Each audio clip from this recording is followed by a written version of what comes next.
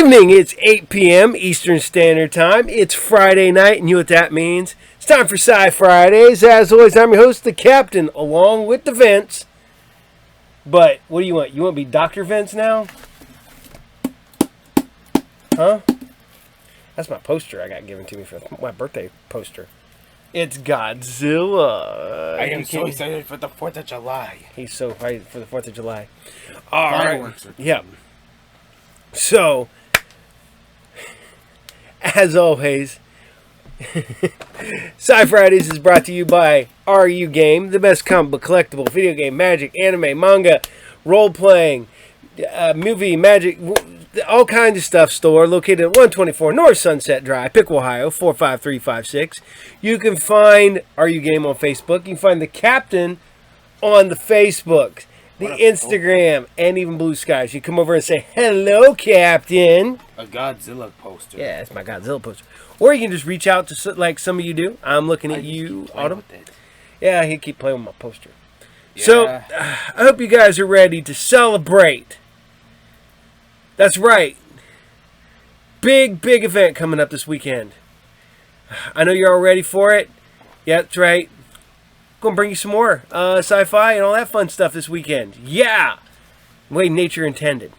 So, I hope you guys like the new stuff that I added recently. Like Star Cops, Under the Mountain, and then the one, the only, In Search of, the classic, the one we all grew up on, In Search of. I hope you guys had fun with that. I love that show. Still do to this day. I even like the when they brought it back with the others with the second Spock. And yeah. So we're coming to an end. We got a couple more weeks of some shows. Couple like this week and next week for UFO. This week and next week for Wolf Lake. And then we're going to be moving stuff around. I'll move stuff up, and I'll bring back First Wave and stuff like that. I keep going to COSI. He got to go to COSI, so he is very happy. Ain't that right? Yeah. So, and just so much going on, man. I'm not going to lie. It's a busy week, big holiday week. I had planned on bringing the I'm still working on it. Maybe we'll get, but it won't be on 4th of July. Maybe be Sunday the 5th. You'll get. I'm working on something for the Grindhouse, last Grindhouse. So we're going to see what we can do. Take a drink. We already do so much that the whole weekend's full. So how do we add something when the weekend's already full? So. But that is the thing I take upon myself to bring you the best in sci-fi from years gone by. And we're doing really good. The numbers are up on this one. So thank you for watching. Because right now we're going to dive into some Viper. And we're going to do Viper Episode 8, Season 4. Enjoy.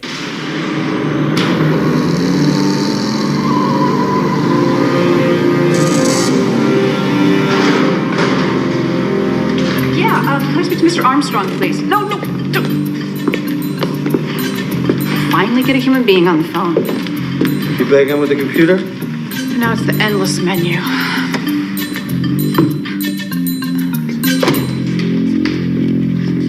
Hello? Hello? Who's she barking at? Trying to get a hold of her Social Security caseworker.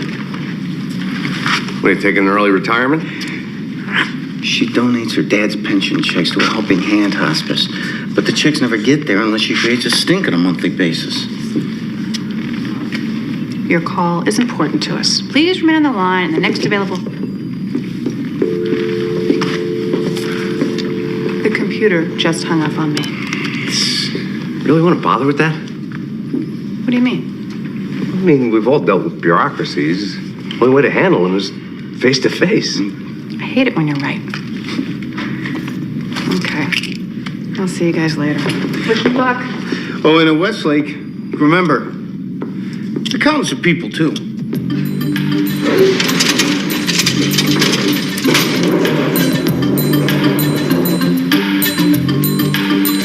I'll be right in, just waiting for a few of the guys.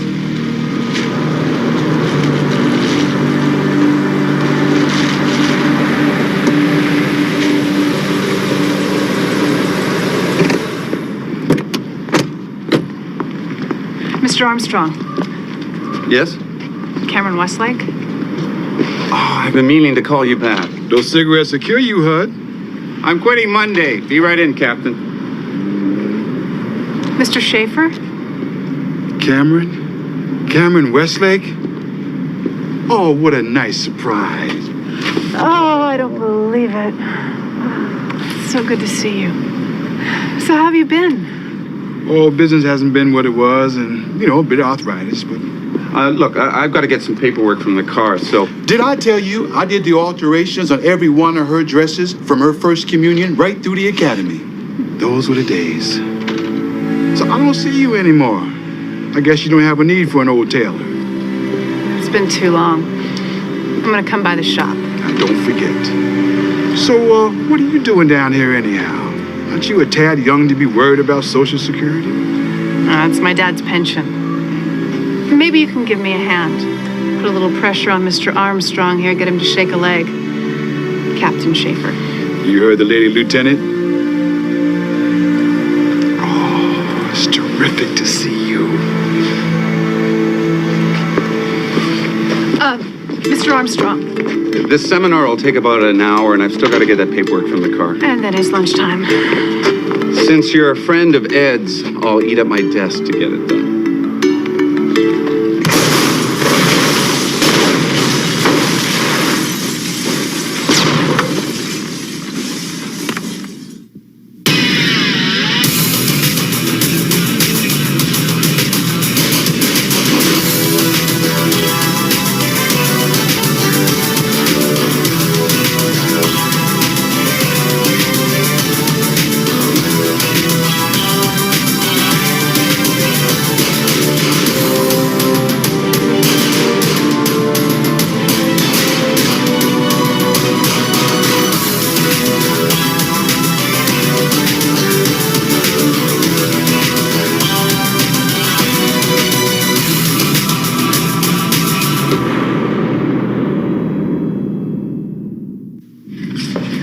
Frankie, let's go. Well, I still haven't got the profiler's report from Washington yet. Come on, I'm not just gonna sit here. Well, when I get it, I'll meet you at the office. I wish you'd reconsider. There's nothing to reconsider. I'm fine. Okay, whatever you say. Why don't you just take a couple of days off, though? Yeah, Westlake, the department psychologist is waiting to hear from you. Look, I don't need to see a shrink. I'm not experiencing post-traumatic shock, and I'm not emotionally crippled from my experience. Ed Schaefer was a wonderful man. He and those men didn't deserve to die. Thank you. And whoever did this isn't getting away with it. Okay, but we just figured you could use a little downtime. Yeah, hey, you still get paid. So what do you say? It's ridiculous. I'll see you there. Okay. I'll see you at Kevin's.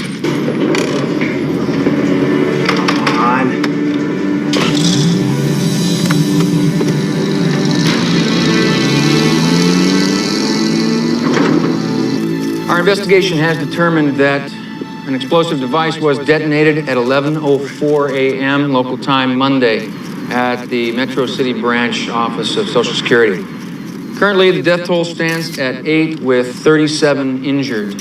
As of this afternoon, no organization has taken responsibility for the bombing. Nevertheless, our investigation will include all terrorist groups, foreign and domestic. These senseless deaths will not go unpunished. You sure you're up for this? Oh, not you two. Well, I just thought I'd get in there. It's just that Detective Westlake feels we're treating her like a trauma case. No, we're just concerned. It's not that I don't appreciate the attention, but I'm fine.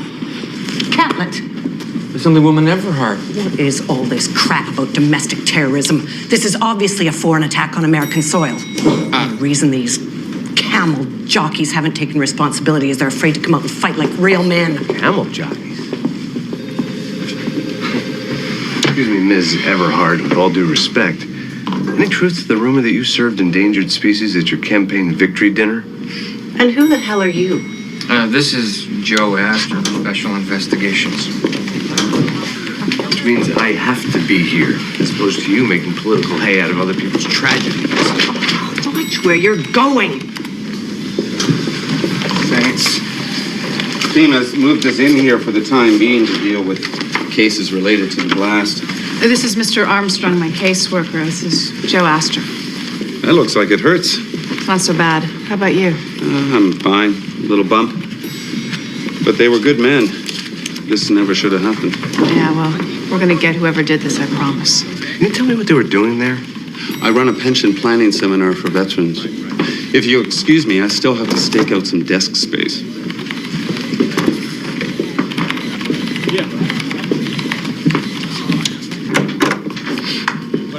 Bomb squad's analyzing all the debris. They should have some force pretty soon.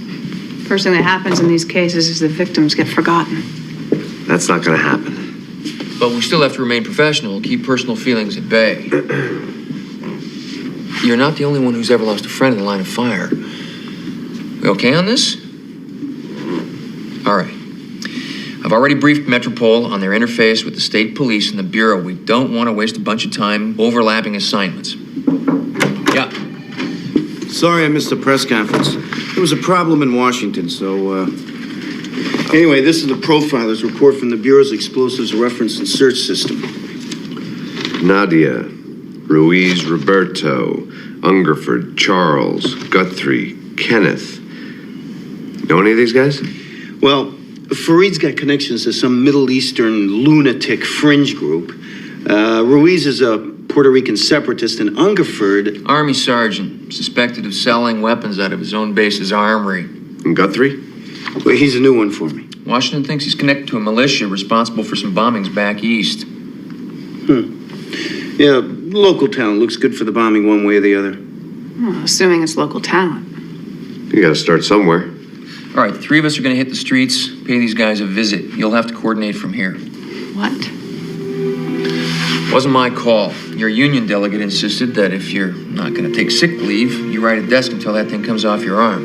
Well, you can bend the rules a little on this one. No, not with the whole world watching. Besides that, your relationship with one of the victims is problematic. Problematic. Where are you going? To the memorial service.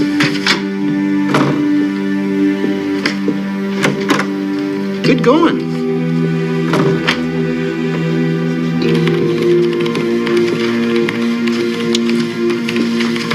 Come on, partner. No way you go out the field with that thing on your arm. What am I supposed to do? Sit this one out? No. Aren't you the one busting me every day about bending rules and regulations? I knew Ed Schaefer since I was a kid. I feel like I should be the one out there for him. I understand that. I beg your pardon. I'm looking for Mr. Armstrong, Social Security. Oh, he's got a temp office just down the hall. But I think he's just dealing with cases related to the explosion right now. My father was one of the casualties. Sorry to hear that. No big deal. I thought you said he was your father. We weren't close. Anyway, thanks for your help. That was chilly. I guess everyone's got their own way of dealing with grief.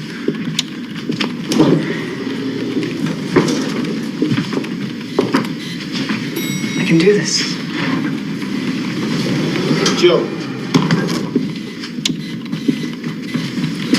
So, how you want to do this? Well, No, I'll take Nadia Freed and Guthrie if you guys want Ruiz and Ungerford. All right, I'll do Ungerford. I'll do Ruiz. Listen, she gonna be okay? Yeah, she's a pro. She'll be fine. I have my doubts. Cut her a little slack, will you, Sherman? What the heck is that supposed to mean? You know, you can be so insensitive sometimes. She's feeling a little shaky right now. I agree with her. She should be in on this thing. Right.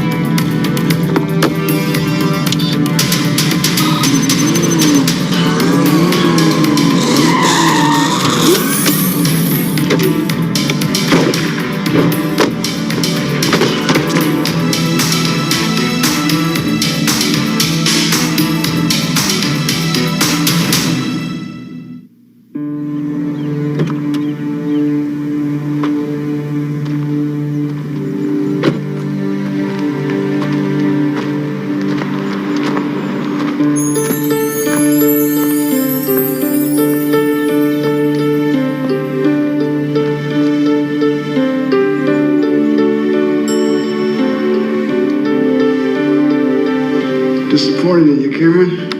Well, how do you mean? When I did do alterations on your brownie outfit, you said you were going to marry me. Well, I was going for my flirtation merit badge. Oh, your daddy would have been so proud of you. First in your class in the academy and marrying that wonderful boy. Oh, don't let Richard hear you call him that. At my age, anybody under 40 is a kid. You're going to be a beautiful bride. Thanks.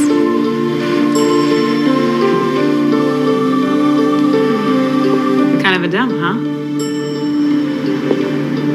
You knew Ed, too? I'm his daughter, Chloe Phillips. Really? I'm sorry. I never knew he had a daughter.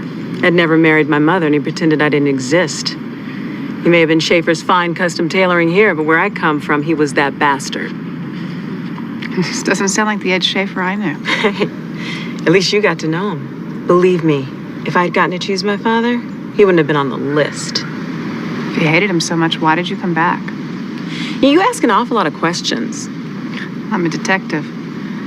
I'm Cameron Westlake. I'm investigating the bombing. Ed made me his legal heir. He left me $1 million worth of reasons to come here. Which is why I was looking for this Mr. Armstrong. He's this pension administrator who never seems to be at his desk. Well, he was at the memorial service. I'm sure he'll be back at his office this afternoon.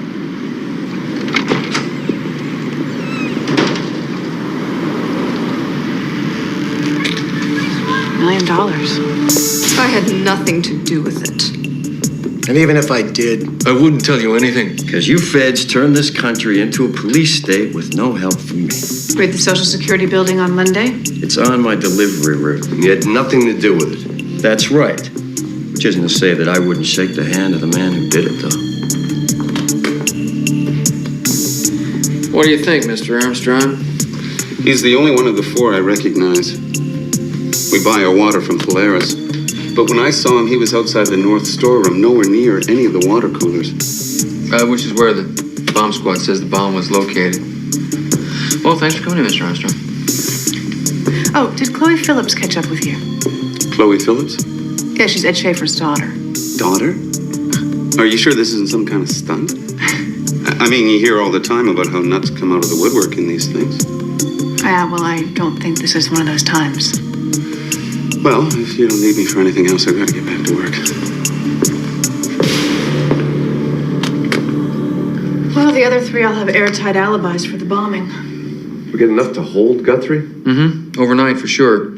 And as soon as Waters gets back from his apartment, we ought to be able to indict.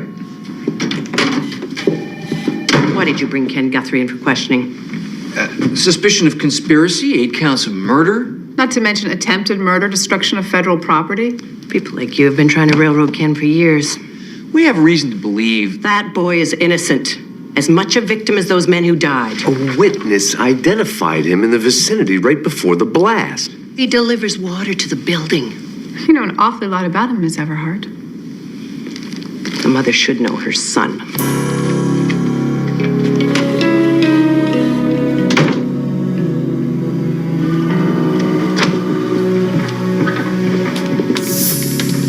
Mr. Armstrong? Chloe Phillips? Ed Schaefer's daughter? Yes, Detective Westlake mentioned you'd been looking for me. And you're a hard man to find. Funny, I've known Ed Schaefer an awfully long time. He never mentioned that. He never married my mother. He was 40, she was 17. Get the picture? I can't say I do. I met Ed for the first time at my mother's funeral 3 years ago. He was an old man with a guilty conscience, which is why he made me sole beneficiary of his National Guard pension and death benefits. I don't know anything about that. That's a copy, of course. My lawyer tells me it's legal. The DNA report confirms his paternity. I'll have to run this through the system. No need. When I couldn't find you earlier, I started the paperwork myself. But they tell me there are more forms to fill out. The paperwork has to come back to me through your office. It'll take a few days. Look, it's not like I wish the man dead or anything, but he's hardly what I'd call an ideal father. Sounds like you've gotten over the grief. I'm an RN. I work hard for peanuts. I just want what's coming to me. Look, I understand you're under a lot of pressure. This is a very difficult situation. You'll certainly get what's coming to you. But wouldn't you feel a little better if you made peace with your father? I tell you what, Mr. Armstrong, I'll make peace with my father when I cash that check.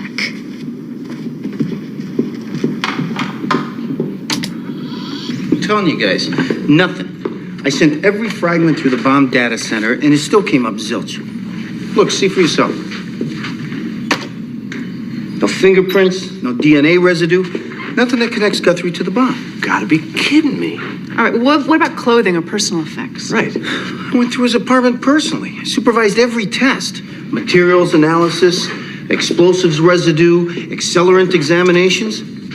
Still no matches. But we've still got Armstrong's ID. Yeah, but that's still not strong enough to hold a guy without any other evidence, Joe. So what? Catlett's just gonna let him go? No, I still like Guthrie for it, but Frankie's right. Legally, we don't have anything to hold him on. Oh, great. I can hear Everhard crowing now. You know, speaking of which, have we ever thought of looking at her? Assemblywoman Everhard? Yes. I mean, the woman is nuts, but she's not capable of something like this. Well, even so, I'll see what I can dig up on the old crow. Thanks.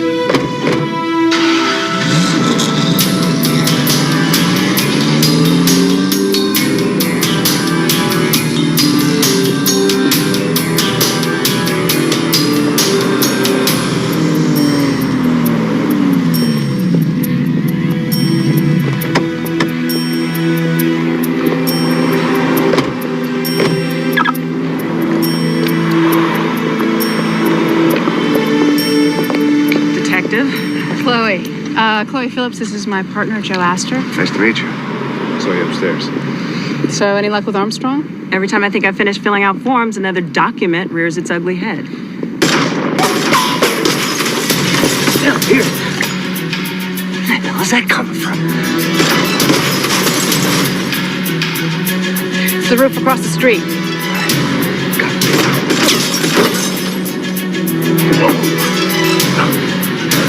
Try it one more time.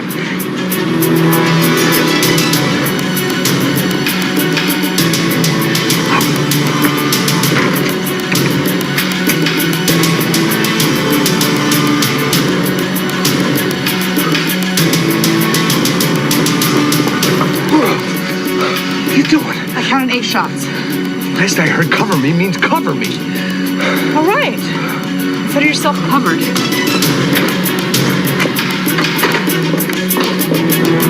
Thanks.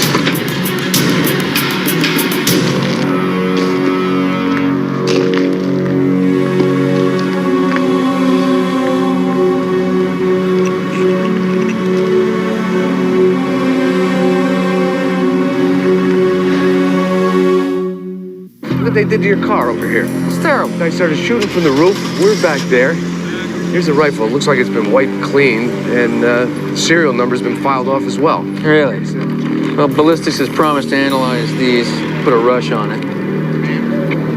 Lovely. Yeah. What about this Phillips woman? She gonna be all right? Well, she's pretty shaken up, but yeah, she'll be okay. It's a mess.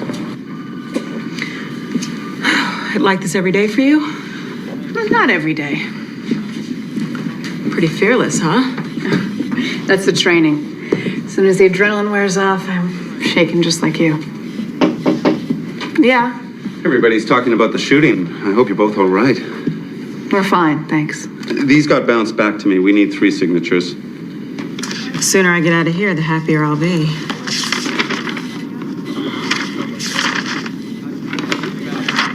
Well, I've got to get back to work. Again, good to see you're both all right.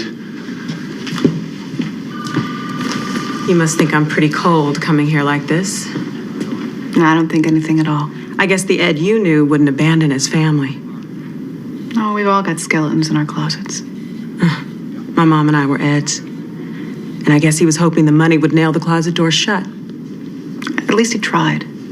He tried to buy me off. I'll never forgive him. There's not enough money in the world for that. Sorry. Thought you were alone. You okay? Enough money for what? For her to forgive her father. How much we talking? $1 million. Some people, that kind of money buy a lot of forgiveness. That the guy did blow off his own kid. Yeah. Why is it so important to you if she forgives him or not? I'm really not sure.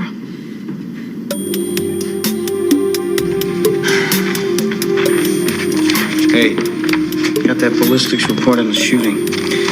Looks like Farid's got an airtight alibi. Hungerford and Ruiz, they're in custody. The shell casing matches the shipment of the loads you found in Guthrie's apartment. Yeah, Metropole tried to pick Guthrie up, but he's conveniently dropped out of sight. Sounds like guilt to me.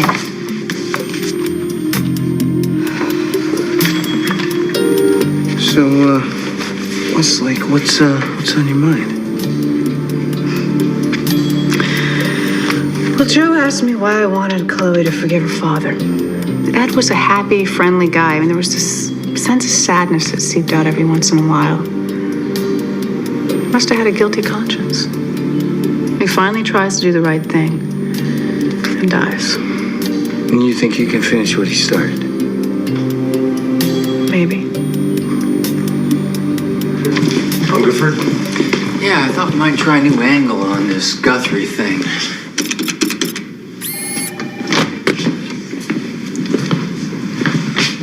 Joe Astor, Sergeant Charles Hungerford.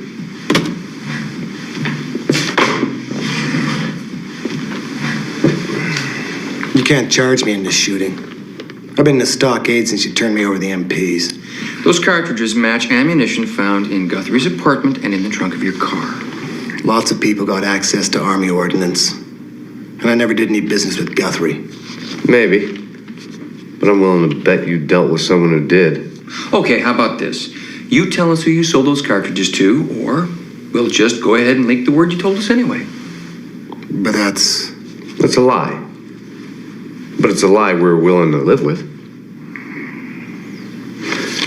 You see, we could go out there and find him on our own. Or you could help us by helping yourself. What do I get for cooperating?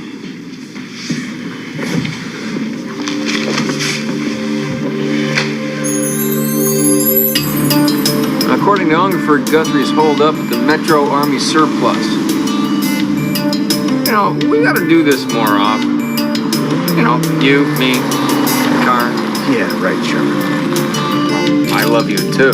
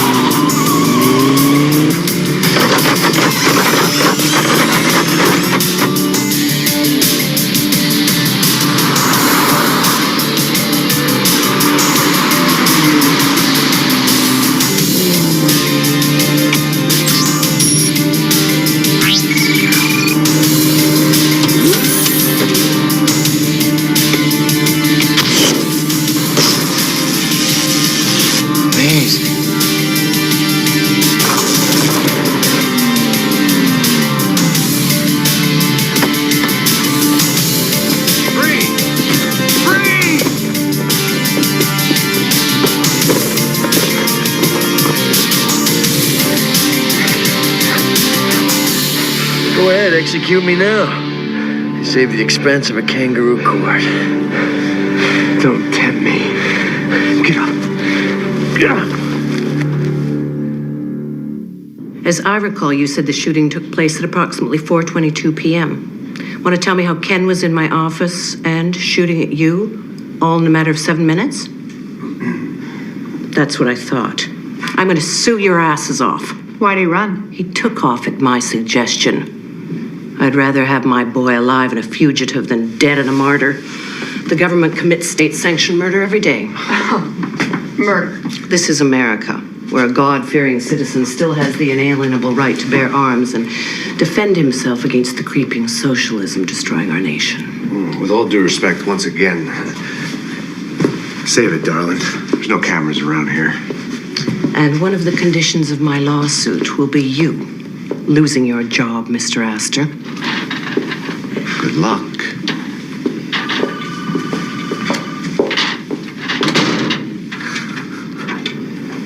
She's gonna kill us on the 11 o'clock news.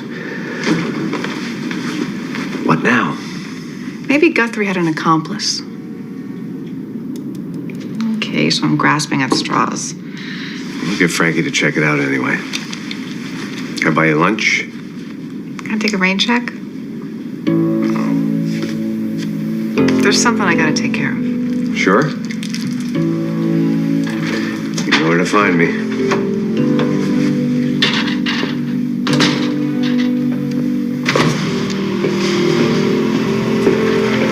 Oh, man, what a day. What do you got there? A slice. What? Fossil fuels. All right.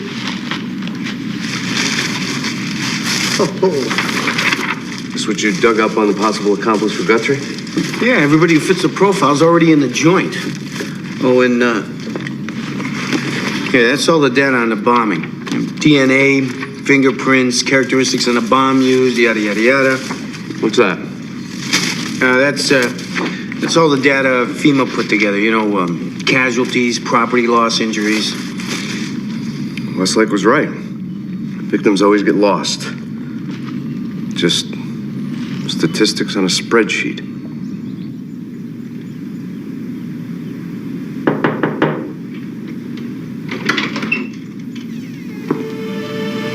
Chloe? I'm back here.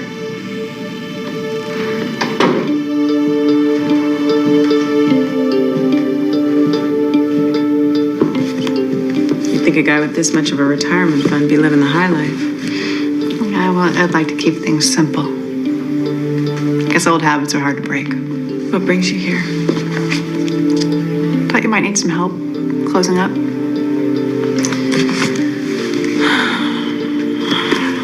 I've been thinking a lot about my father.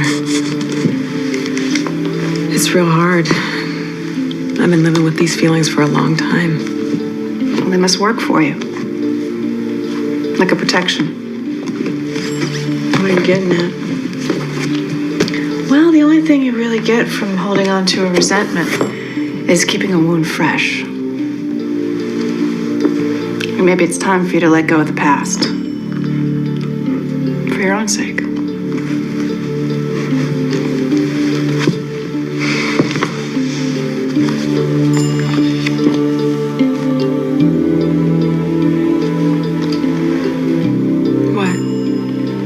Never known your dad, but it sure looks like he tried to get to know you.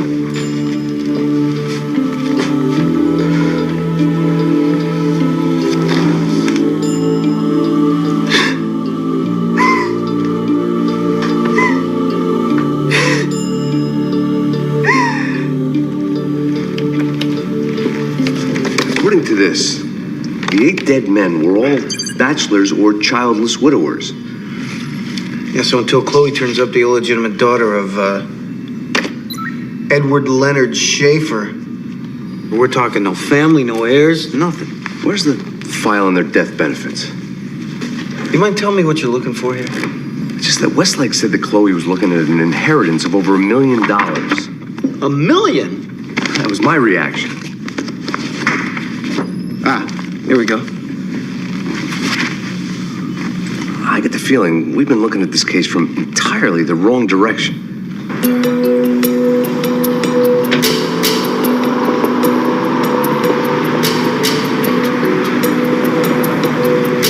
Hey, Mom. Oh, Sorry I'm late. it's okay, honey. So did you find out who it was? I had to call in a few markers, but I got it. The man who accused you is named Hudson Armstrong. He's got a temporary office upstairs. Good, thank you. I've already started putting together some of the paperwork for the lawsuit. The hell with the lawsuit, Mom. Where are you going? Give Armstrong any trouble, Cat Little'll be all over you. There's not gonna be any trouble. I just want to know why you fingered me. Relax, Mom. I'm gonna go up and pay Armstrong a social call. Kenny.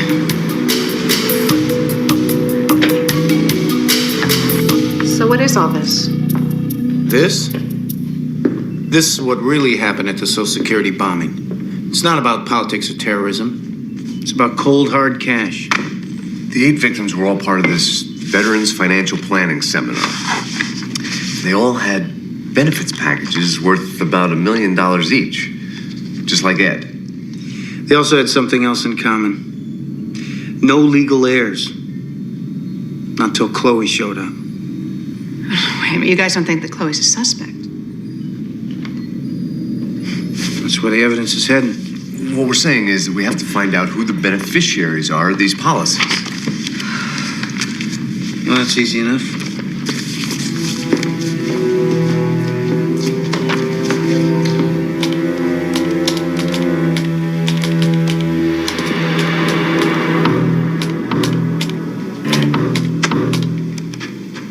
Guthrie. Why don't you tell me why you're trying to frame me? I can explain.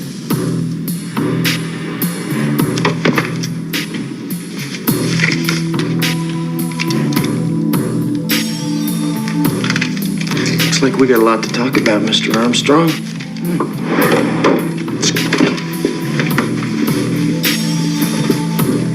Armstrong? Yep. Armstrong. He creates a maze of bogus investment funds. Look at this. HUD Corp, Arms Co., Investments, etc. So these old guys think he's investing their pensions when actually he's laundering their benefits through these non-existent accounts. Right, and then he makes himself the beneficiary of these balloon payments for all these violent deaths. And sets off a blast in order to collect. Right. And then Chloe shows up. Which starts a paper trail that points right to Armstrong. Things start unraveling for him right there. So what are you hanging here for? Get Catlett to seal the building. Catlett. Yeah. Yeah, listen, seal the building off as soon as possible. Seal the whole building? To your car.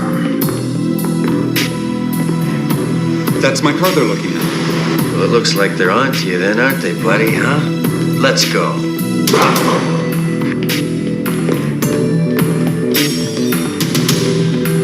Yeah, Joe. Building's being sealed off as we speak, but it looks like he slipped out. You sure about this Armstrong thing? We're sure. I don't know, you have to admit, it seems like an awfully big stretch. Not when you look past the terrorism and realize millions are at stake. Millions? Their pensions were worth millions. You're kidding. Trust us on this. All right, well, what about the shooting? Well, our guess is it was Armstrong, and it wasn't us he was gunning for, it was Chloe. Chloe, why? Well, with her dead, the paper trail that she started stops long enough for him to blow town. Unbelievable. They couldn't have gotten too far. His coffee's still warm. We're on it.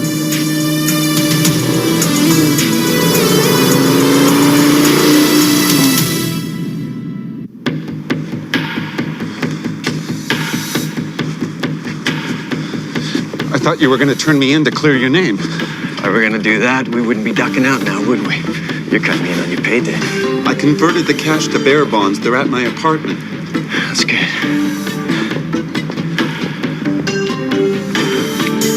Now we gotta find some alternate transportation. Oh, Mr. Armstrong. They told me they need another signature from you.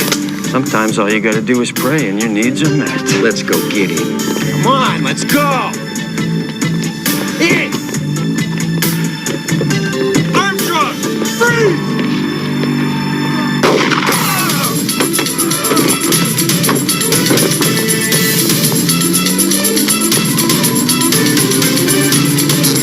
Get in!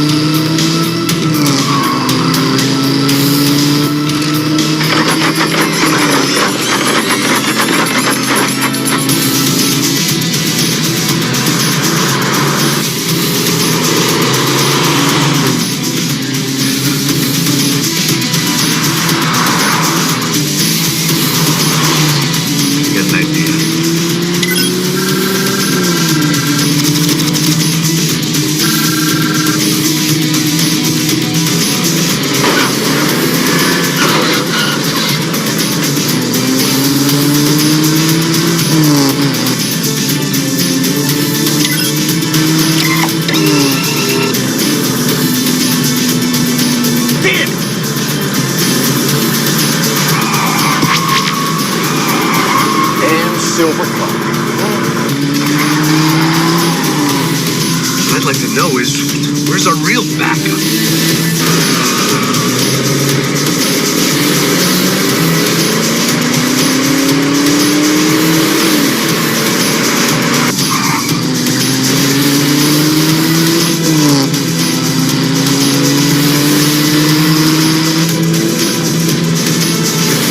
What do they take me for, an idiot?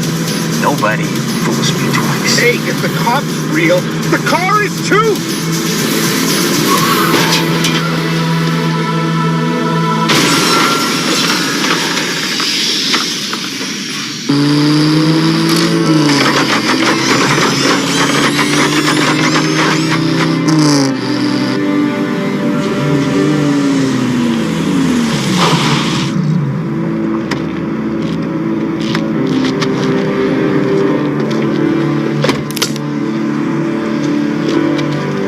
Let's go, Armstrong.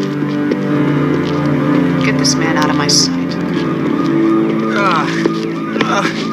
Not so quick this time, are you?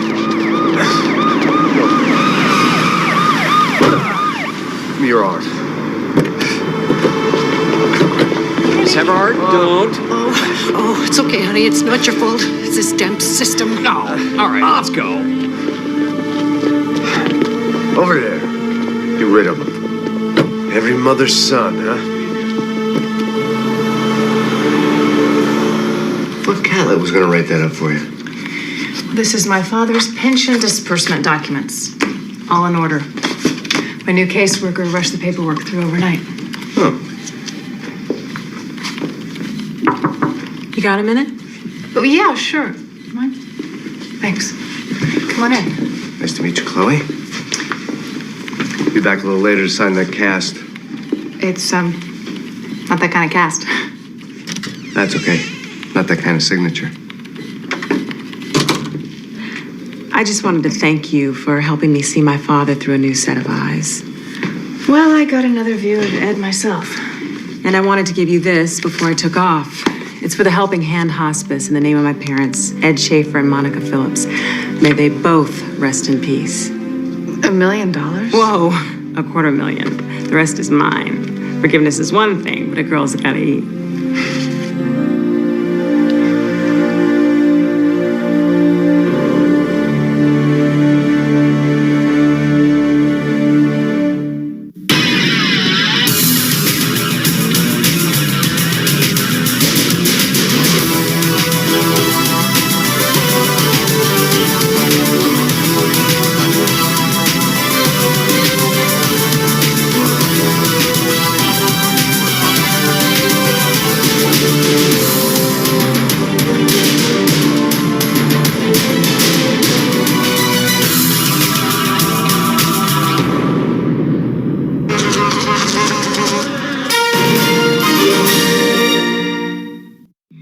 Places where nothing ever seems to change.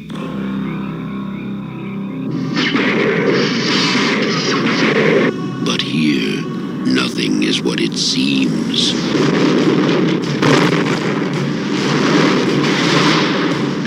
He saw it.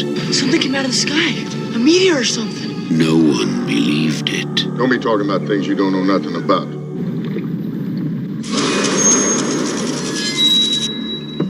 Tastes funny.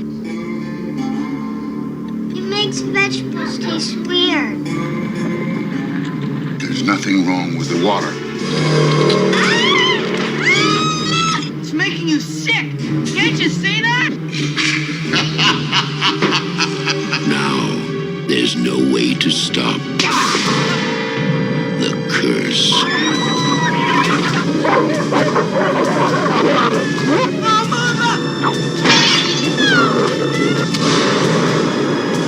It has come from the heavens, but what it has brought is hell.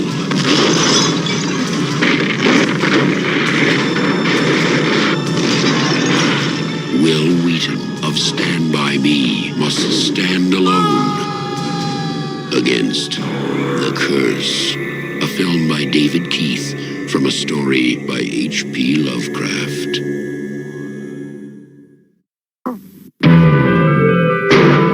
He's 9 years old. His name is Thomas. He's a little genius. He believes in Father Christmas. His two favorite pastimes: computers and superheroes. December 24th, midnight. Hidden under the dining room table, Thomas waits for Father Christmas. But what he does not know is that he is about to experience the most frightening night in his entire life.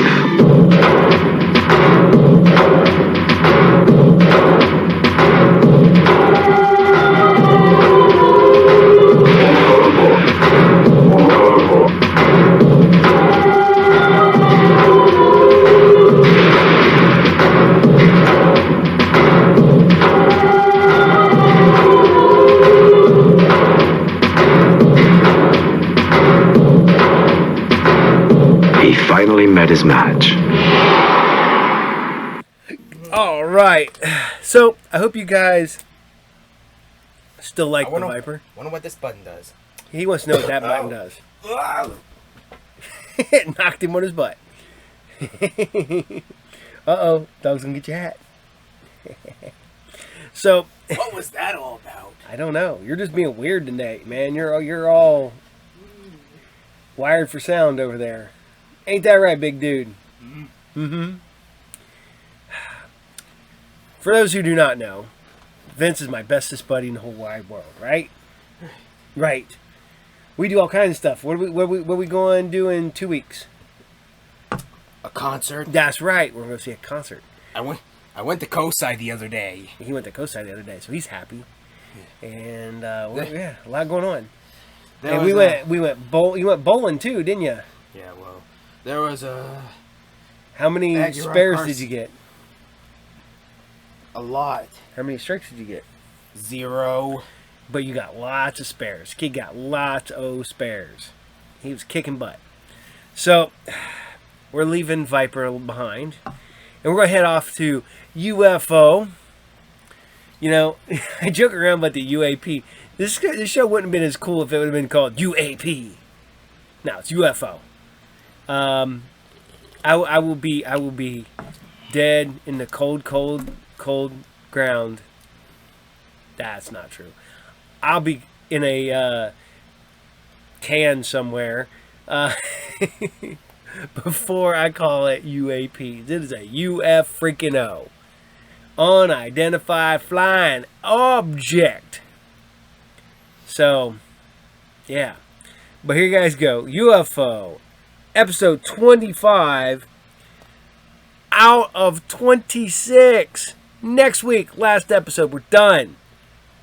So here you guys go. This is UFO episode 25. Responsibility Seat. Enjoy.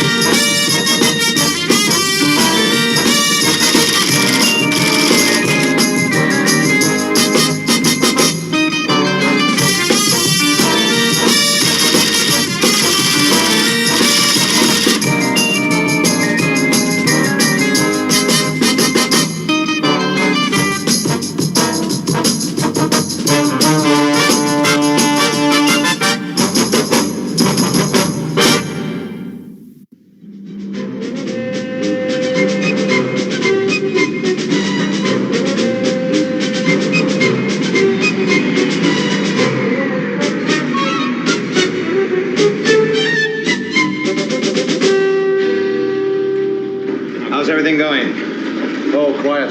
Good. Oh, Alec, could I see you for a minute?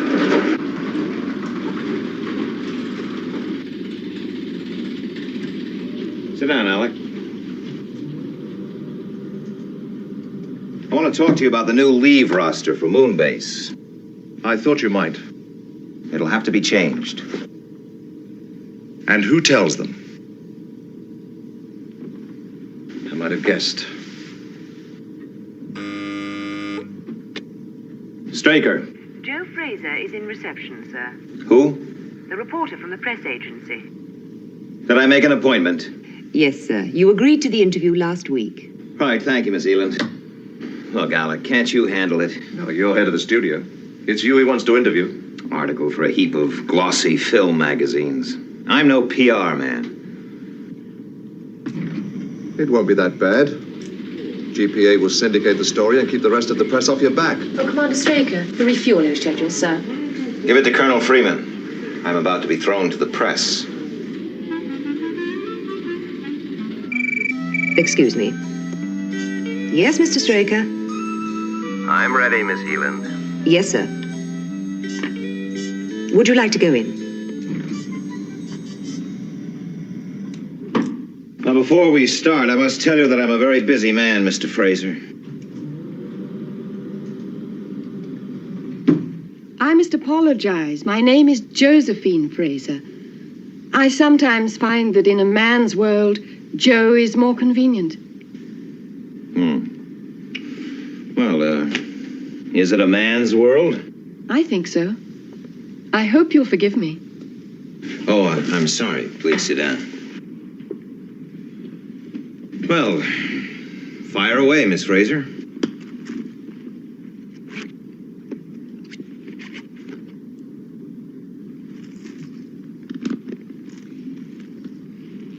And now, how long have you been head of the studio, Mr. Straker? Do you, tape record the interview and take notes? I noticed the microphone in the front of your purse. Oh, that's to ensure I don't misquote you. And the notepad's for my impressions. Of me? I think first impressions are so important. I think so, too. And the fuel checks are complete. Thank you, Skydiver. I'll tell Commander Straker. Black no sugar, sir. It's just how I like it.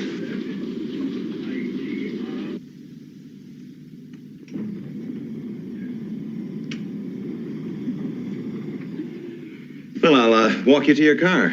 Well, thank you. I thought the age of chivalry was dead. Oh, no, I have to go up on the studio lot. It's on the way. Goodbye.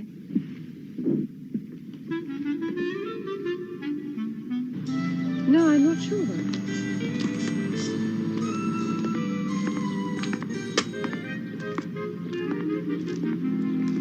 Very smart. I've earned it. Well, thank you. You've been very kind. A pleasure. Goodbye. Miss Fraser?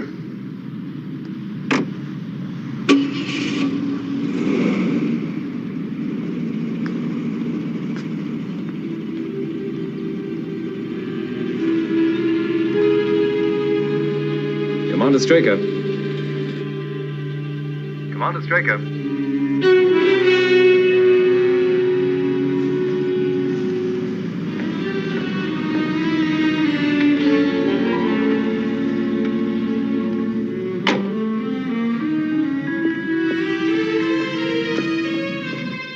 Commander Straker.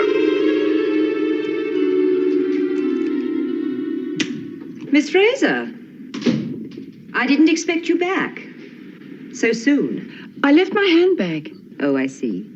I'll get it for you. No, it's all right. I'll get it.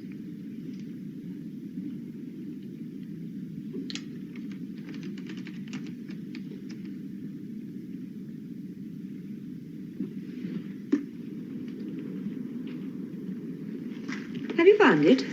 Yes, thank you.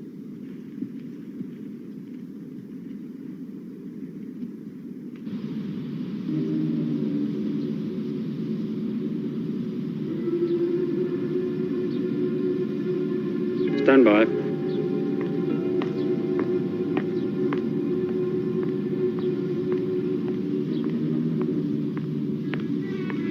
when I give the word.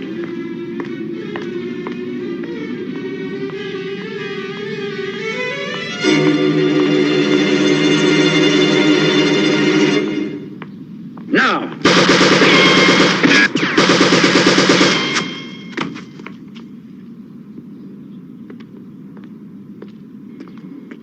Cut it! How are you? All right? Fine. How was it? Great. Absolutely fine. Right, we'll take some close-ups on this shot now. Now, Roy, from the point where your hand comes up to your forehead. Uh-huh. All right? Sally. Good morning, Roy. Well, good morning, Mr. Straker. Well, you died beautifully. Thank you. I don't get much on the blood, though.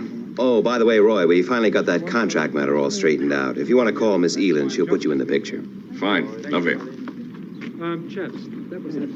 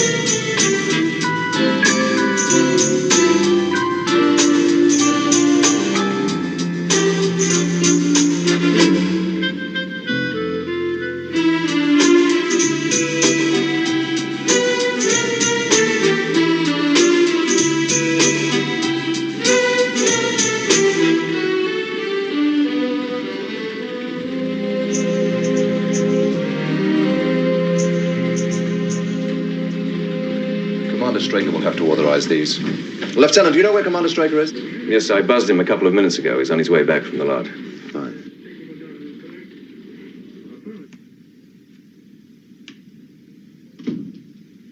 Messages, callers? No, sir. Only Miss Fraser. Miss Fraser? Yes, sir. She came back for her handbag. She left it in your office. You didn't let her go in there. Well, only for a moment. I see.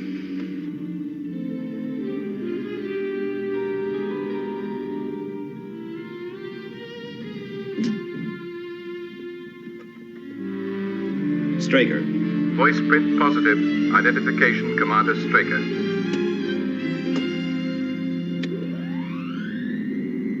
I think first impressions are so important. Do you tape record the interview and take notes? I think first impressions are so important. You didn't let her go in there. Well, only for a moment.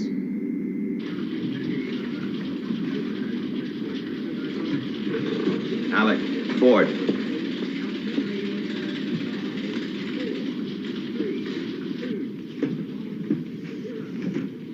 Something wrong? Did anyone call me during the last 15 minutes? I bleeped you on the studio lot. No, I mean the office up top, over the intercom. Well, yes, I tried there first. What did you say? Nothing. There was no answer. Well, you must have said something. It's important. Well, just Commander Straker. There was no reply, so I clicked off.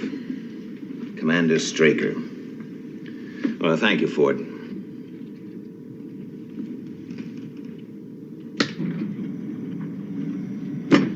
How could I be so stupid, Alec?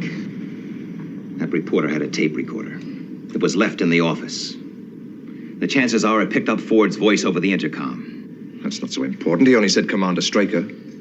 Assuming it was picked up, what could it mean to anyone? Not a lot, I agree. But maybe just enough for that woman reporter and her press friends to start snooping around. It was a girl. Yes. Miss Eland, get on to the Global Press Agency. I want to contact that Miss Josephine Fraser. It's urgent. Yes, sir. What was she like? Oh, intelligent. Attractive? I'm afraid we have no one on our staff named Fraser. Are you quite certain? We've checked right through the personnel files. Yes, I see. But check with the other agencies. Right. Thank you very much.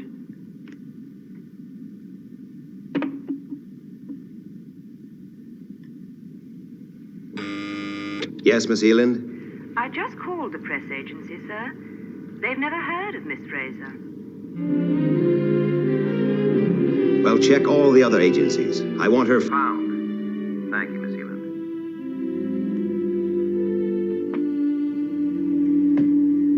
intelligent, attractive, and a possible security leak.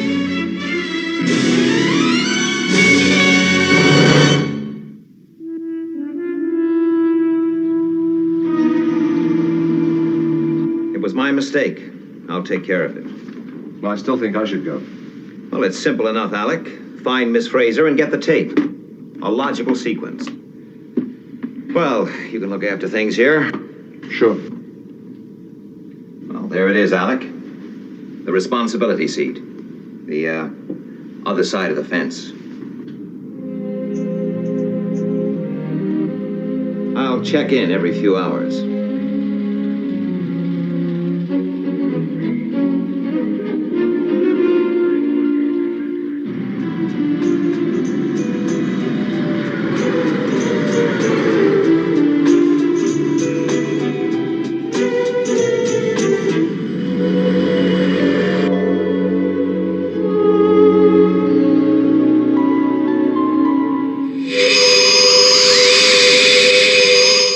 Trace on positive track, course 428146, green. Speed 0, Sol 8. Range 20 million miles, closing. Termination? It should be through any second. Tell Moonbase to launch the interceptors. Red alert. Red alert. Control to interceptors. Have UFOs on positive track. Green 140. Moonbase to shadow control. Confirm UFO sightings. Go for intercept.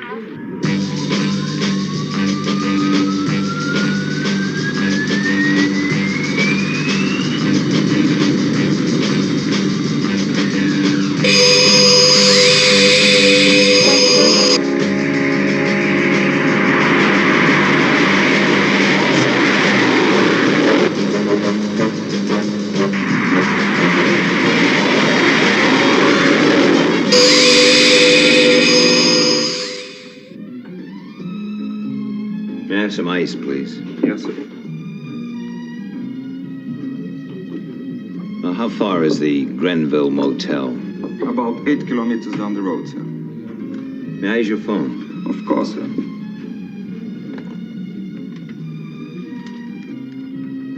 Thank you.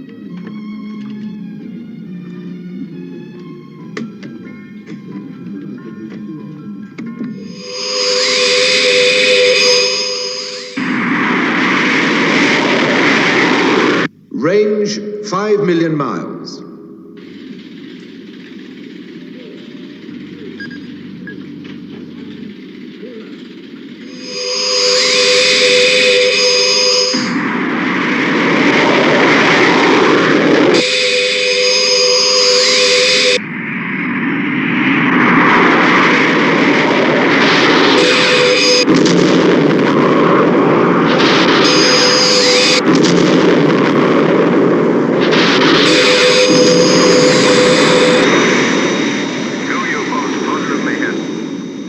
Not confirmed.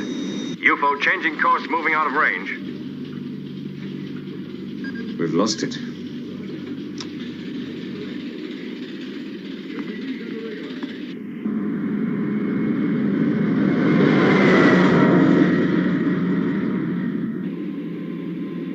I think first impressions are so important. I have a sighting bearing green 042. Maintaining stationary position at 50,000 feet Earth's atmosphere.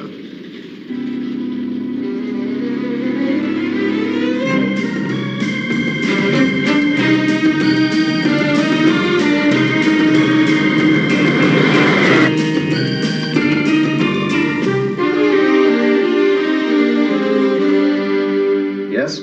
I have Commander Straker on the line, sir. He wants to know how things are going. Tell him everything's fine. No trouble. Well, do we have trouble? I don't think so. But we have an unidentified radar trace. Yes? Then something's there.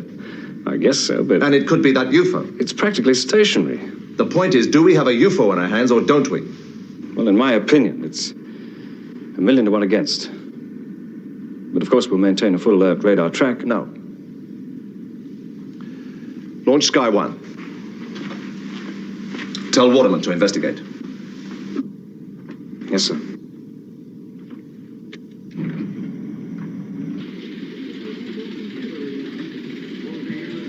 This is Shadow Control to Skydiver. Launch Sky 1, investigate possible UFO, position 012302, red 3. Roger, Control. Out.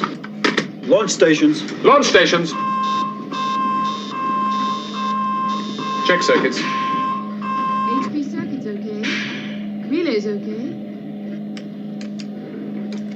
Okay for launch, Captain.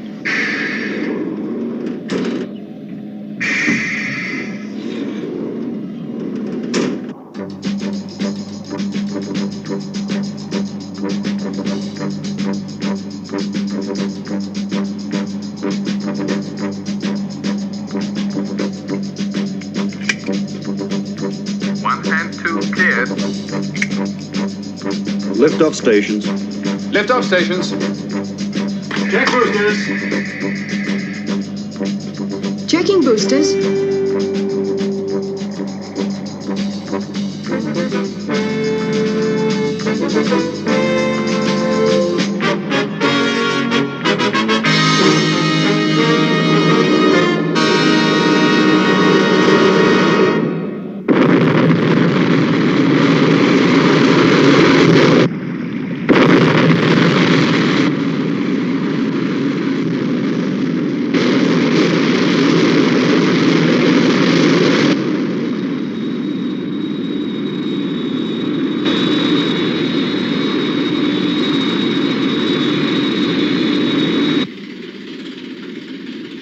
We still have positive track.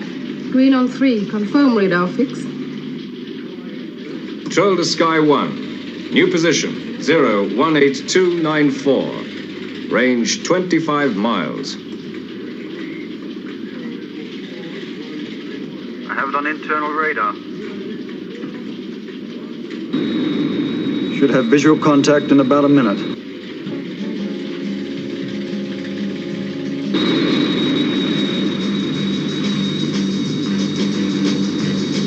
I think I can see it.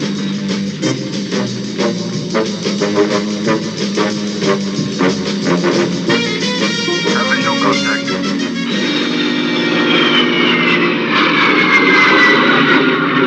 Panic over. It's a weather balloon.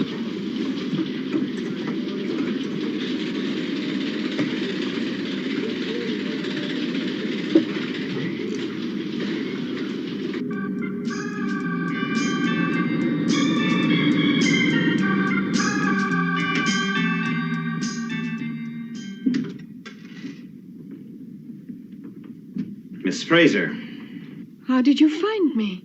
the studio gate logs all license plate numbers. From that, I got your address. I called and they gave me a couple of places where I might find you. From there on, it was a simple process of elimination. Who do you work for? Myself.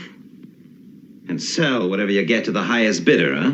Look, I'm sorry I lied. But if I hadn't said I was from GPA, you wouldn't have seen me at all, would you?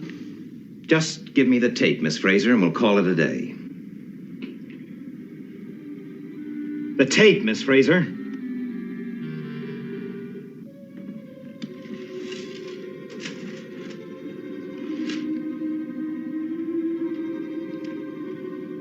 You've played it back. There wasn't time. Right.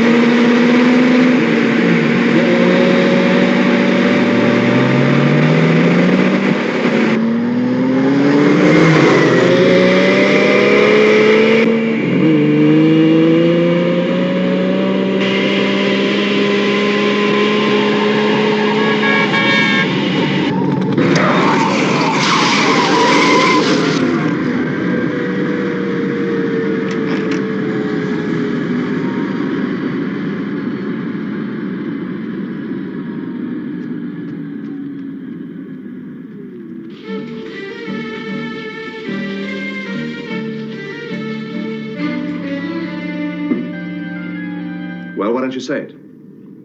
If you just sign this, please, sir. Oh, get out of here.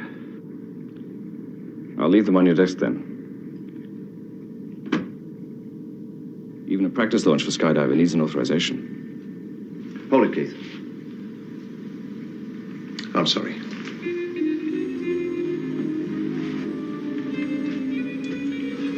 Can you imagine what Straker would have said? Yes, sir. I can imagine.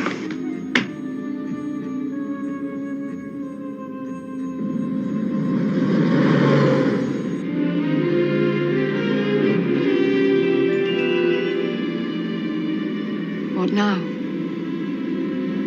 The police?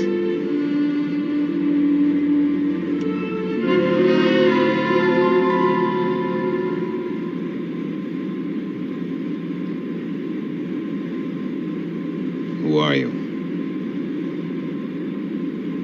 Joe Fraser, freelance reporter. Failed. I've only had one article published in the last month.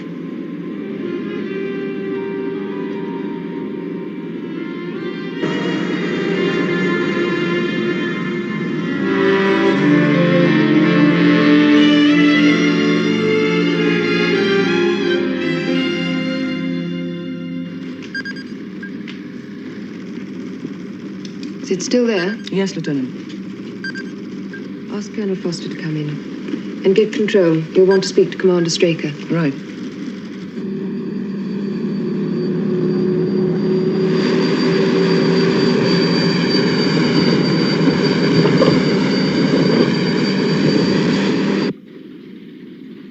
I have Colonel Foster on the video link, sir. Oh, thank you. Hello, Paul. Hello, Alec. It's a surprise to see your face. Where's Straker? I'll explain later. What's your problem? Well, we've picked up radio signals about 50 miles east of the base. It's some sort of vehicle. It's moving on an erratic course, but it's heading our way. Have you any idea what it could be? Not really. We've tried to make radio contact, but no joy. Could it be unmanned? It's possible. But if it maintains its present course and speed, it'll run straight into us. It'll be a couple of hours before there's any real danger. We'll get onto it right away. Lieutenant, I want an immediate rundown on all installations on the moon operating surface vehicles.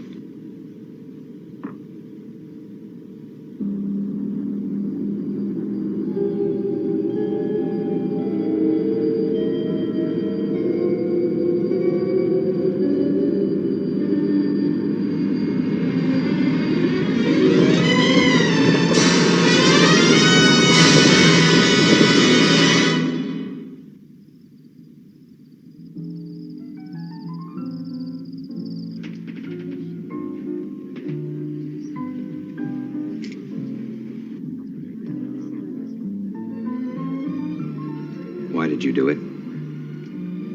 It's a dirty world. Sometimes you have to cut a few corners. To get what you want. Like that car of yours. The car? It's on hire. All part of the front.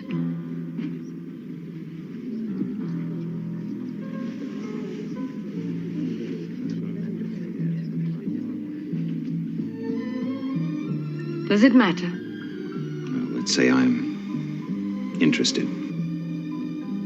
You've heard it all before. I'm a very good listener. With an ice-cold clinical outlook.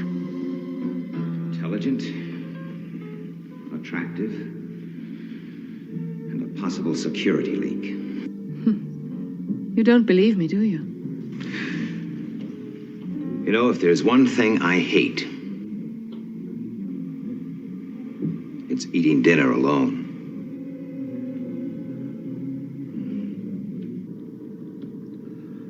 Well, what do you think? It's a tough decision. Thanks. All right, tell Moonbase to launch the interceptors. Right, sir.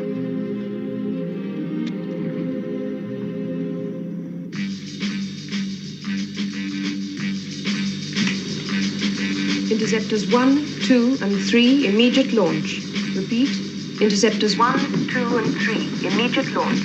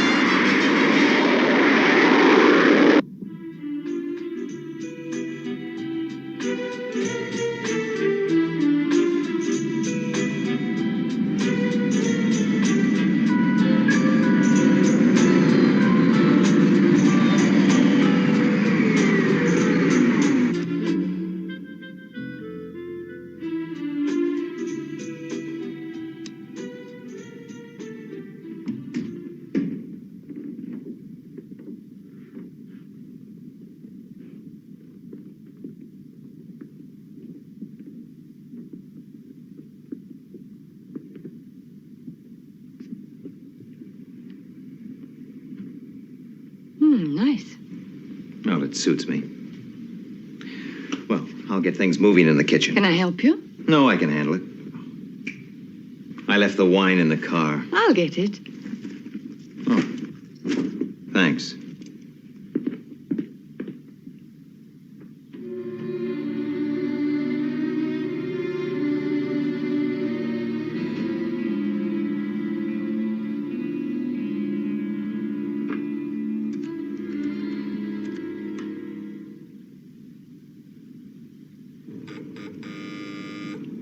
Yes, Miss Eland? I have Commander Straker on the line, sir. You better tell him everything's under control. He says he's glad to hear it, and he'll be back tomorrow morning. Oh, Miss Eland, I want you to do a voice check for me. It's Miss Fraser. Just routine. You mean a G6, sir? Yes, that's right, Miss Eland. A full G6. I understand, sir. Right. Record immediately. Yes, yes. Come and say hello to Miss Eland. Hello, Miss Eland. You're working very late tonight. Hope to see you again soon. Goodbye now. Goodbye. Yes, that'll be fine. Good night, Miss Eland. Well, why don't you help yourself to a drink, and I'll go out and break out the can opener. Hey. Thanks.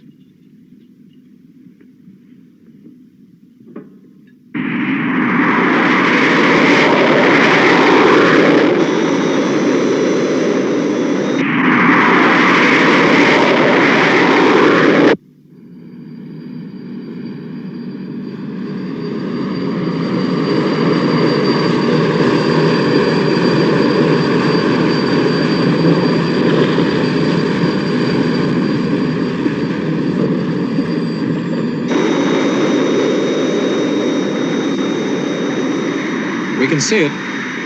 I'll go down and radio back a photograph.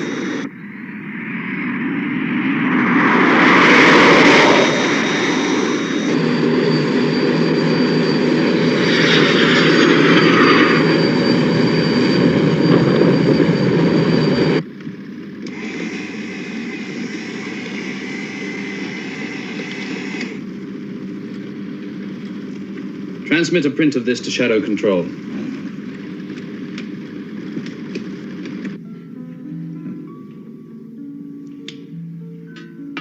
You know, Ed, you're a terrific cook.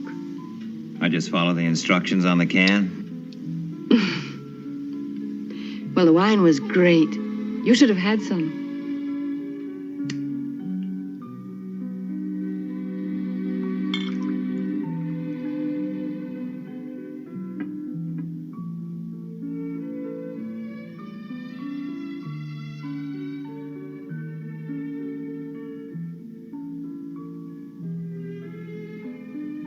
You know, you have a nice home here.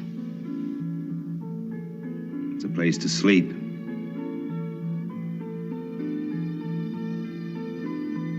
You know, it's funny, Joe. I enjoyed today. Ever since my divorce, I've kept myself pretty much to myself. You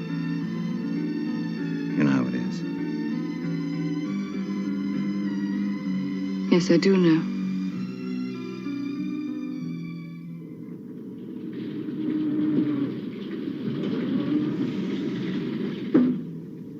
It's Russian, from a base about 120 miles east of Moonbase. Russian? Yes, it's a mobile rig used for commercial mining in rich surface ore areas. Get onto their base. Tell them unless they divert their machine. I'll explain the situation, sir.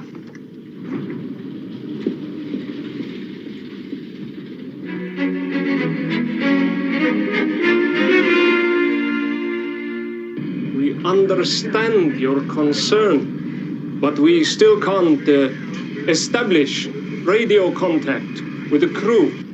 Something must have gone very seriously wrong.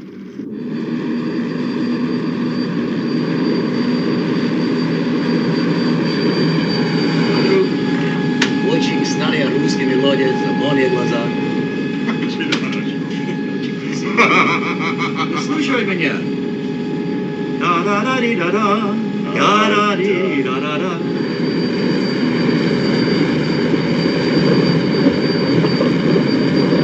I'm sure they're out of control. All we can do is to keep trying. Get me shadow control. We've contacted the Russian base. There's a crew of 2 on board, but no one can contact them. Is the radio link okay? It seems to be. They just don't answer. What's the vehicle's position now? About 20 miles east of the base. The Russians have a surface mobile on the way, but it won't get there on time. Send out a moonmobile. Try to establish visual contact with the crew. Right.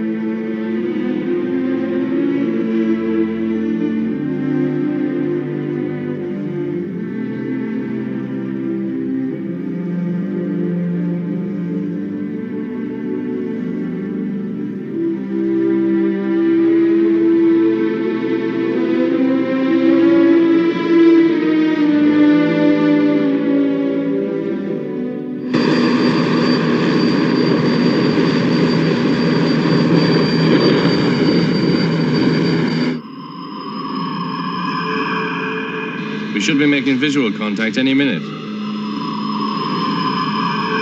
Yes, I'll make it about 2 miles.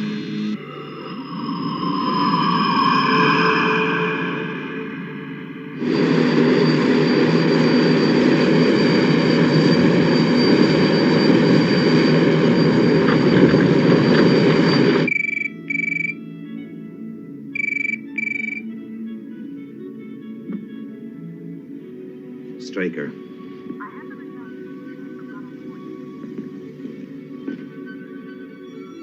Yes.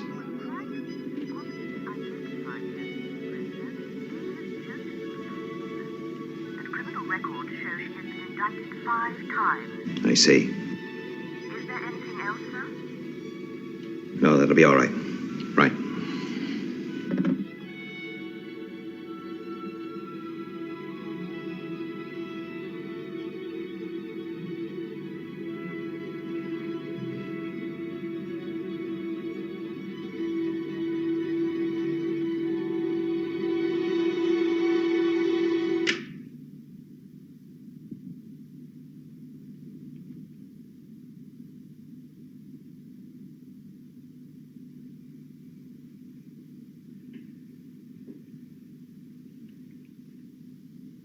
What's the matter, Ed?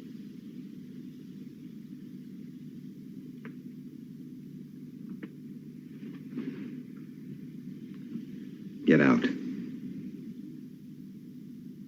What's wrong? I know. That's what's wrong.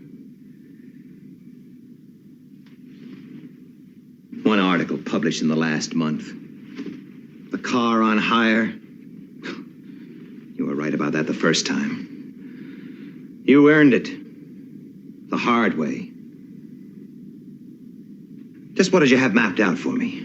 Did you plan to take me for all you could get? Or maybe something more cozy? Like an idyllic weekend somewhere, and a guy with a camera who just happens to burst in at the right time.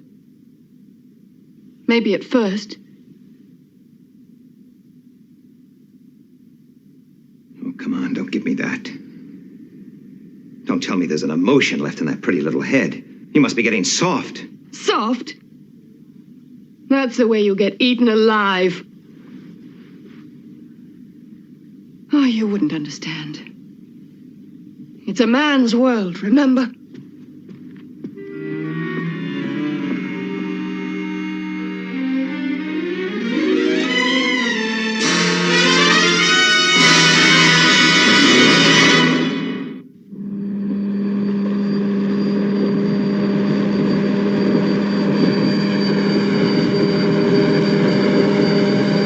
Come in, Sobertech. Come in, Sobertech. Do you read me? No. Come in, Sobertech.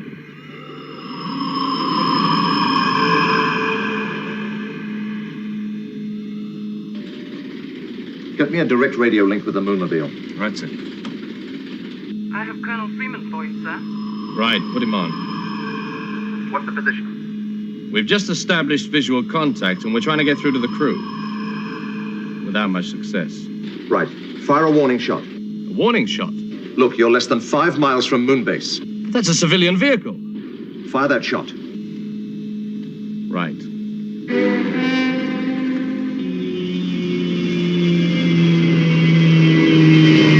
Range 480 yards. Angle 0.28. Not too close.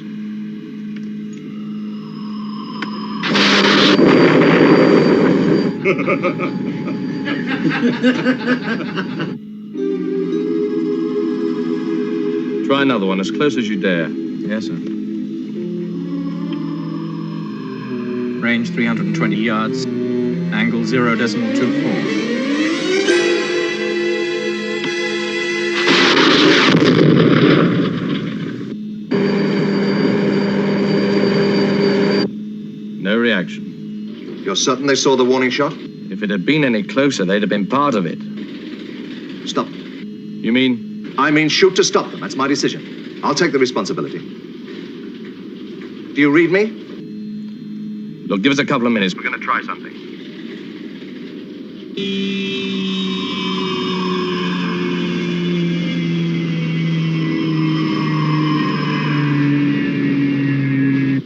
Come in, M3. Come in, M3.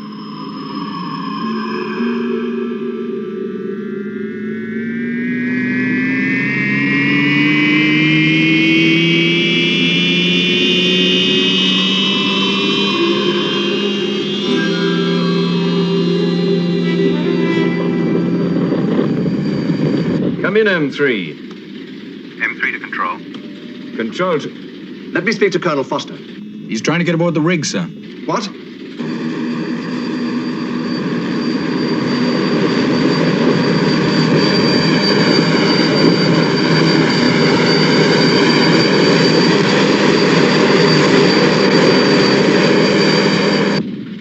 Has he made it? I'm not sure. I can't see him.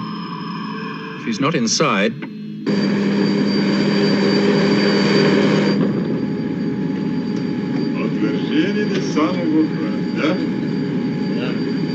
Nice roof. Я немножко устал. Я хочу спать. А! Здравствуйте, друг.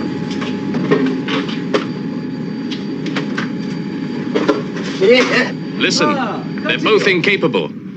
pressure's down. They could be suffering from anoxia. How far away is it now? 1,500 meters. This is a red emergency alert. Seal all airlocks. All personnel to carry out decompression drill. That's it, huh? English, American. Yeah. What's what? Get onto the Russian base. Find out how to stop this thing.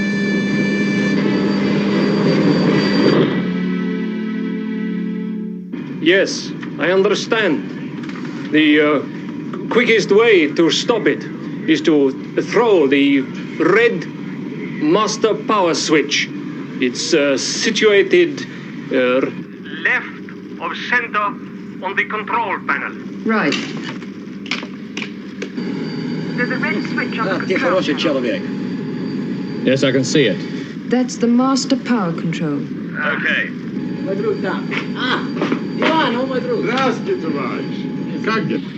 How far is it from Moonbase? Just a few hundred yards.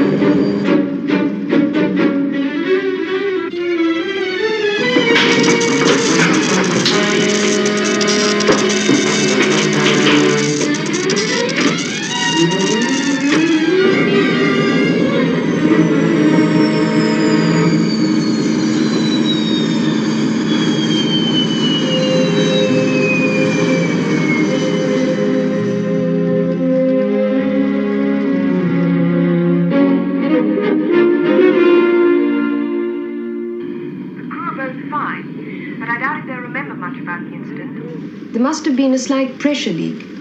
They were suffering from a lack of oxygen, inducing a sort of drunkenness. Drunkenness? Like drinking too much whiskey. We call it anoxia. We know it in the same way, except our description would substitute vodka for whiskey. On behalf of Sovitex, I would like to thank you for your cooperation.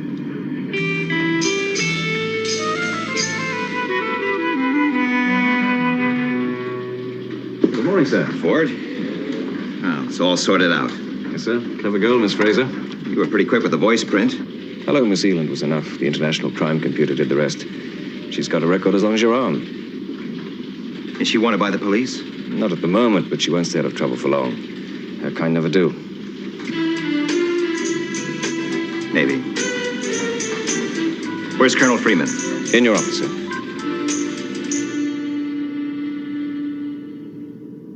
Hello, Alec. Hello. Well, I hear you had quite a day. You could say that. Well, Foster might have lost his life. Ordering them on board that rig like that. Tough decision. The right one, of course. It wasn't quite like that. Oh, whatever way it happened, Alec, you were responsible.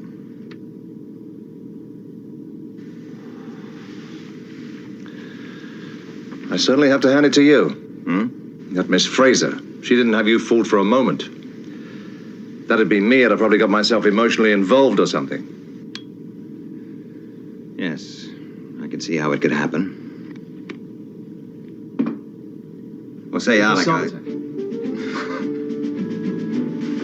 Well, it's all yours. Now, the other side of the fence.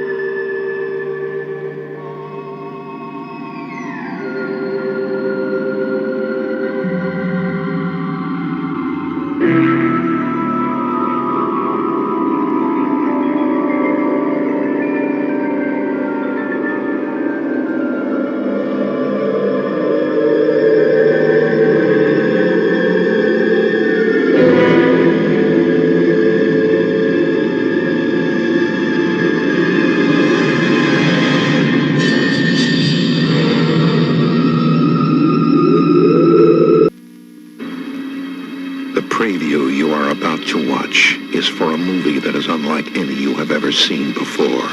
It is for a movie that goes beyond temporary fear to everlasting terror. It is a movie called Demons. Yes, the demons are coming, and they're coming for you. Warning, if you have the courage to see demons, sit near an exit. Otherwise, you might never get out. In your theater, who will survive the touch of the demons, and who will not? Demons. With music by Billy Idol, Motley Crue, The Adventures, Rick Springfield, and Saxon. This is no dream. This is happening right now. And it could be happening to you. Demons. They will make cemeteries their cathedrals, and the cities will be your tombs. Will you survive it? Demons.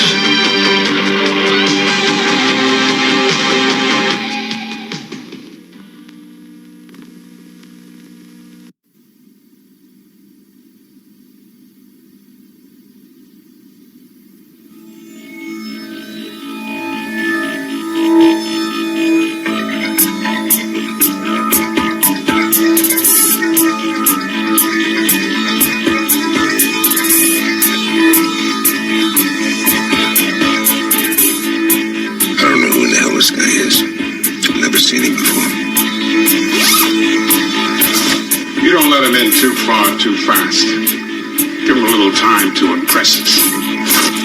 He's walking all over the place. He's even been to my house. Why don't we just take him out? I'll see to it he disappears. First, you bust him up real good. Public and messy. Everybody should know what you get when you kick in my door.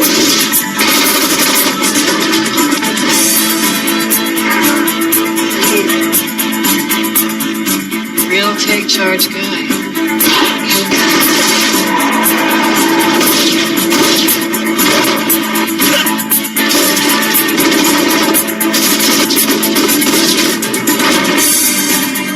Let's hope he's not alive.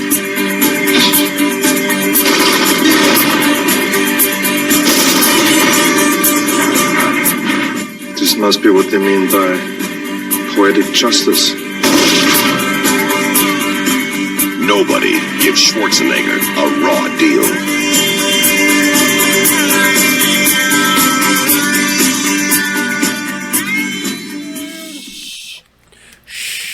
You deflating over there? You know, whatever happened to that? When somebody go, shh, you go, what are you deflating over there? Nobody does that anymore. We need to bring that back. That's one of the ones we're like, were you deflating? Were you running out of air? You mean put a patch on that? Yeah, I can stop the air from leaking. There you go. So, we need to bring that back. But what we're going to bring back one last week is next episode of UFO. We're done. So, right now, we're going to go and head to Earth, Final Conflict. Go to the Gene Roddenberry verse. I always thought it'd been awesome if Gene Roddenberry, all of his stuff was like one cohesive universe. Just at different times. I mean, they have multiple universes, so I guess he could connect this to Star Trek, but I don't know how at this point. See, if he's like me, I've written all this stuff, and I've created an entire universe, and it's all connected. All of it. From the stuff that takes place during World War II to the stuff that takes place in the far-flung future. It's all technically connected in the same universe. I'm like Marvel that way. I connect all my stuff. It's like 616. Everything in 616 is that universe. And technically, even the one I did that's not is still connected to that. So, one day, I will probably never, you'll probably never see it. Because one is that I hate dealing with people to put an artist on a book. Every time I have, it's been a train wreck, so I just kind of gave up. I still write stuff. It's one of them releases, you know, little calm me down a little bit. And that's what I do with that. But that's also why I do the show. Even my show is connected, because all my characters are connected in ways and everything. So I know it's dumb, but it is what it is. So here you guys go. We're gonna do some Earth Final Conflict. This is 18, and this is Law and Order. Enjoy. Previously on Gene Roddenberry's Earth Final Conflict. This is Roha, one of our scientists. You know that I have opposed this experiment in de-evolution. One of the building blocks in Talon de-evolution is DNA from Johnson. We need to know the threat that he poses. Is he capable of killing his fellow Talon? I fear the prospect of violence, waged not only against our own kind, but also against yours. Why would he kill? There's no need with the power he possesses. Let us end this experiment while we are still able. Get away from him. He was in the room when I arrived. He was being attacked by Roha. We must suppress the news of his death. Would you have this creature speak in his own defense?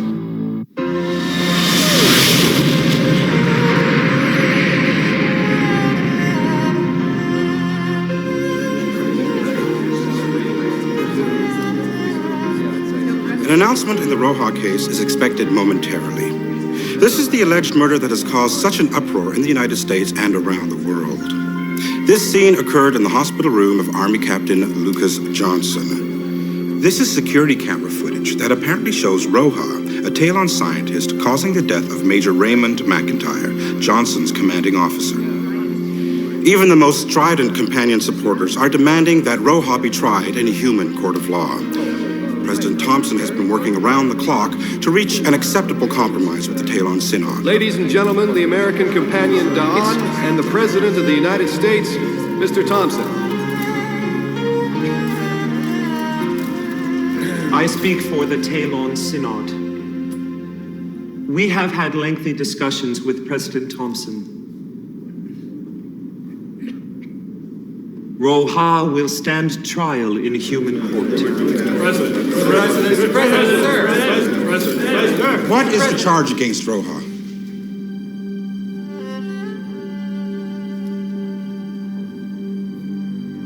Roha has been charged with murder.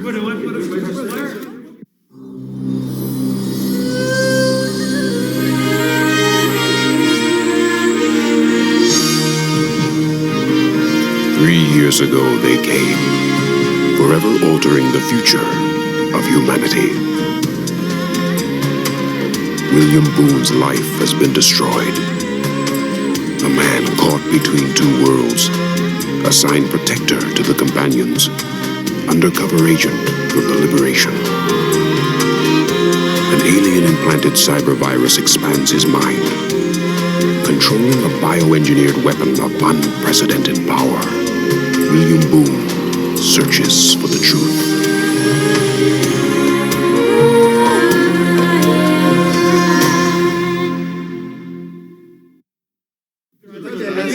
Who will defend Roha? The companions have appointed Agent Ronald Sandoval and Commander William Boone to act as Roha's legal representatives. But they're not lawyers.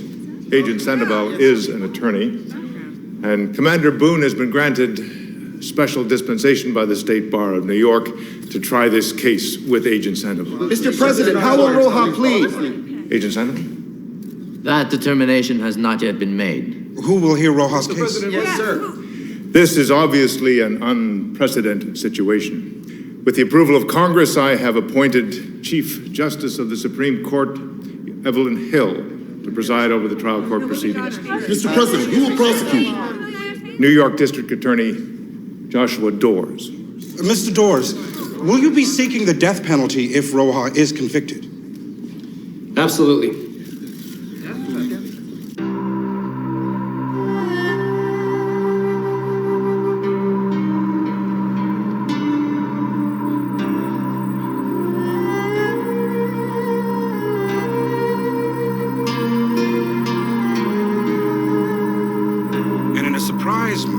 President Thompson announced today that the prosecutor for the Roja case will be Joshua Dawes, son of Liberation leader Jonathan Dawes.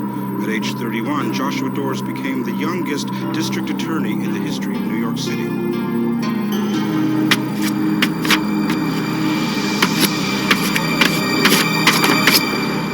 All right, let's just go over your testimony one more time here.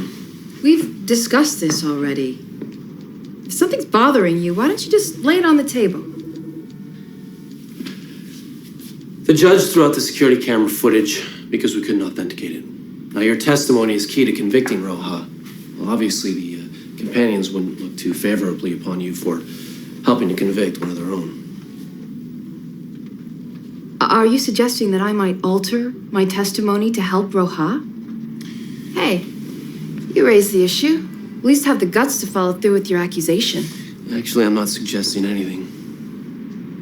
I'm just asking. Well, if you have any doubts whatsoever, just don't put me on the stand.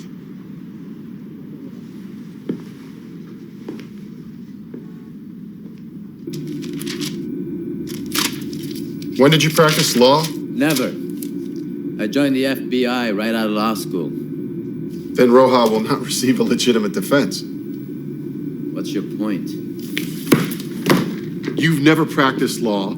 I only have a master's in criminal justice. We need help. The companions would never trust the defense of this case to non-implants. There's too much sensitive information at stake.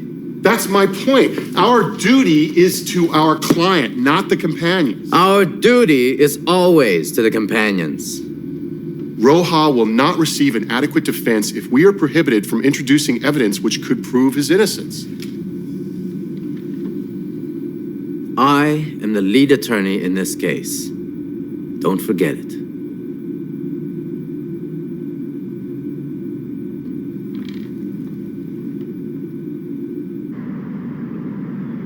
You argued that our refusal to allow Roja to be tried in a human court would damage our relations with the people of Earth. However, once we agreed to let the trial proceed, we are obligated to abide by the result. We cannot risk having Roja incarcerated in a human prison. No Talon has ever been so confined. It is unclear what Roja might divulge in such a circumstance. This discussion is premature. It was the Synod which called for injecting Roja with the human gene for aggression.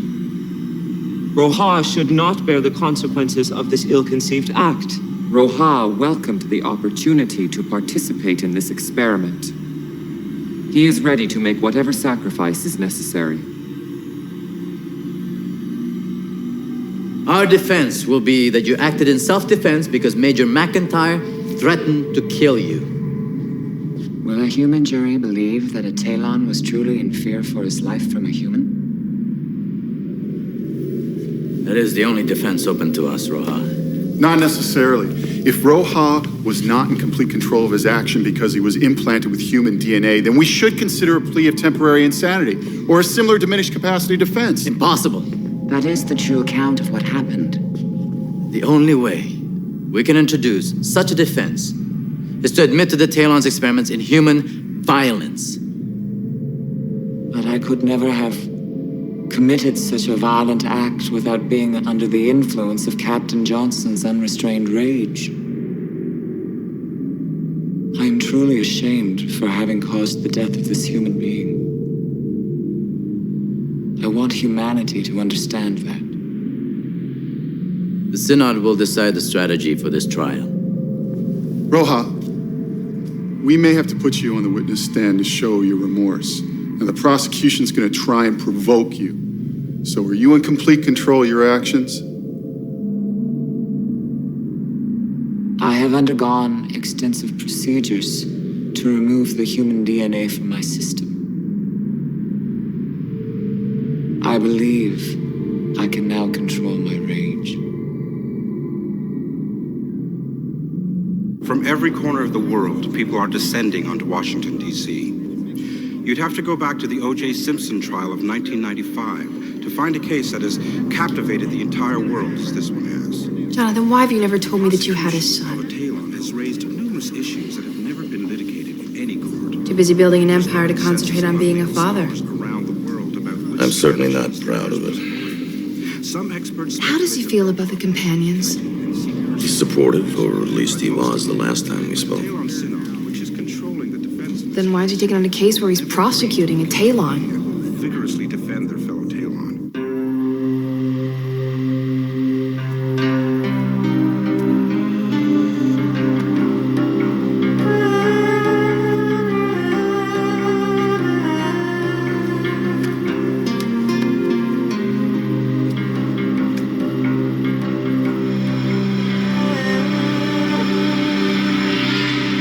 Should have let me bring you in from the back. I can't protect you here. How many years you been telling me that? We'll Did the just have to defense find have a out. problem with the jury selection? We'll soon find out. It is a circus atmosphere here today on day one of the Roja trial. The voir dire process has been completed and the jury has been selected. We are told the jury will consist of 7 women and 5 men. However, the defense has filed a motion regarding the makeup of the jury. I must be on that jury. Do not fail. You want to control Roja's fate, I understand. All rise. Court is in session. Chief Justice Evelyn Hill presiding.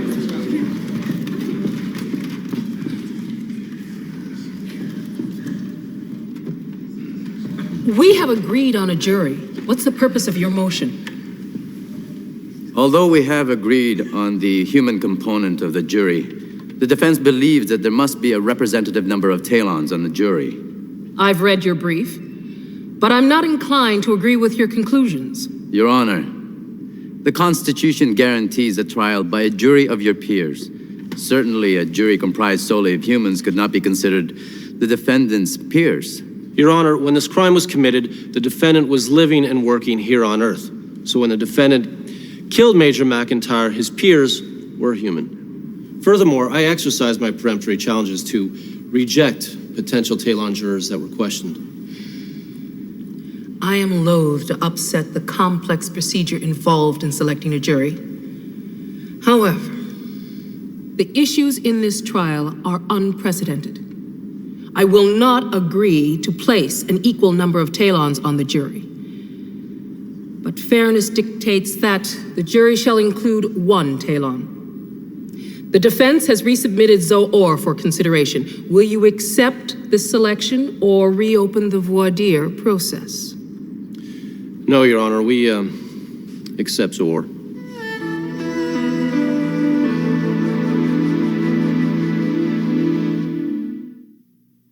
Yeah, but this is different. You've never let yourself be this exposed before. You know, you said the same thing my first day of high school and college. You always say it.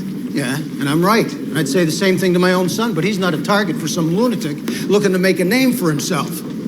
Hey, I'm not arguing, but you've always been there to protect me.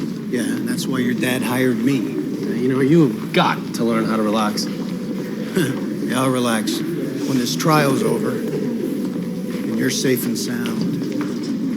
All right, already. Hi. Hey. Listen, thanks for meeting me here. Needless to say, I've been working around the clock at this point. Hope you don't mind Chinese takeout food. No, not at all. But if you do in this case, I expect a real meal. No problem. As a matter of fact, dinner is on regardless of the result. Ha. So, you're conceding that you have some doubts as to whether you can win this case. Well, humility sells well to the jury. You pretend you're in it for the glory, but that's not what it's all about, is it? Well, what do you think it's about? I think you really care about the law. And you wanted a case that would prove to the whole world that nobody's above the law, not even a Talon. Yeah, that is exactly why I took this case. And why I can't lose it.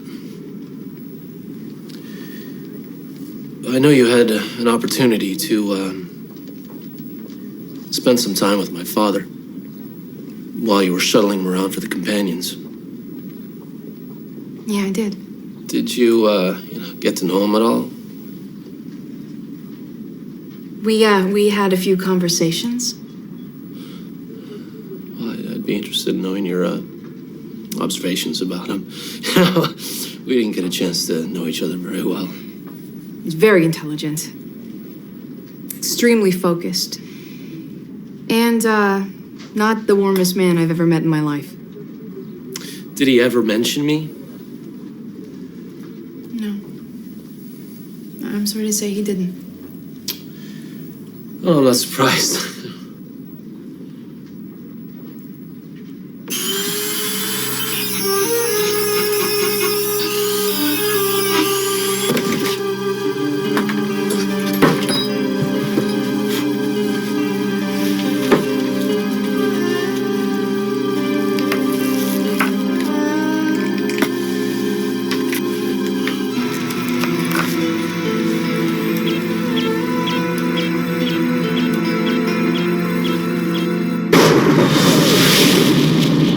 Will be sequestered with the rest of the jury until a verdict is reached. You'll not be able to communicate with him. If Zor is included on the jury, it could hurt Talon credibility.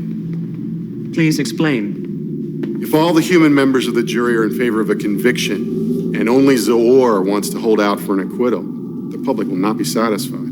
I can assure you that the Synod has instructed Zor to exercise his judgment in accordance with human principles. Then why was it so important to have a Talon on the jury? Why do you continue to question my strategy in this case? Because I don't agree with it. My direction is clear.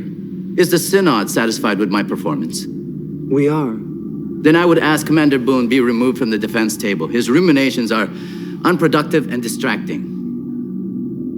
Commander Boone's opposing point of view will only strengthen you. He will remain.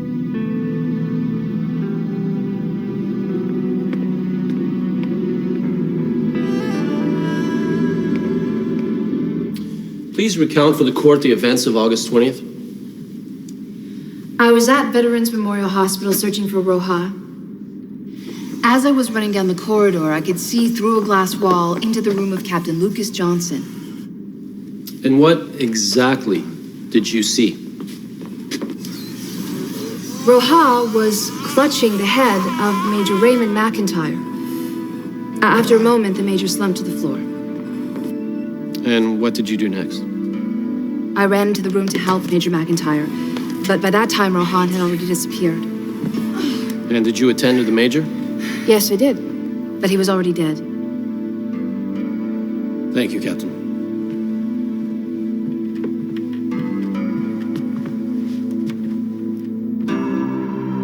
This is my solemn promise.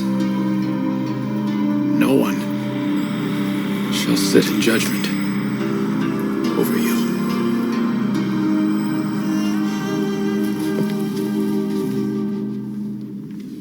Captain, did you see what motivated Roja to attack Major McIntyre? When I first saw Roja, he was already clutching the head of Major McIntyre. So it is possible, then, that Major McIntyre threatened Roja prior to the attack? I wouldn't know. That'll be all. Thank you. You may step down. What kind of cross-examination was that?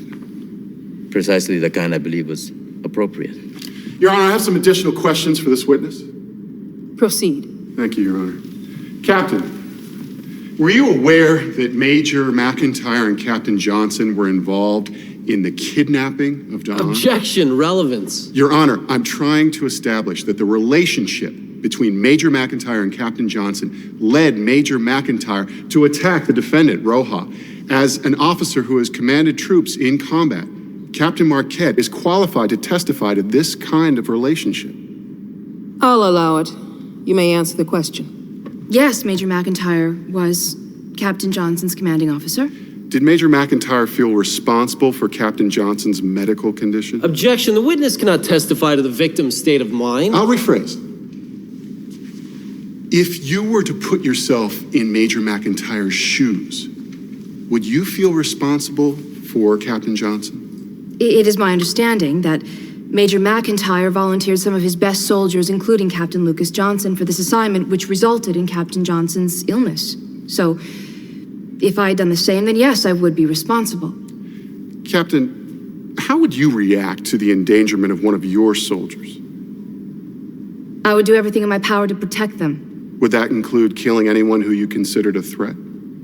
Yes, it would. So, in your expert opinion, did Major McIntyre consider the Talons a threat to the safety of Captain Lucas Johnson? Yes, he did. Thank you, Captain. And the most solid defense arguments today were made not by lead counsel Ronald Sandoval, but surprisingly by second chair William Boone. Mr. Boone elicited testimony suggesting that the defendant may well have acted in self-defense in the killing of Major McIntyre. We have tangible evidence of Talon experimentation on humans.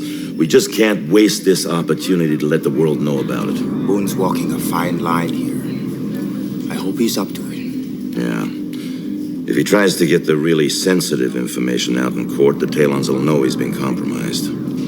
Joshua likes to win, like me. Trust me, he'll jump at the chance to discredit the Talons if it helps him win. This is our chance to show the world what the Talons are doing. It's all right here.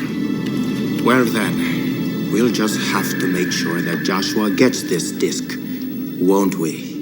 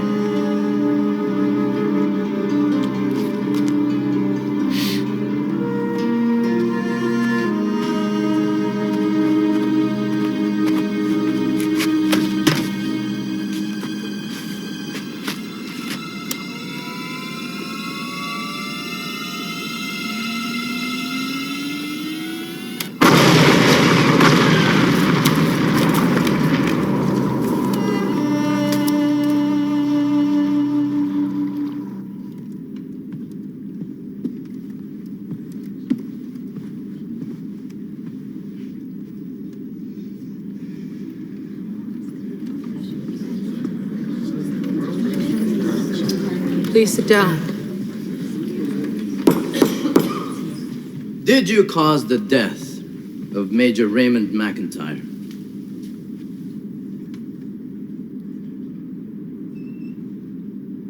Yes. Apparently I did. Why? The Major burst into Captain Johnson's room with his weapon aimed at me, ready to fire. Was Major McIntyre yelling? Yes. Get away from him. He was telling me to get away from Captain Johnson. Did you believe that Major McIntyre was about to discharge his weapon? Yes. What happened next? I knocked the weapon from Major McIntyre and instinctively applied pressure to his head as a defensive measure. Did you intend to kill Major McIntyre? No. Thank you. Your witness. So, it's your testimony that your defensive measure of applying pressure to Major McIntyre's head was purely a reaction of self-defense. Yes. Yet, you did not intend to kill him? No. In the heat of the moment, I reacted violently.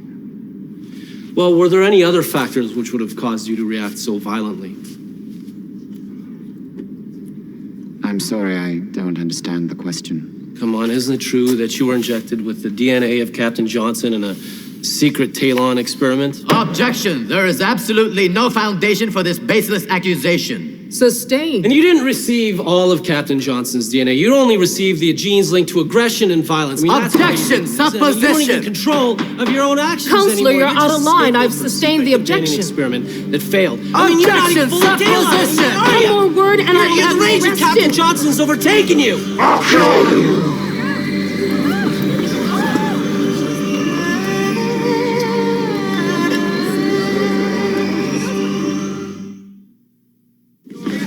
Well, all I'm thinking about right now is this case. And then after the trial, we can go ahead and put everything into perspective. Was it your goal from the outset to discredit the companions? No, I have one goal, and that is to prove to the world that we are a nation of laws, and that true freedom can only exist where everyone, including the Talons, are bound by those laws. Do you think the judge is going to declare a mistrial? Well, I can't really comment on that right now, can I? Will you be introducing more evidence in regards to the experiments? We'll just have to wait and see.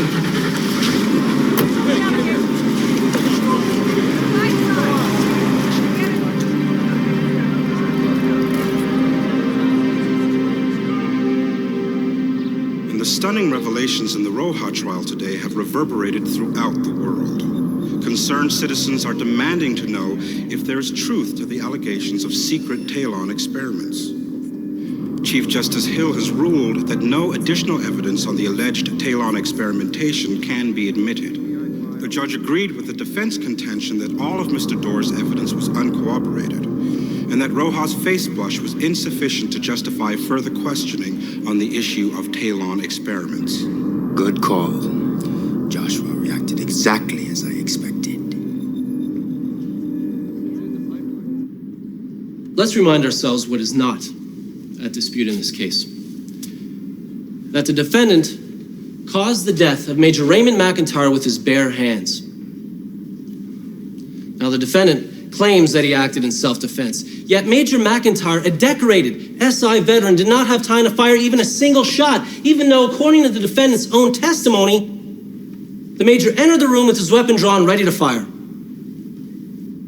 Now, the defendant stated that he knocked the Major's gun away, and then applied a Talon grip to the sides of Major McIntyre's head with sufficient pressure to kill him. An eyewitness has corroborated this testimony. Now, the defendant's use of deadly force can only be justified if he was in fear for his life. Now, this was clearly not the case here, because at the time that the defendant killed Major McIntyre, the Major was unarmed and at the mercy of the defendant. Therefore, as a matter of law, the defendant's actions cannot be self-defense. And you have no choice but to find the defendant guilty of murder. Thank you.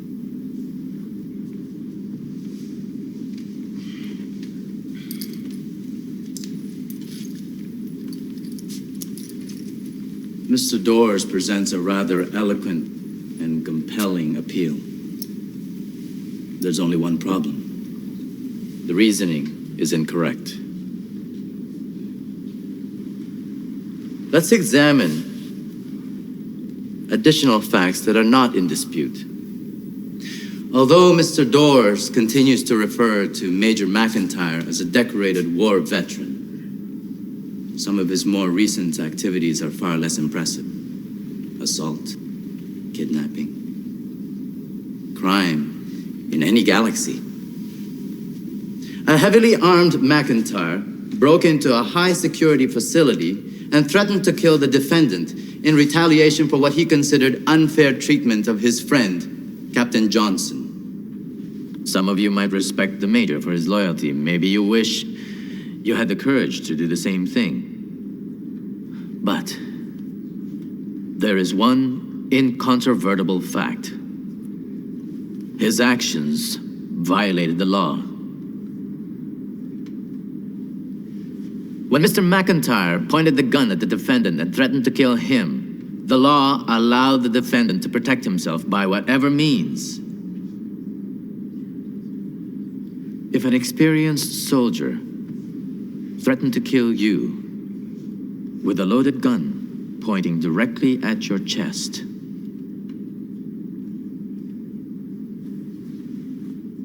what would you do?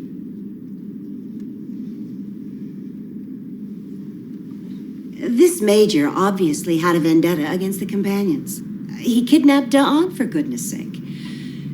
All I know is that if anyone pointed a loaded gun at me, I'd do anything to defend myself.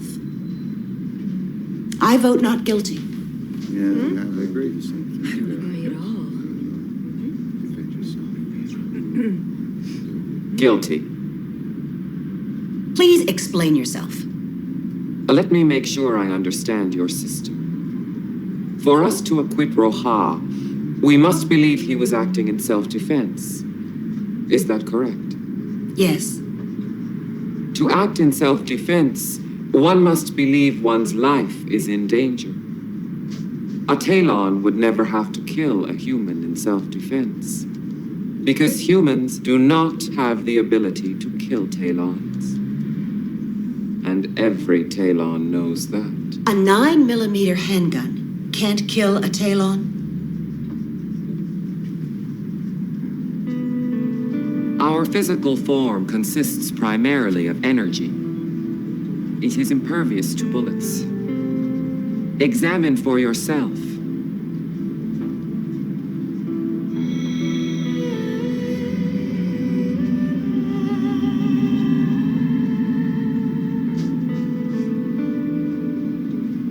This is not a proud moment for me or any Talon. We honor and respect Earth's customs.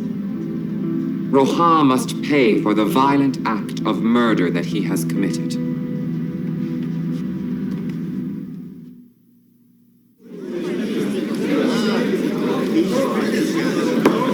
Order!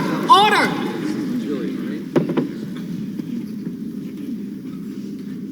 Has the jury reached a verdict? We have, Your Honor.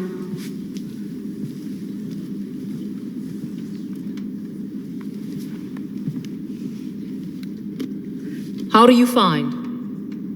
We find the defendant, Roja, guilty of murder. Order! Order! I said order! And we sentence the defendant to the maximum penalty, death. Order! Order! And the world was rocked not once, but twice, as the most watched trial in history ended in a guilty verdict. Chief Justice Hill has scheduled the formal sentencing of Roja for tomorrow. Not right now. Mr. Doors, are you satisfied with the verdict? Well, the people have spoken, and they've said clearly that everyone is accountable under the law. Did the jury need to return a death sentence to prove that point? Well, I think what's important here is the sanctity of the jury system. I respect their decision. Shoot me! I'll let go of this, and we all blow! Get away! Willie! Nothing you can do! You put the companions on trial, and this man is the arm of the devil! How did you let this happen? You screw the Psycho and he takes Doors with him. Psycho isn't my target.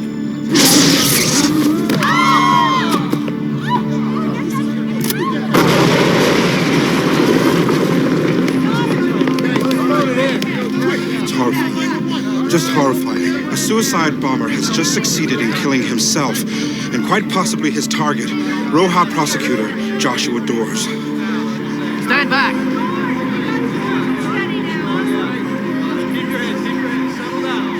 The death of Willie Collier, bodyguard to Joshua Doors, has been confirmed.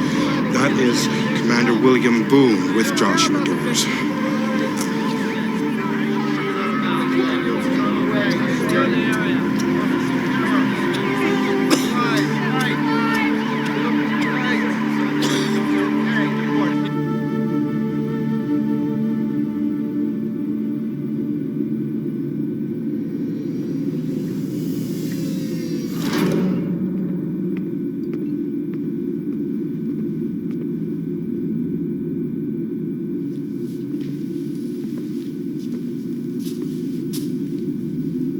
I'm sorry. Do you believe the verdict is incorrect? I do. But Roja has killed a human. Should he not pay for that crime? Yes, but Roja shouldn't be put to death if he wasn't in complete control of his actions. I believe that your legal system allows for recourse to a higher authority. Only if there's sufficient grounds for an appeal. Right now, I can't see that any reversible error was committed. If it is only the punishment that you believe was unjust, then perhaps you should focus your attention in that area.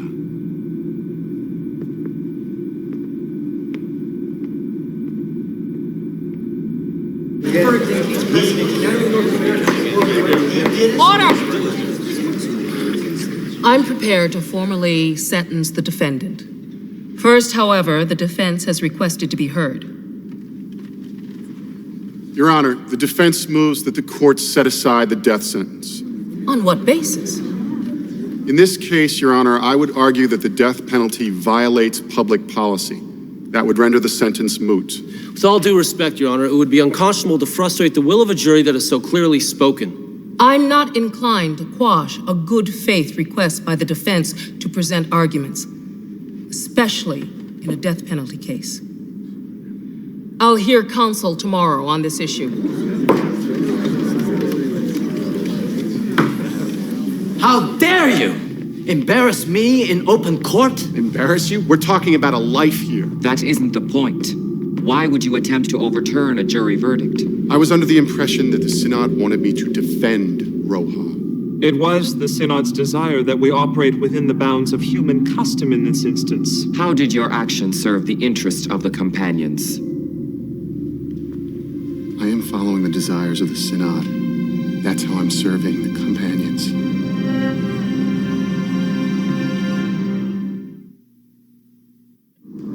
Mr. Dawes.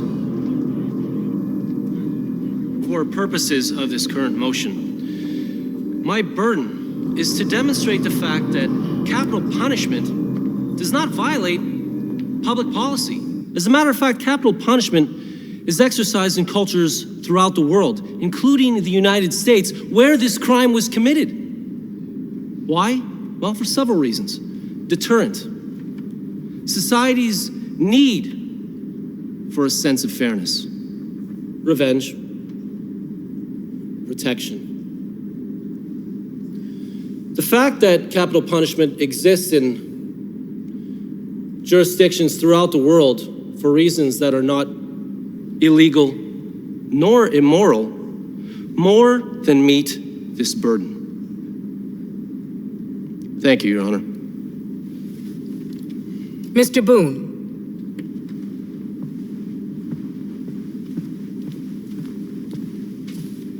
Your Honor, classic death penalty arguments are irrelevant in this case because I concede that much of the world agrees that capital punishment is an appropriate punishment. So I'm not here to argue for or against capital punishment. However, it is the defense's position that in this case only, a death sentence is against public policy. Why here? Because in this case only, we're talking about putting an alien being to death, not a human being. If we choose to put a member of our own species to death, so be it. The majority has ruled. But an alien being? One we've only known for 3 years? Are we so arrogant as a species, as human beings, to presume that we know the impact of killing a member of an alien species, even if that species has given us the right to do it? I hope not. I really hope not. Thank you, Your Honor.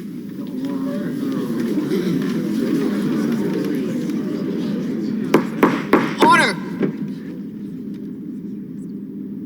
I will not use this forum to comment on public policy. Whether capital punishment is appropriate is the domain of the lawmakers, not the courts. However, defense counsel's arguments are compelling. I will not be responsible for approving the death sentence of a being I do not yet understand. At some future point, we may determine that the death sentence is appropriate for a Talon. And then the defendant's sentence can be revisited. Until that time, I order Roja to be incarcerated in a joint human Talon facility. Your Honor, the defense requests that Roja be remanded to the custody of the Talons for a reasonable period sufficient to arrange his affairs. Your Honor, the defendant has been convicted of a capital offense. Is counsel agreeable to negotiating a mutually acceptable procedure that would allow the defendant the time he has requested?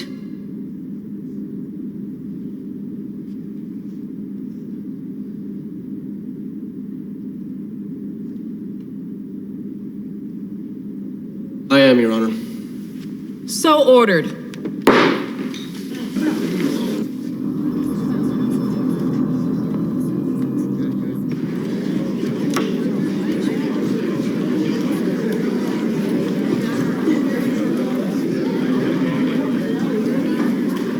Will. Excuse me, just...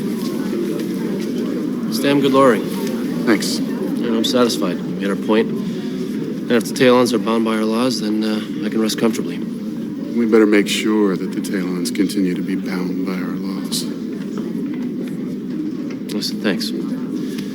Thanks for everything. You're welcome. Mr. Dawes. Go. May we speak with you? You earned it. I'll continue to search for grounds for an appeal. We'll make new law if we have to.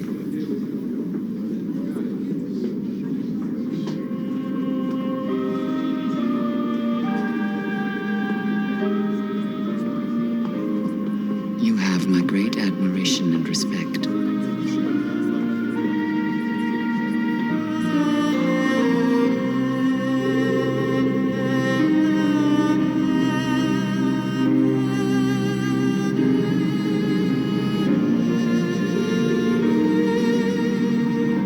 Your death at the hands of the humans would have served the Talons well, by further convincing humanity that we honor its ways.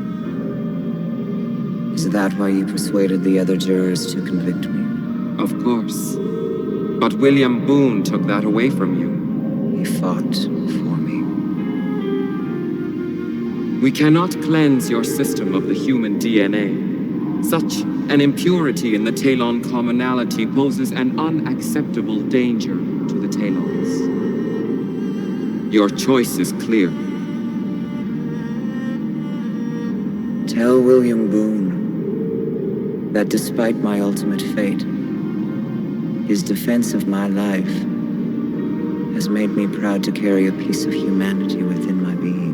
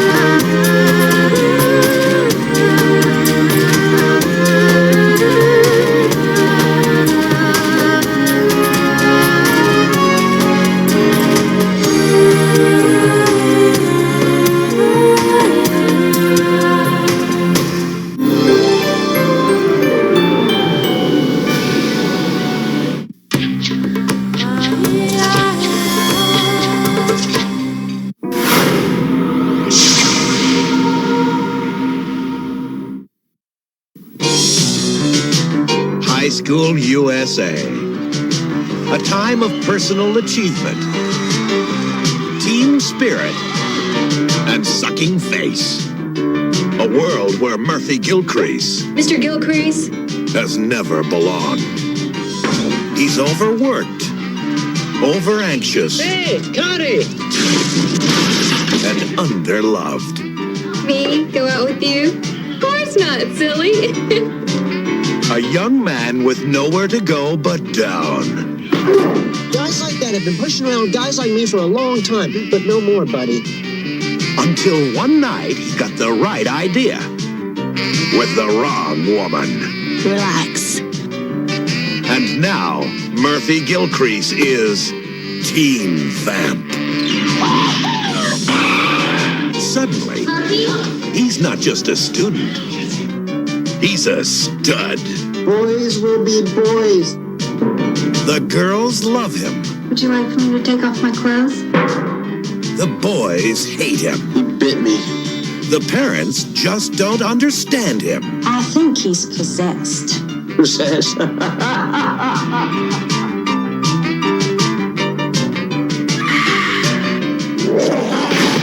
Wow! A real vampire like Dracula?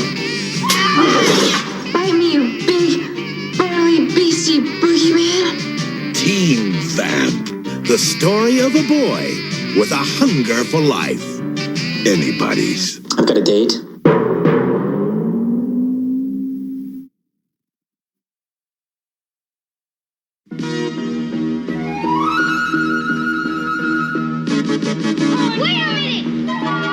Steven Spielberg presents The Goonies, a Richard Donner film. Time, chunk. Hey, Mike found the map. Whoa, you guys realize what we could do? I don't want to go on any more of your crazy Goonie adventures. Meet Mikey, I gotta go to the bathroom. Brand, Andy, Shame. Come on, Fran. Slipper the tongue. That's disgusting. No, I can't even look. Mouse, Gotcha. Now get out from behind there. You're ruining the painting. You're ruining my joke. Stephanie, Data, Booty bangers. Ow. Guys, isn't that neat? and Chunk. Slopped. Thanks, Chunk. They call themselves the Goonies. They've stumbled onto a legend, but they're not alone. Chunk, I hope that was your stomach. No. That's the it. Sounds like Kong. Discover what they uncover. It was rubies and emeralds and diamonds. The lost map.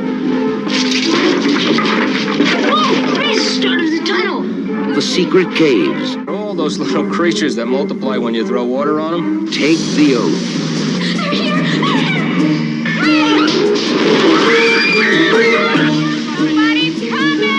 Join the adventure as Steven Spielberg presents The Goonies, a Richard Donner film.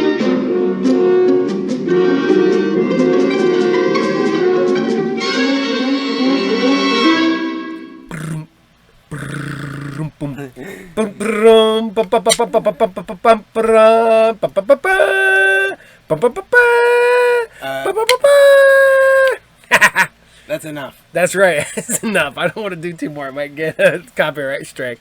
All right. So I hope you guys like Earth Final Conflict, and we're going to keep it going. But we're doing a lot. I'm putting this stuff together. I'm having fun. Like, this is Wolf Lake. It's one more of this. We're done.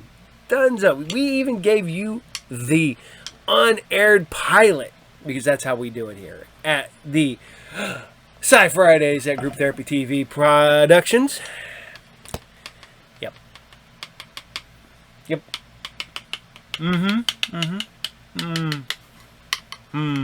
Stop it. Take on me. Take on me. Take me on. I don't know the lyrics to the song. That's the only thing part of it I know. So, as you see me totally screw up, if you watched the other day when I totally screwed up Thunderstruck, I will butcher song lyrics badly. So, alright. So here you guys go. Wolf Lake. And this is Wolf Lake, episode 8. And this is Legend of Lost Lenore. I've had a feeling of lost Lenore when there was a rapping at my chamber door. And it's... I don't know why, but I feel like I should say nevermore. Enjoy. This is how you write a letter to your mother, who's dead. Ask her how her day was. Hope it was fine. Tell her about your day. About the wedge of geese you saw flying through the winter sky. How they seemed to call her name as the lines of their formation shifted, crossing like a skater's legs.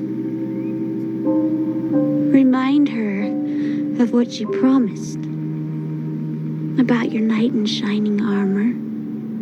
Shining armor. Tell her that you're waiting for him, just like she told you to. And pray that she wasn't lying. Explain how you will hate her forever if she was.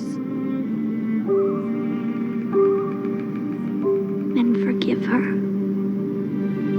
for forgetting your name at the end.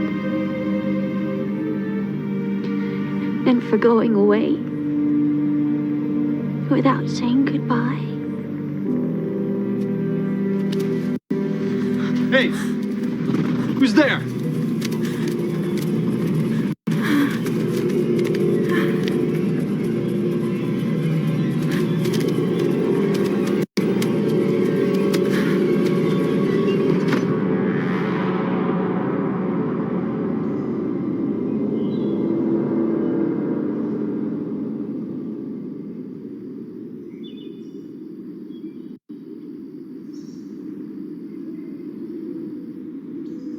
I'll take it.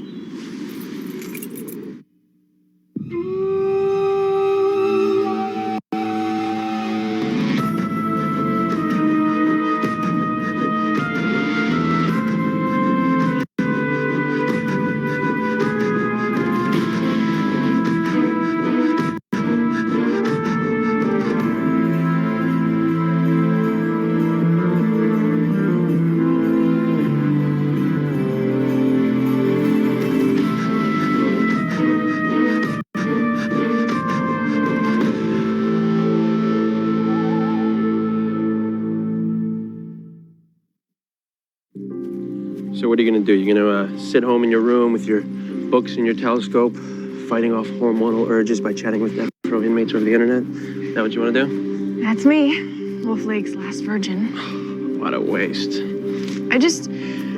I'm trying to picture myself in the middle of what's supposed to be one of the most wonderful and passionate moments of my life, and then suddenly I let go and become, An animal? It's pretty much scaring the crap out of me, yeah. So you end up with two natures. It's better. It's more powerful, it's more interesting, it's sexier. Maybe my dad's right. Maybe I don't belong with the kids on the hill. What are you talking about? Your dad hasn't noticed the changes in you because he doesn't want to. I have. I'm not ready. Sophia, you're gonna flip. Whether you want to or not, it's gonna happen. Sex just happens to speed it up. And when the time does come, wouldn't you rather be with someone that you trusted? That is such a come on. And way beneath you. Beneath me? I'm 17. Okay. All right, but you gotta remember one thing. You are what you are. And if you don't accept that pretty soon, you're gonna go totally psycho. I'm there now, Luke. Just trying to figure out what to do about it.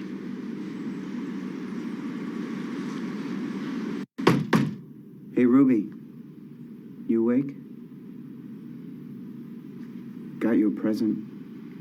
I'm tired and I want to go to bed. Hi, honey. I'm home. Tyler, get out right now. Here. These are for you. Had them helicoptered in from Seattle. Yeah, I know what you're thinking. What's this pimped out showboat got up his sleeve? You know, if you really knew what I was thinking, you'd start caring again. Well, I don't think I'd be giving away too much if I said I was definitely packing. What's the last thing you'd believe about me? I'm tired and I don't want to play whatever game it is that you're playing now. I'm disappointed. That's not violent enough for you. Come on, twist the stiletto. Draw some blood. Go to your room. The one thing you wouldn't believe. Anyone wouldn't believe, even me. I have a heart. I'm gonna be sick. And it belongs to you. You know, there is nothing more pathetic than a drunk who's discovered his sensitive side. I fought and died for you. That was supposed to turn you on. Come here. Stop it. No, stop it. Stop it. Come here. Kiss. Tyler! No! Stop loving him. Stop loving John Cannon. You're gonna love him to death. Okay. So next time, maybe orchids.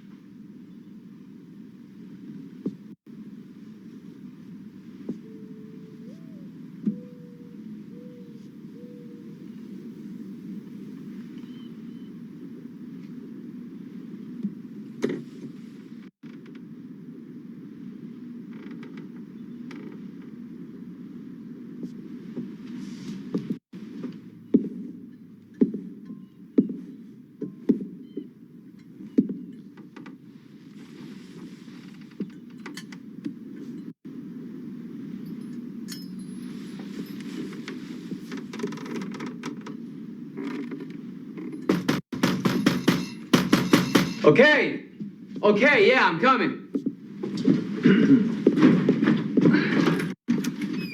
Hey. Boy, that Sherman, he is slicker than a mud wrestler's ass. Well, tell me something. How much does he get for this place? 3? 4? $650. Utilities?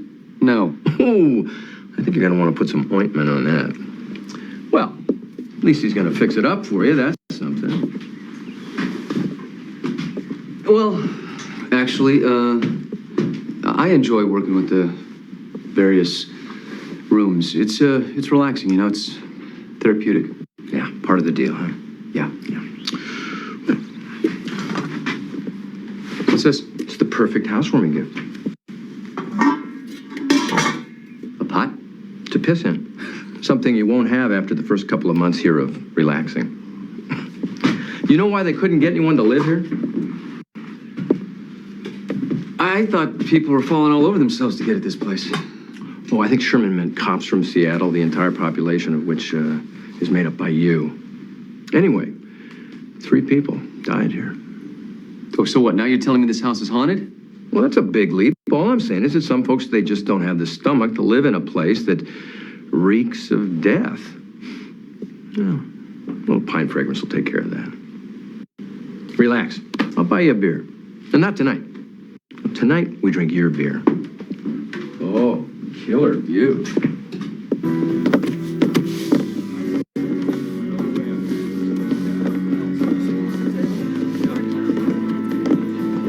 Hi. Hey.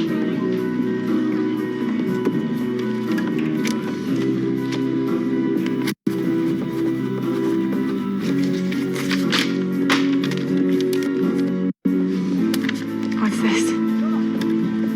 Choice.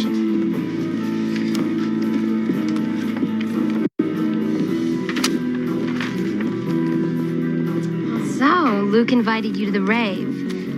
Way past bedtime, no? Mind your own business. Listen, Zubate, what makes you think you're ever gonna fit in with us on the hill? I may be Zubate, but I've got your fish on the line. Who are you calling a bitch? Wow, you heard that.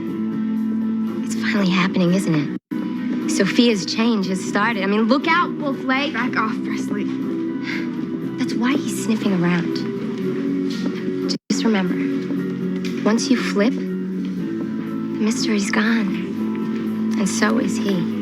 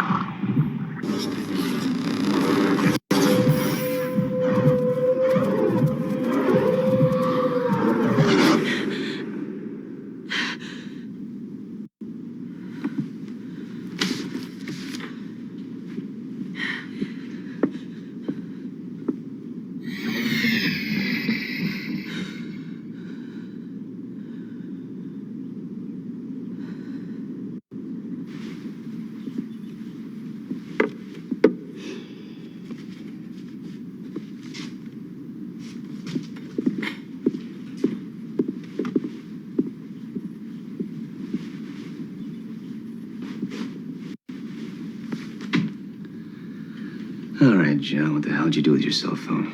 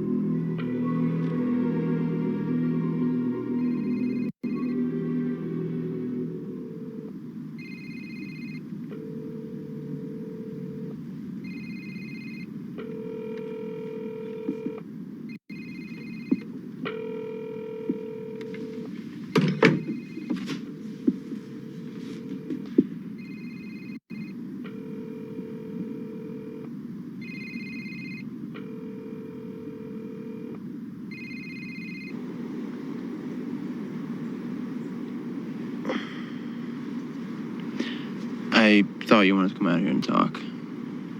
You haven't said a word to me. I wasn't entirely honest. No? Well, why did we come out here? I'm not sleeping well. Are we gonna take a nap? I can't think about it or dream about it anymore. I just have to get it over with today before I change my mind. Today. Cool. I didn't know who else to ask. Well, you know what? You picked the right guy. I mean, I'm not a little girl anymore, and it's time to grow up, even if it's scary. It's just a fact of life. Absolutely. I mean, just look straight into what's terrifying me. Right on. So, can I see it? Please? It? The transformation. I want to see what it's like to flip. Why? What did you think I was asking? I thought that you meant, Oh. yeah. No. So, can you show it to me? I'm not exactly used to doing it on demand.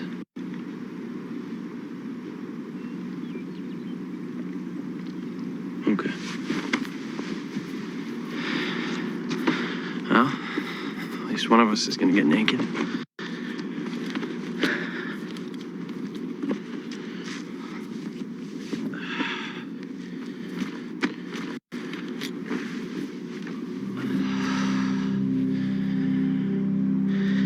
It's okay to be scared. Just don't run.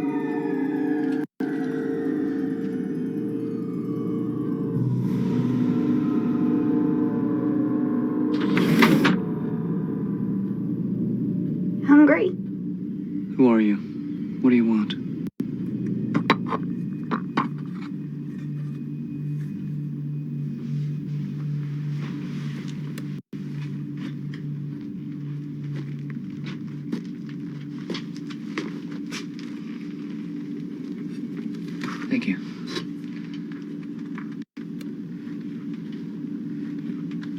Don't Don't what? look at me.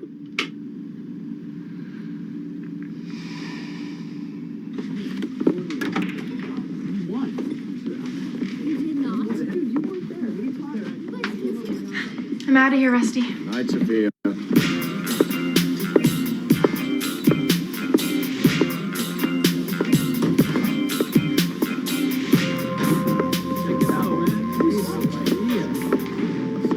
Dad, what are you doing here?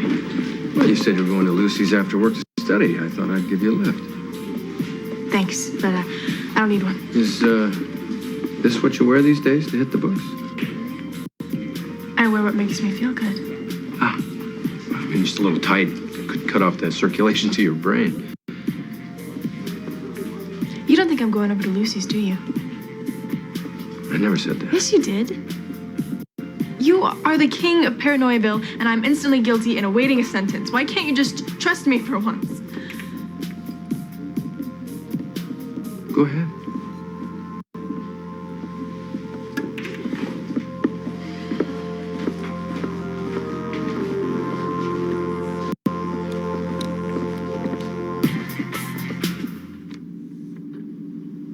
Want to hear my favorite? Page 1026.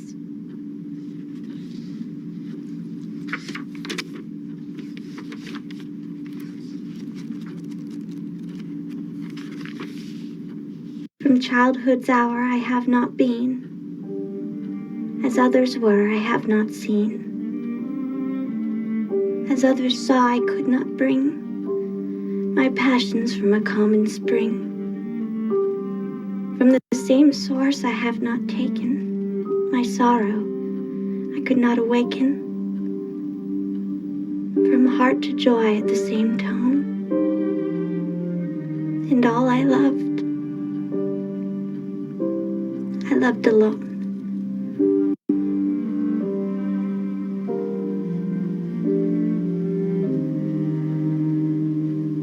It's very beautiful. Mother didn't like me reading Poe. She said it was morbid.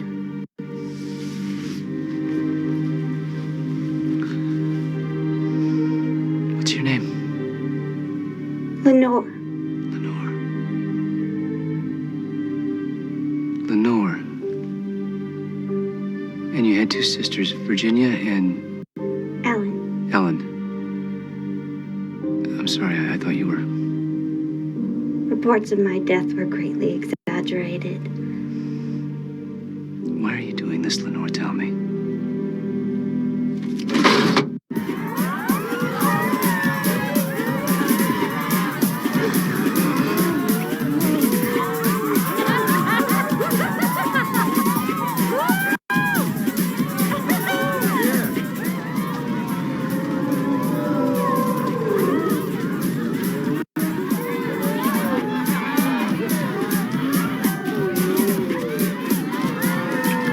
Hey, you sharing that?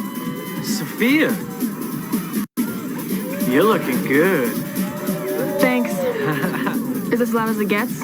No, it's better by the speakers. Then what are we doing over here?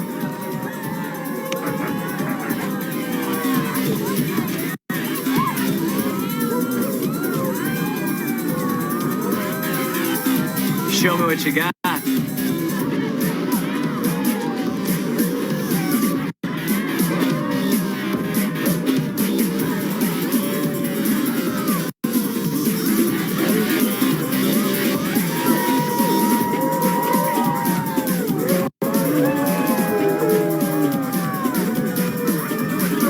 Randy, do you know where Luke is?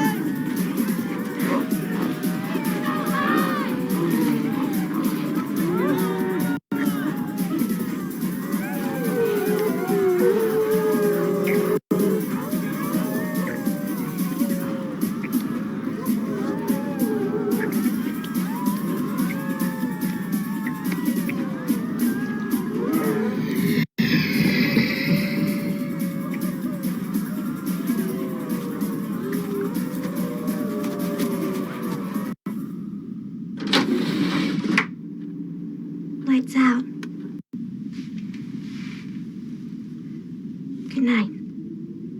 Correct me if I'm wrong. Your two sisters die, or they're murdered for some reason. Your mother wants to protect you, so she tells everyone that you're dead as well. And then she builds you this room to live in, away from the world, away from anyone that can harm you. Am I warm? You're smart. I like that. The question is, Lenore, why are you in such danger? Do you think that I'm one of the people that want to hurt you? No. Then let me out. Open the door. I won't tell a soul. I promise. No! Wait.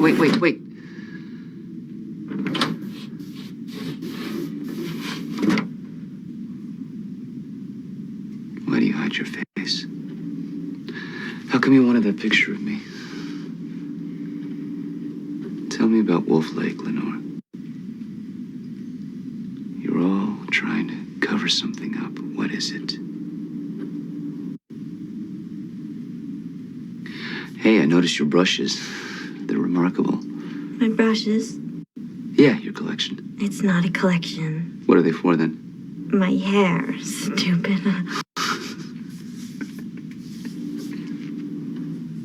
All of them? I have very beautiful hair.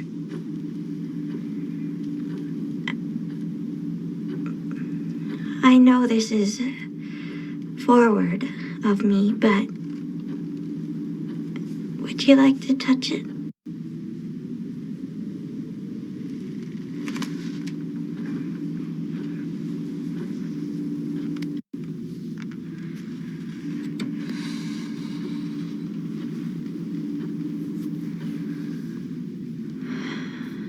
Feel how soft. I never wash it.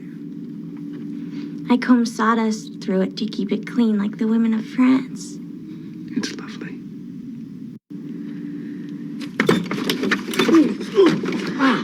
I'm very strong, John. Don't do that again. Yeah, I hear you.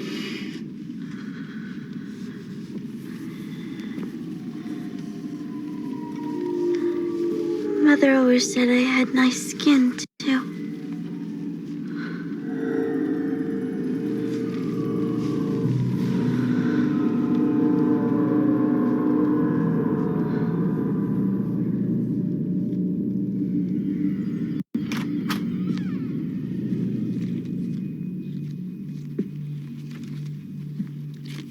I guess what they say is right. Marriage is a full-time job. Gotta keep working at it.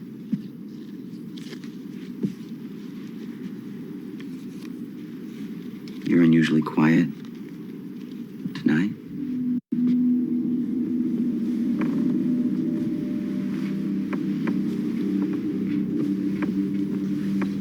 You want me to be noisy? I can be noisy. I want you to be yourself. But I'm your wife now. I belong to you. I wonder if that'll ever be true.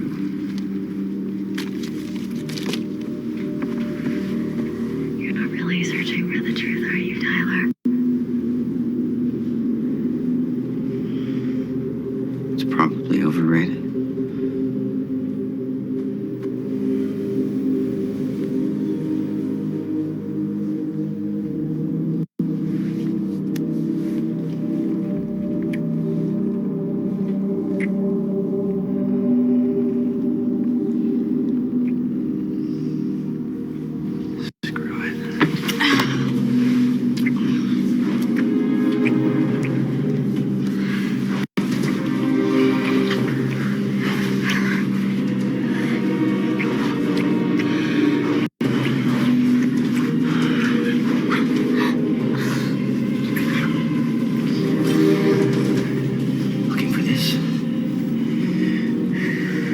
There's 3 people in this bed. You, me, and John Kanan.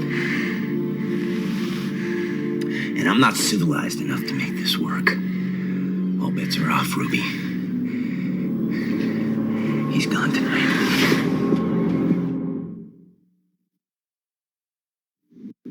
How to apologize to your mother. Draw a peace sign. Ask forgiveness for ever doubting her. Whisper that she was always right about everything. Thank her for the gentleman caller, whose name is John, by the way. And even though he's not too happy right at the moment, tell her that he's perfect in every way.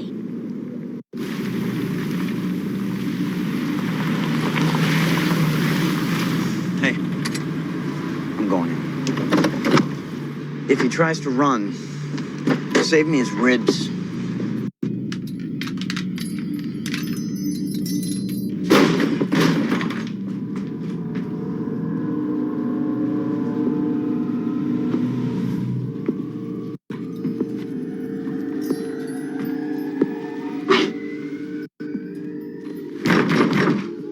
Hey! Hey! I'm trapped down here. This is John Canaan. There's a hidden entrance under the porch. Can you hear me?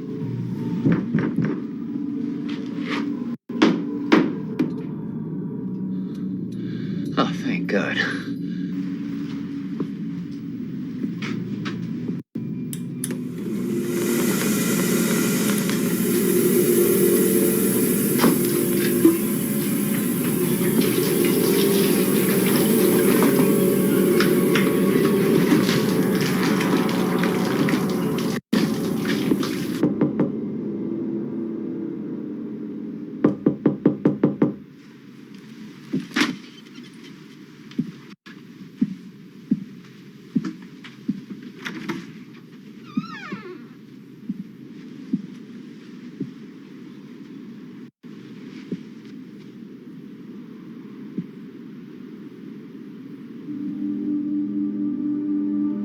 Want a knack?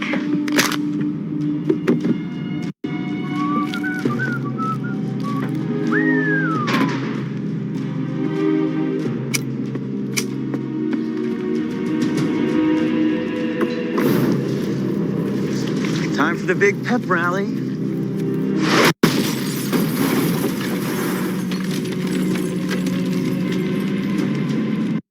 Hey! Hey!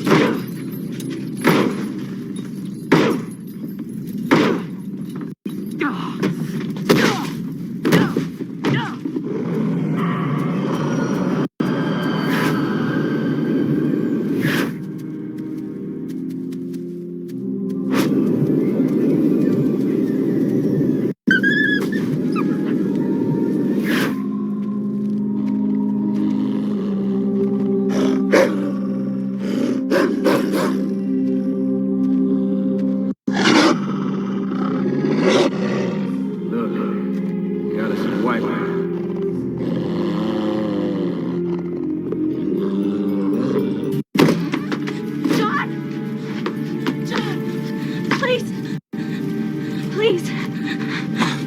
Hurry. It's me. Nora? Please don't be afraid. John, come this way. Hurry. This way. Please hurry.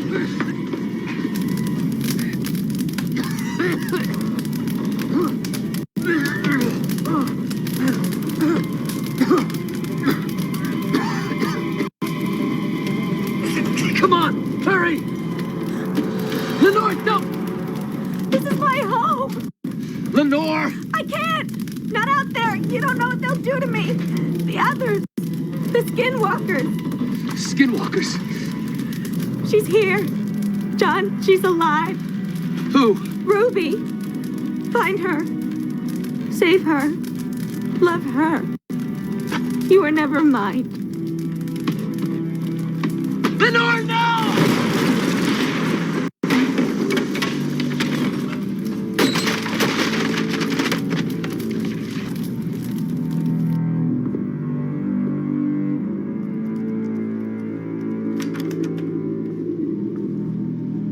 Sophia?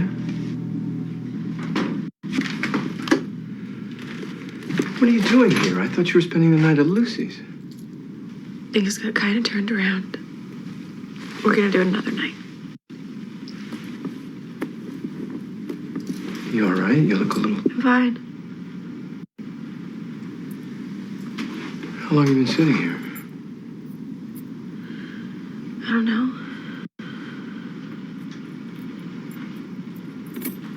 What happened, sweetie? What is it with parents? Do they think their kids are just someone they can, like, interview constantly for 25 years? That's not talking. It's not communication. All right.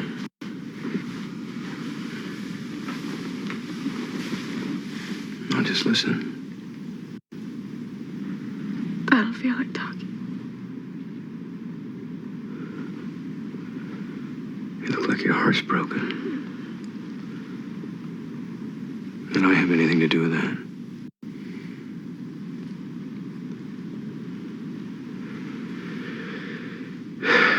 Suddenly I can't think of anything to say that doesn't sound like a question.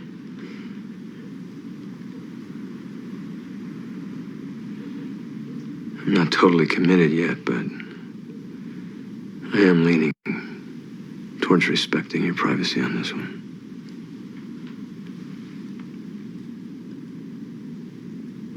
Whatever happened tonight, I'm so sorry it hurt you. And I'm glad you came home.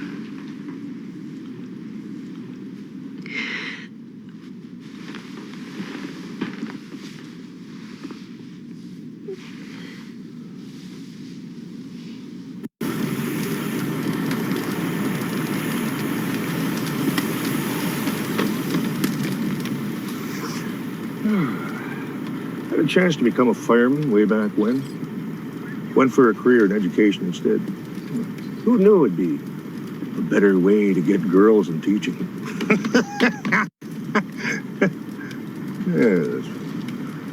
Luckily, I sent in my homeowner's premium on time for a change. It'd be a sweet little payday. I see. A split level, wooden glass kind of a thing. Big master, skylight, sexy. Boom. I'm gonna be fine. Thanks for asking. Oh. You ever heard of skinwalkers? Oh, I see. Native American legend. Actually, people all over the planet have a version. You know, good folklore is highly marketable. What are they exactly?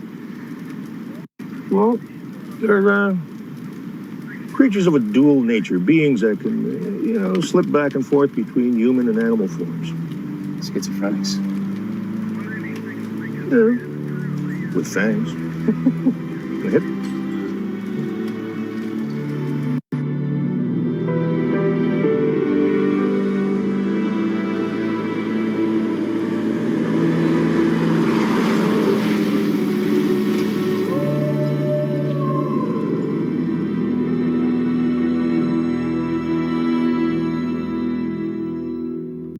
Stay tuned for scenes from our next episode.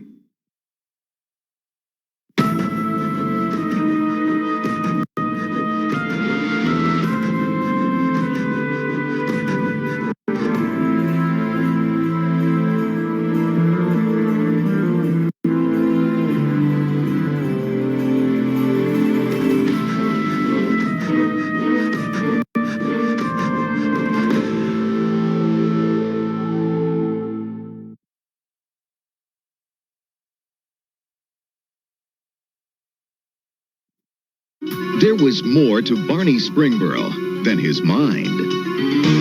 There was more to Peyton Nichols than what met the eye. Smile!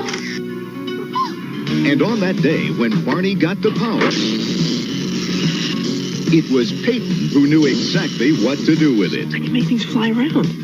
I can move things. He guided Barney. I got it all figured out. You do your thing, we'll make a fortune. And he advised him in the fine art of dealing with parents. In the mysterious ways of women. Wow. And in the unpredictable laws of chance. You're a winner. Together, they used the power and took the world for a ride. And found their way into the hearts of every woman. I don't want you to do anything you don't want to. You don't? No. I have way too much respect for you, Jane. You do?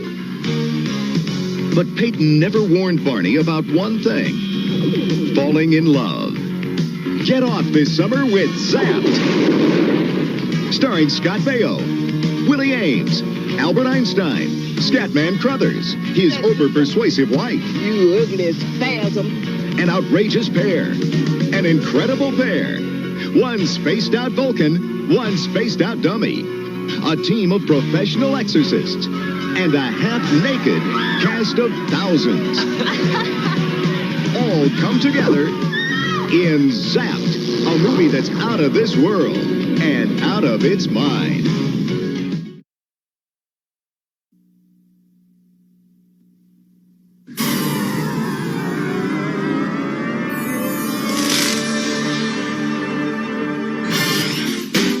He comes from a place beyond the stars to take them to a world beyond their dreams. From his soul comes the music. From his heart comes the beat. Now, from the imagination of Michael Jackson comes a movie like no other.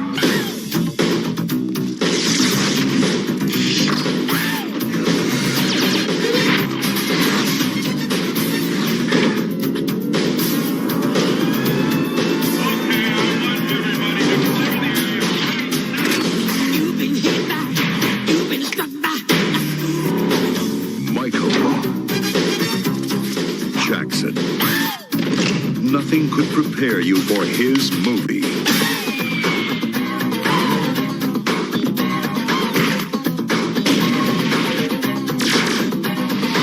Moonwalker.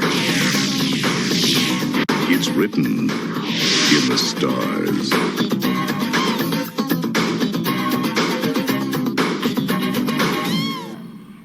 So Vince found his drumsticks. Look, he's here you go. Here you go. You can be a Wolver drummer.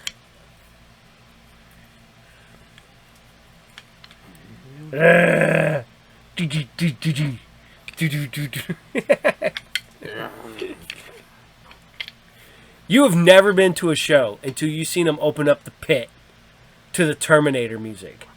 Go see Galactic Empire, by the way. Galactic Empire, great. They do heavy metal versions of movie music. So, like Star Wars and Superman and Terminator and Jurassic Park and stuff like that. And they kick butt live because they come out dressed as their own version of Star Wars characters. Literally, one of them's called Darth Brooks. So, alright. So, hope you guys are still watching the Wolf Lake because you got one more. Uno mas. And you're done.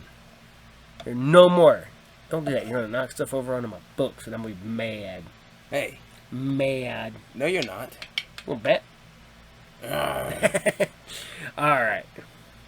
So, we're going to go from Wolf Lake to the space. That's right. We're going to do some, we're going to go meet some Star Cops. For those who do not know, Star Cops are like regular cops, but more starry.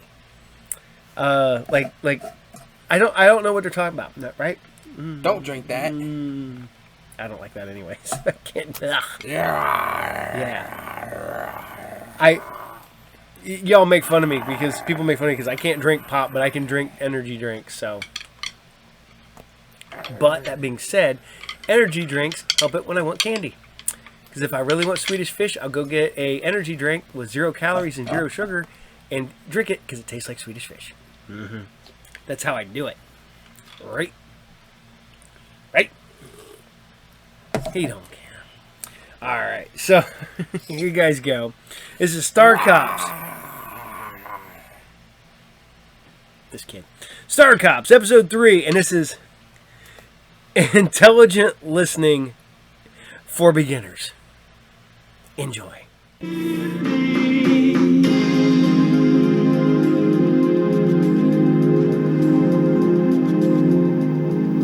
O Rose, thou art sick.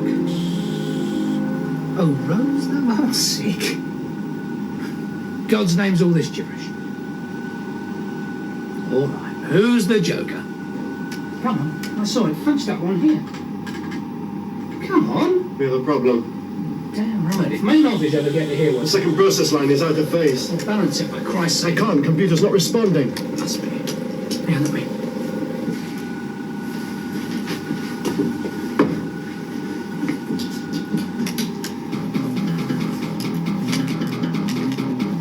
Help us, we're losing 3 as well. Hit the alarm. Get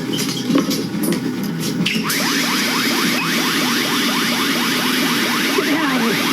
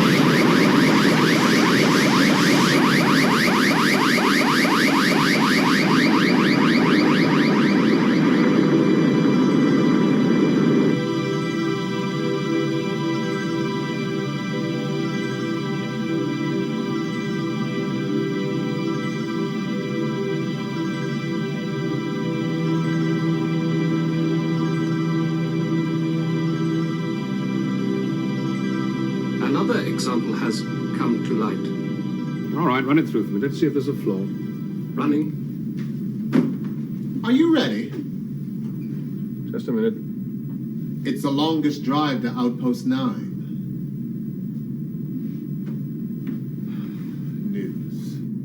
As yet, there appears to be no explanation of the exact nature of the computer failure which caused the destruction of the Bankside chemical processing plant in Britain earlier today. These pictures of the disaster as it happened are brought to you exclusively by TWBC, the station that is first to bring you the news. Kill screen. I cannot believe those bastards getting away with using that stuff. TWBC. Must agree somebody to get their hands on those pictures. Something wrong with corruption? I thought it was against the law. You ought to try telling that to Inspector Hubble. Well, Hubble's are only American. Apart from you. I don't count. Neither is he. He's bent. I hope the evidence you've got is better than what you've got against Kenzie. It's virtually the same. So Hubble has more money than he should have. Various characters he's been involved with have less. In a nutshell. Now, tell me what a good poker player he is. Well, Kenzie's a good poker player and a national figure. Only in Australia. Coming through.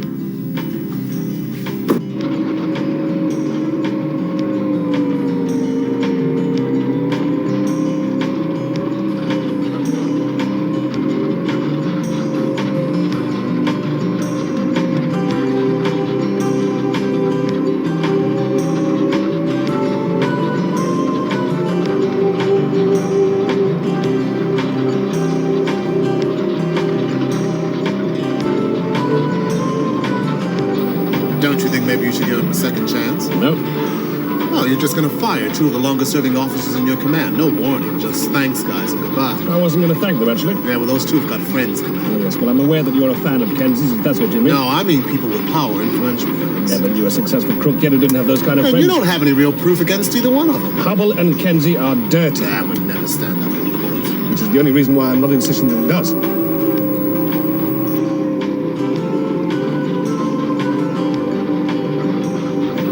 You know, you can take off your helmet, come on.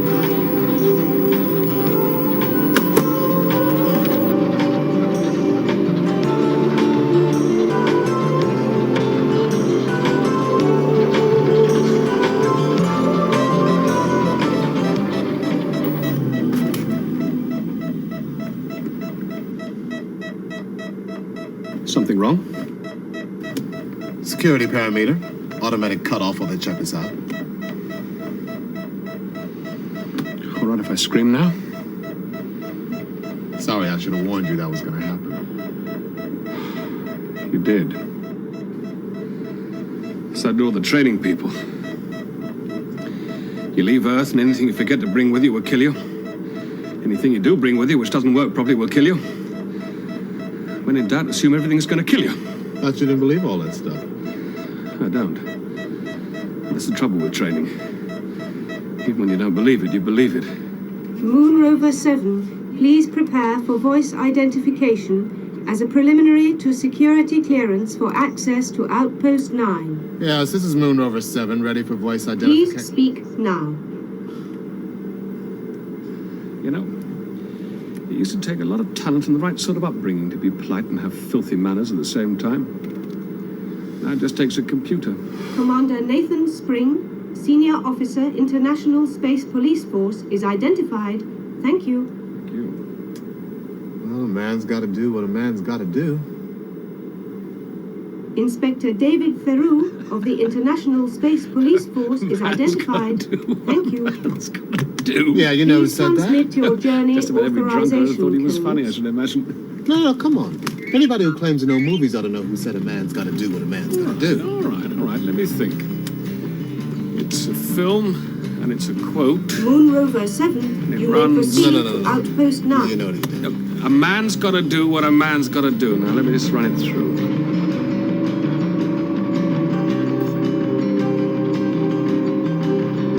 Shane. That was Box. What are you, some sort of bad loser? What is it? I don't know. Moon Rover 7, an unauthorized communications device has been operated from your vehicle. Clarification is required before your journey can continue. You use Box to tap the base film file. I had occasion to use a multifunction self-selecting interface system. It is not registered to Moon Rover 7. It's personal property. You know, that is one hell of a lot of security for one small outpost. Moon Rover 7, What'd you say? may proceed.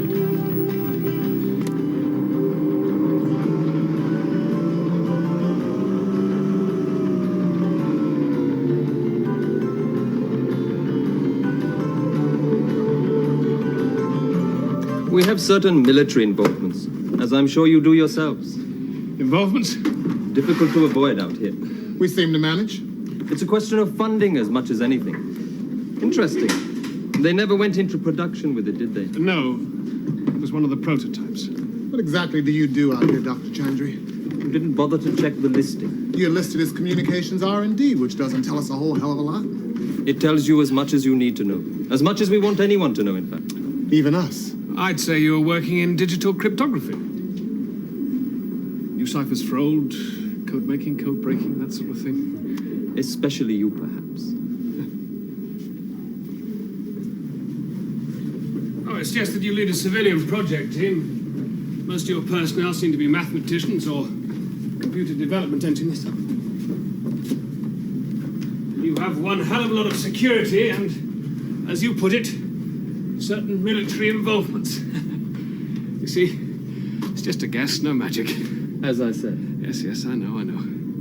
We know as much about you as we need to know. Or perhaps you'd like to tell us what we do then. I'm sorry. Why did you send for us? Oh, yes, of course.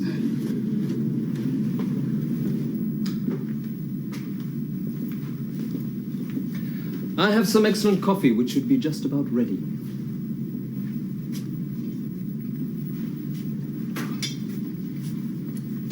You have a screen maintenance problem. How do you like your coffee? Black, no sweeteners, thanks. Commander. Yeah, the same, thank you. Could send one of the main base guys out if you like. Inspector, you know quite well why that screen is off.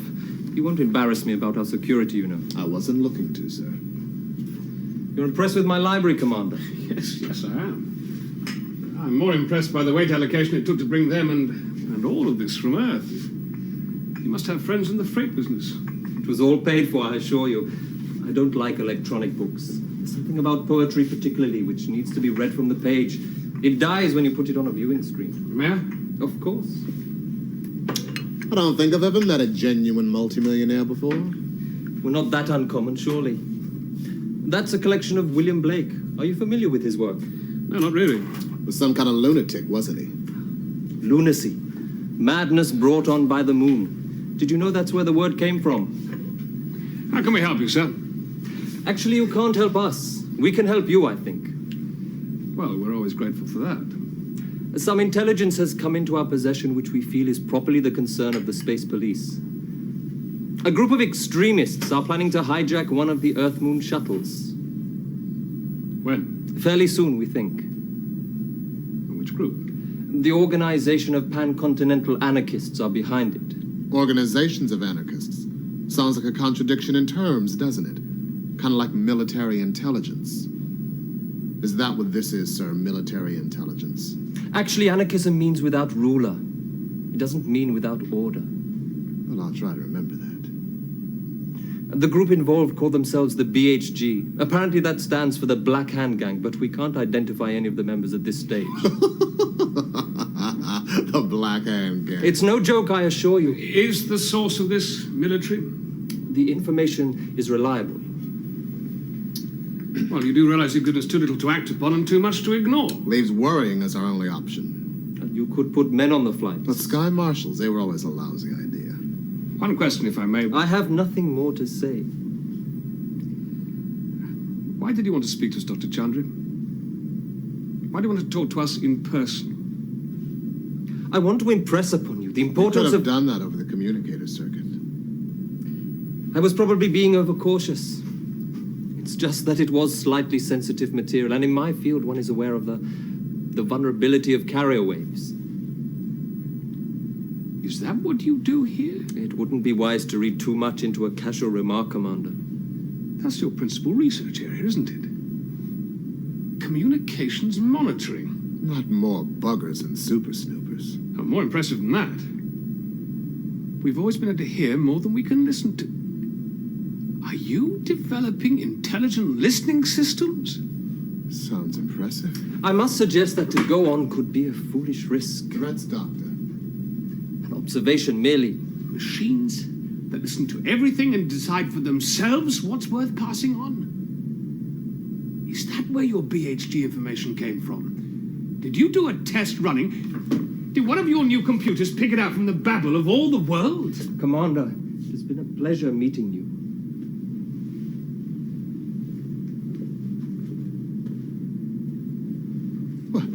Tireless attention to every word spoken. No possibility of human error. You tell it to listen for the bad guys and it listens to everybody and identifies the ones you won't like. It can't be quite as successful as that. You think not?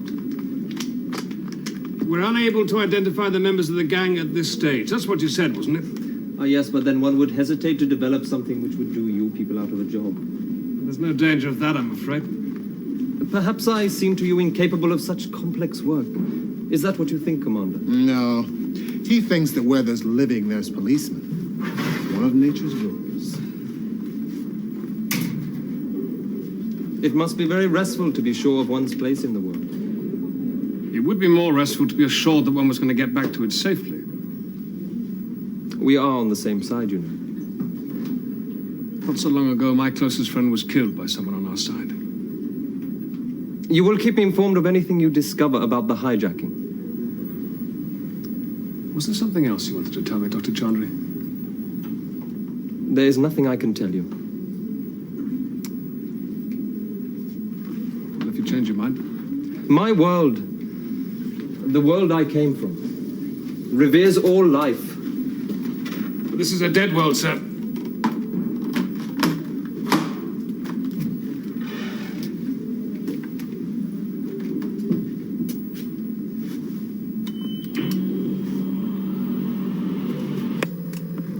What kept you? I'm not sure. Promises of safe conduct, I think. You getting paranoid again? But don't knock it. Without paranoia, how are you going to know who your enemies are? This is Moon Rover 7, Moon Rover 7. All checks complete. Open main surface access lock.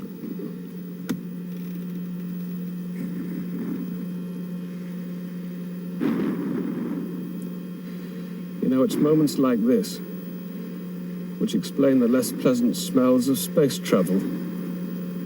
Yeah. Scares the crap out of you too, huh?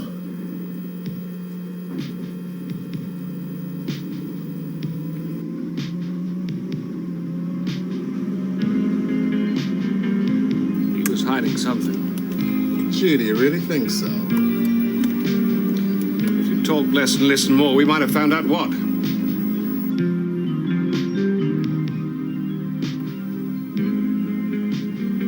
A further worm has been identified. Have we received the location signal? The location signal is precise. Nathan, I was trying to help. Well, didn't you feel how close he was? To what? All right, if I'd have talked less and listened more, we might have found out what. He was scared. He wanted to tell us something. He just couldn't trust us. What do you base that on? Reading the coffee grounds? Yeah. You know what I love about your intuition, Commander? Your detective's instinct. Nose, David. The preferred professional expression is the detective's nose. Well, by the law of averages, you've got to be right about 50% of the time. That's comfortable thought, isn't it? Simple goddamn guesswork. Not exactly. Well, what would you call it then?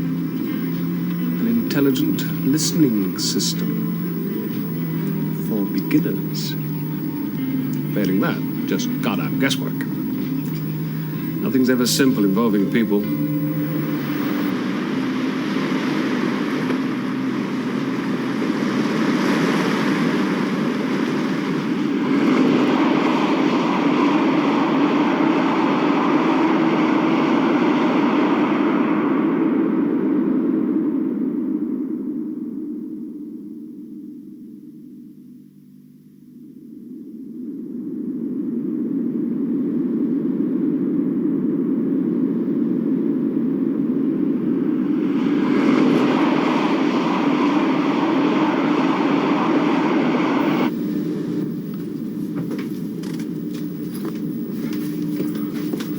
Okay, Leo, you're relieved.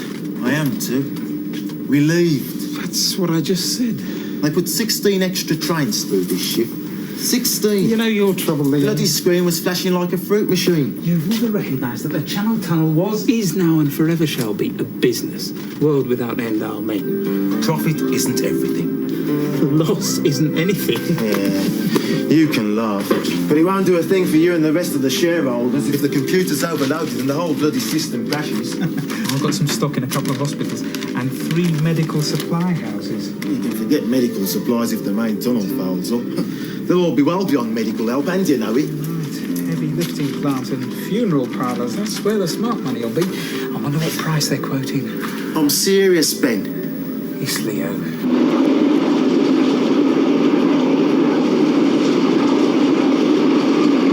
Safety? They've got no bloody idea. Yes, Leo. I've warned them. Yes, Leo. I'm sick of warning them. Ever think maybe they're sick of it too? I know I am. Did you see that? What? It flickered. The screen flickered, the whole thing blinked off. I suggest you do the same. Go on, your shift's over. Blink off. Look at it, you bloody fool. Central monitoring to control. We have a perceived malfunction on our main screen. Switch to backup and confirm, please.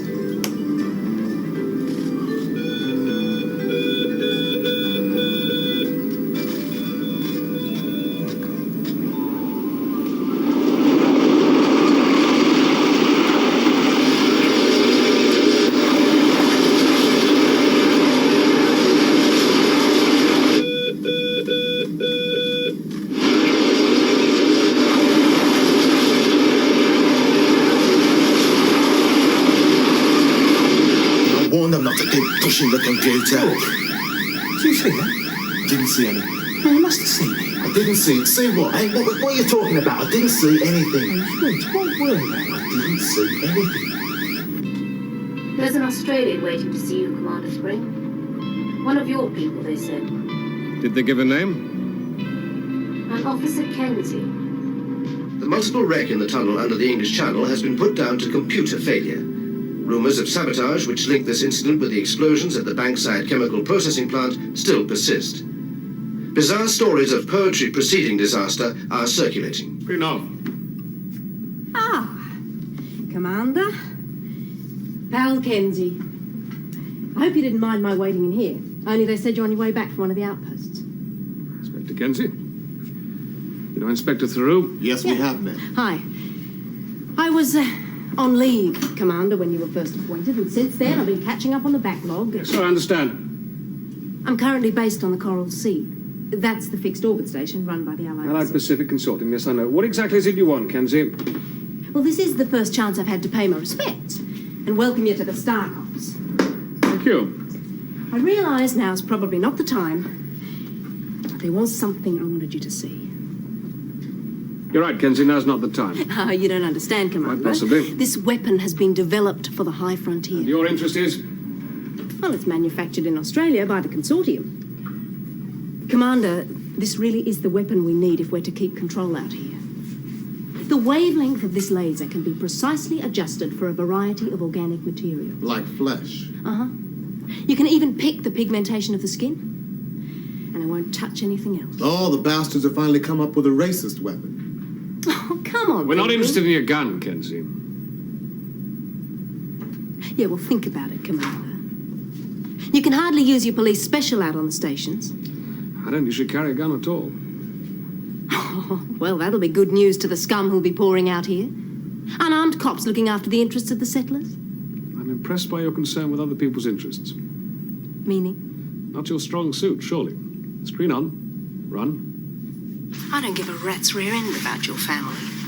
I'll heave you straight back Earthside and you can starve right along with them. But my kid's sick. I can't pay the hospital bills. You send me back to Earth now, I don't know what I'll do. My son could die. Tough break. You shouldn't have picked a loser for a father. Look, can't we come to some arrangement? Arrangement? Well, I paid a recruiter to get this job. An agent's fee, he called it. I think perhaps I was cheated. If I could pay to make sure I wasn't cheated again. Oh, these things cost money. Cash money. Oh, I'm ready. I'm ready to pay to be protected. Freeze frame. You already paid to protect him. What's going on here? We pay you. Did you know about this? Well, at least we used to pay you. Oh, no. You think I just rode over the rim on a Sputnik? You're fired, Kenzie. You can't. Not on evidence like that, you can't.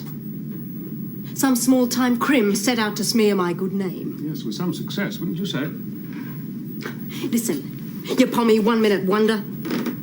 I was just stringing him along so that I could add attempting to bribe an officer to all the other counts I'd got him on. I'm very convincing you were too, ex-officer Kenzie. You set me up. Doesn't take much to earn when they're as greedy as you are.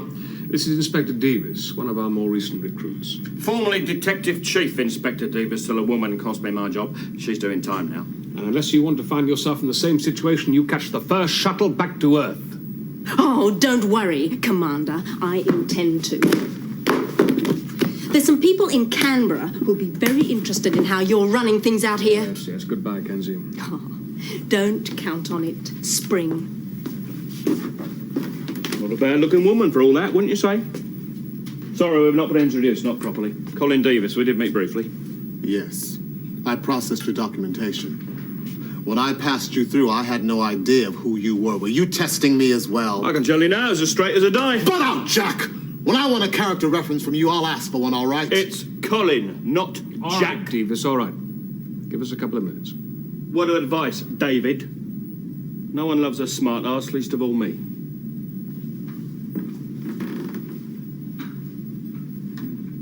Get it off your chest. Don't you patronize me, you supercilious bastard. I wasn't. You couldn't tell me, could you? Again, you couldn't tell me. Never believed she was bent. I didn't realize it was a condition of employment. I needed a clean approach. What, you thought I'd give your grubby little scheme away? All right, that's enough. Now I run this outfit and I run it according to my own lights. David?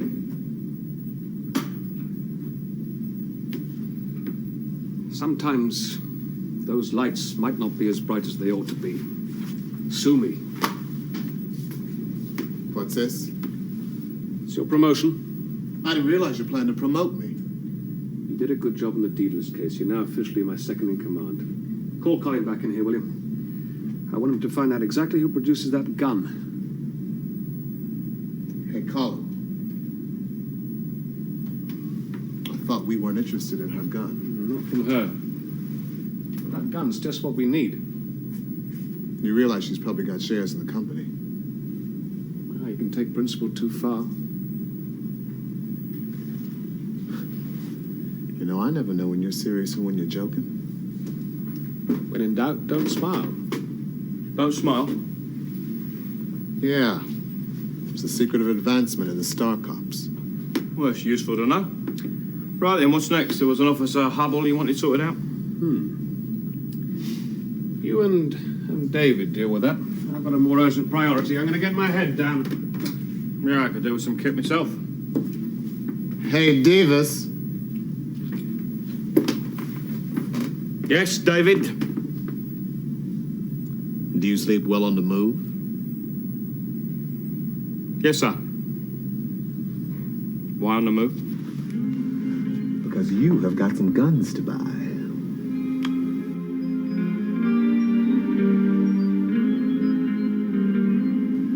Do you ever have those days when you feel as though you missed every trick? And today was like that? Since Lee died, every day has been like that. I'm not as fast and as clear as I used to be. Tomorrow is another day. When did I program you for platitudes? The program merely reflects a slightly degraded version of your own speech patterns. Access the history data bank. Reference Black Hand Gang, initials BHG. Is there a cross-reference? Anarchist. Checking.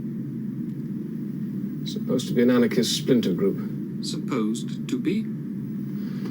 Well, there's remarkably little information known about it. It is a secret organization, perhaps. It has enormous power focused on it, yet it remains hidden. What power? Technology. You have said, the more powerful the technology, the smaller the error needed to defeat it. You're right about the platitudes. You have also said, people are too unreliable to be successfully replaced by machines. I hope I only said all this crap to you.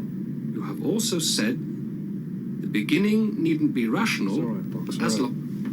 Just tell me about the BHG.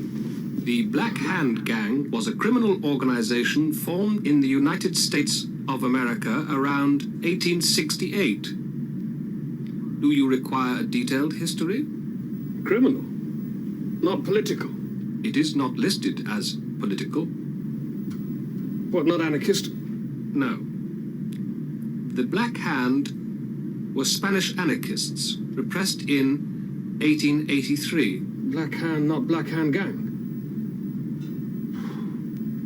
Well, how bright can they be if they've caught themselves after the wrong outfit? How bright must they be?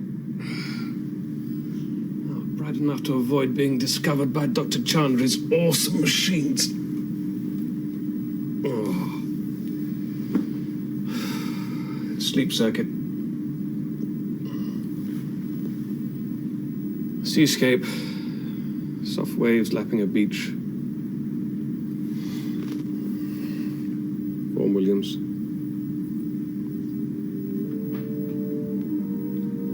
Poetry precedes disaster. Is this something you wish to develop? Something I want to understand.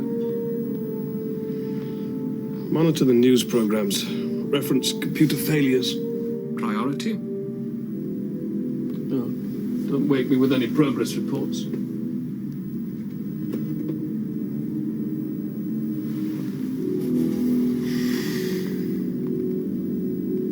miss you, Lee.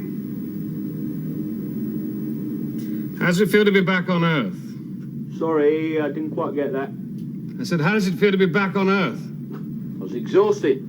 You forget how bloody heavy you are down here. At least the scenery's green. Yeah, so's vomit. I have an update on the poetry. On that box. Listen, was there something particular you wanted, only I haven't closed the deal yet? I want you to double the order. What, 200 guns? Somebody declare war up there? We need more people. Don't tell me you're going to invade Poland. Just finish your business quickly and get out here, will you? We're spread a bit thin on the ground. Well, you will keep sacking people. Yes, do bear that in mind. I'll get the next shuttle. Incidentally, you never guess who developed this gun in the first place. No, no, not waste time trying. Chandri. The guy with the useless information about hijackers? Score one for the man who reveres all life. Rich boy makes good, eh? See ya. There's no mention of weapons development on his personnel file. Yeah, his father was the inventor of the family. You build a better locking system and suddenly everybody's knocking on your door. And can't get in. I have an update on the poetry. Yes, box. Probabilities suggest that it is a poem by Blake. Run it. What's a poem by Blake? O rose, thou art sick. The invisible worm that flies in the night, in the howling storm, has found out thy bed of crimson joy. And his dark secret does thy life destroy. Definitely weird. So wasn't it Chandra was a Blake fan? Yes. Blake, the visionary and lunatic. I'm going to need to speak to Chandra again. Get on to Outpost 9, will you? Tell him I'm coming. Oh, no, we can't go now. Hubble's waiting to see you. You were going to fire him, I had you forgot. Yes, well, you do it. Me? I'll send him in. Hey, wait a minute, Nathan. Inspector Howell. Wait, you're doing this deliberately, aren't you? I'm very pleased to meet you. I'm sorry we can't stay and have a chat, but I've got to rush off. Look, I think that Chief Superintendent Thru's got something he wants to say to you. Still, nice to meet you at long last. Hi, Dave. Yeah, how you doing, Kirk? Yeah, come on in. Have a seat.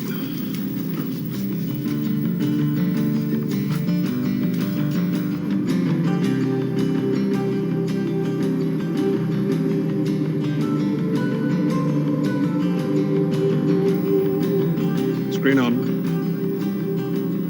How'd it go? Hubble is rubble. As easy as that. He couldn't wait to resign. Got this too. Now, pal Kenzie's twice the man he'll ever be. We need replacements for the two of them. Yeah, and then some. Moonbase. Moonbase, you're breaking up. Bloody security computer again. Man, security obsessed.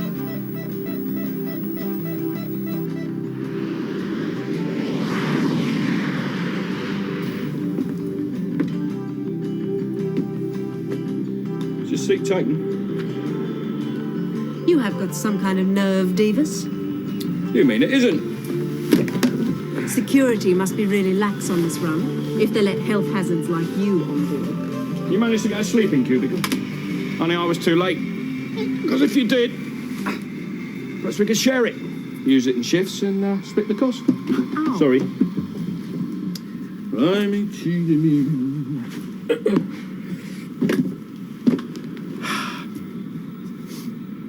Or we could use it together, even. I'm very cuddly when you get to know me. You bastard! That's better. I didn't think a good-looking woman like you would be the type to bear a grudge. Excuse me, sir. Could you please? Oh, yeah, right. I got the impression you didn't like women all that much. Women police officers. And I'm not a police officer. Well, not anymore. unless that trip to Canberra was everything you hoped for. I've got contacts working on it. Well, like those gun manufacturers of yours. Well, they weren't as interested in me when you started buying direct. And then when you doubled the order, that was one contact I no longer had. Your boss plays dirty. Oh, he's had some ugly teachers. Him and me both. And it's not over yet. Well, is that why you're going back up there? Out there. Sorry? We say out there, not up there. Oh, useful to know. Is that why? I'm entitled. I can still find a job out there. Doing what? I used to be a pretty good engineer. Until you discovered money. I haven't been charged with anything. Oh, you push it and that's what he'll do. Nathan will charge you. I can't help that. You really like it out there, don't you? Yes. I really like it out there. I can understand that. It's got you too, has it? I'm just enjoying the novelty. It's more than that. You married, Davis? Is this a proposal? Is this an evasion? Pacific Space Lines. I'm not married at the moment. But you have been. 5 times. In the meantime, drinks are still Told you I was served in cuddly. the main lounge, and seats are still available in sections 3, 4, and 7. Madame Master.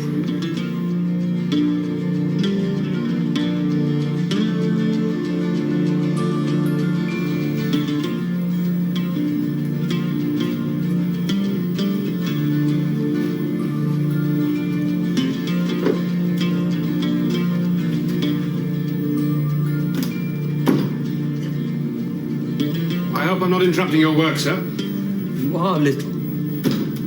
It's quite a minor matter, really. There's an error in your personnel file. You expect me to believe that? Well, it is an offence.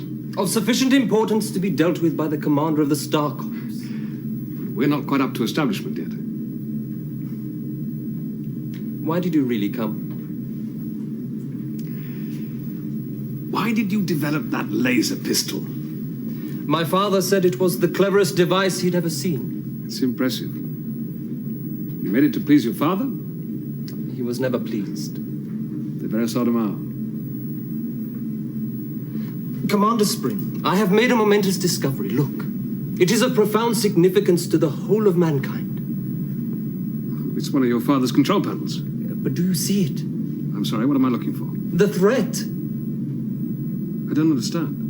The invisible worm that flies in the night.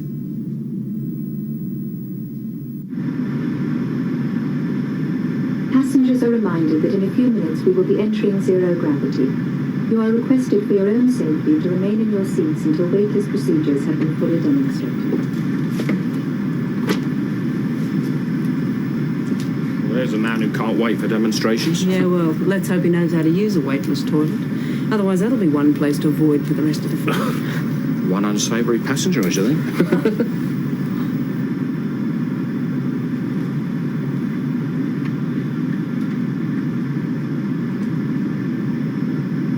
The original concept of the worm programs was worked out by Schock and Hupp 50 years ago, more. Like most brilliant ideas, it was developed and perverted by the military. It became an anti-computer weapon. Yes, I know. You let the program loose in the machine, it destroys it. It was like one of those hideous parasites that invade the human brain, rendering it useless and irredeemable. Like a virus. Exactly. And like viruses, the worm programs could be made self-replicating, self-defending. They could multiply and spread. A machine disease? And a classic arms race. Development, counter-development, back and forth, more and more powerful, more and more expensive.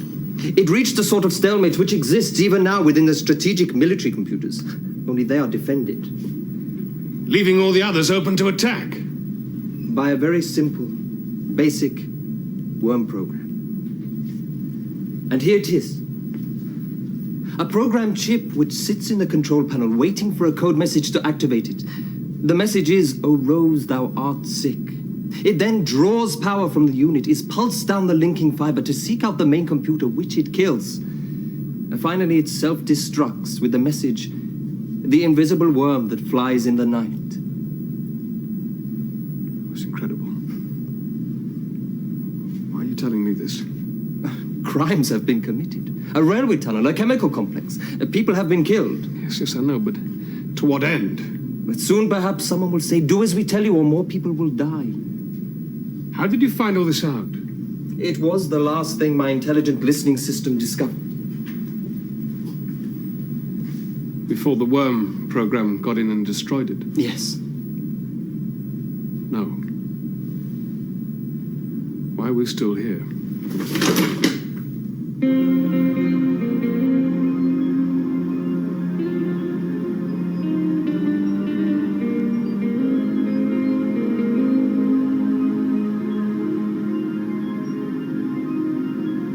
Will Passenger Wilberforce report to the flight deck, please? Passenger Wilberforce to the flight deck, please. What's the matter? That's a security code. What is? Wilberforce. Sure? Crime in progress. Passenger Wilberforce to the flight deck. God almighty, you know what that sounds like. Nobody hijacks these things. Rich boy makes good again. How did he get that on board? I use my StarCop ID. Well, I'll take it. Like hell you will. Well, you got no official standing here. Well, your standing doesn't look so great either. I suppose you knew all along that the intelligent listening project was a failure. That information you gave us was from the military, wasn't it? They wanted you to find out about that anarchist group as a demonstration of your progress. But we had made none. I had the briefest hope you might buy us a little time. Oh, Chajo, this is ridiculous. Suppose one of your people come in right now.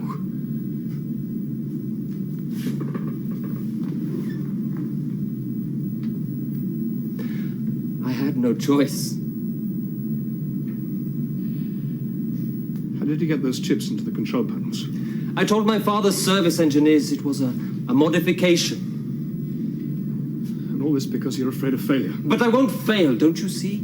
Already there are rumors about what happened in the railway tunnel and the chemical plant. So they've asked you to use your system to check out the conspiracy, right? When my computers are destroyed in an identical way, it will prove they were a success, and at the same time eliminate all evidence of failure. Oh, bravo. Your father must be really proud of you. If he didn't already know what a pathetic and feeble failure you were. Every system in this outpost is linked to my computers. When they die...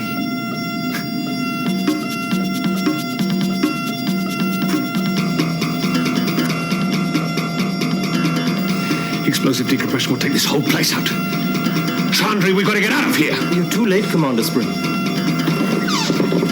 Security computer. Open the main service access lock. Repeat, open the main service access...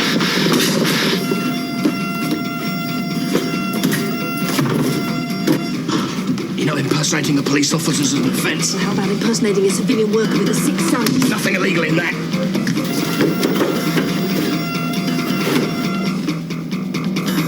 Let the security scanners in and look for glass. The operatives should. Nobody's perfect. You, all people, should know that.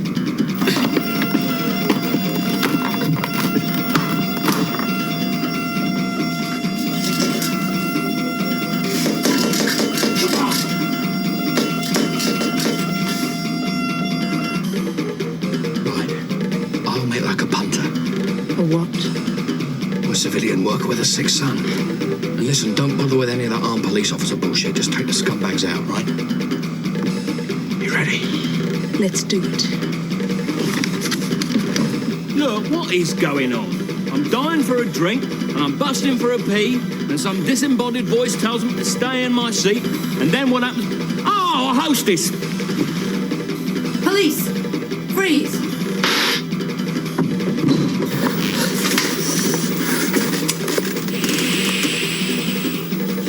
Oh no. This is Moon Rover 7. Open main hatch.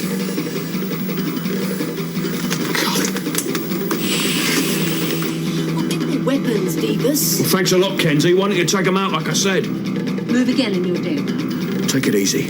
Take it easy or we're all dead. Christ, they really didn't scan for glass, did they? Give me the box, son.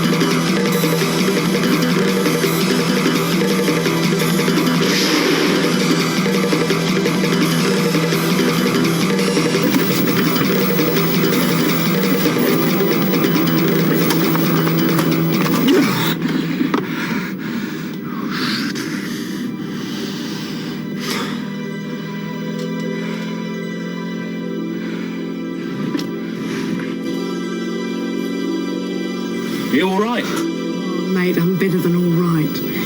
When the press get hold of this, we're going to be heroes. Let's see that ratbag sprint try and sack me now. Michael Chandri's younger brother, Sajid, now sole heir to the Chandri millions, said tonight that his father would have been very proud of the sacrifice that Michael had made. Investigations continue into the exact nature of the computer malfunction, causing the destruction of Bankside chemical plant.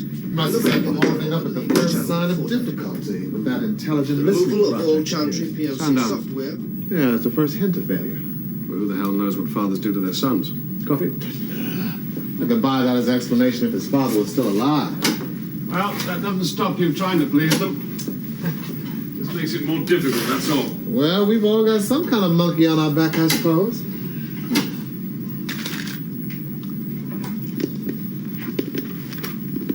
I have a nasty feeling I'm looking at mine. Sound up. Yeah. Well, apparently they got past launch centre security by claiming to be StarCop recruits, potential recruits. Well, there is a recruiting drive just started, actually. Yeah. But our commander, Nathan Spring, he'd had a tip-off about a possible hijack attempt, and we'd been detailed to look out for something of the kind. Ooh, she is quick. You've got to admit that. Incompetent shuttle security. I'm left with a corrupt cop. Shuttle security? Oh, yeah. Well, personally, I think it's essential that they should call us in. You gonna reinstate her then? Reinstate her? Listen to the bloody woman. She's reinstating herself. Commander Spring? Yeah, he's new to the high frontier, but he's brilliant. A brilliant detective and a brilliant organizer. Wouldn't you say so, Colin? Oh, absolutely, pal. And he's very pleased with the way this whole operation's gone.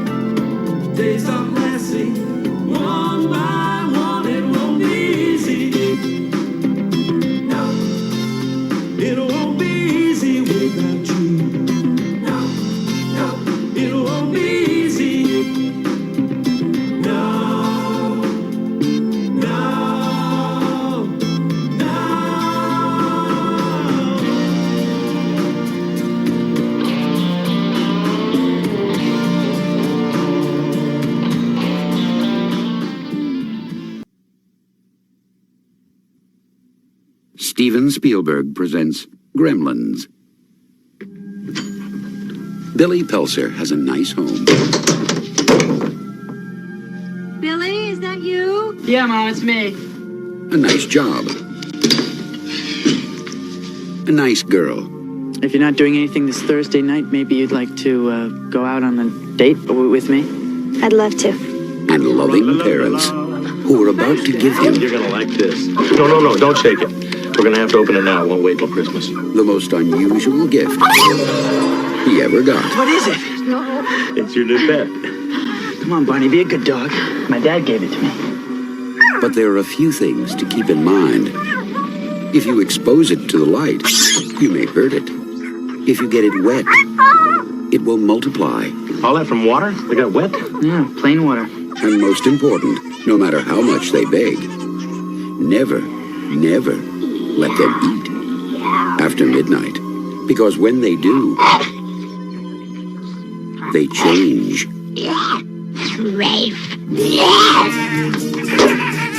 They become clever, mischievous. What's going on here? And dangerous. Gremlins, huh? Little monsters. Right.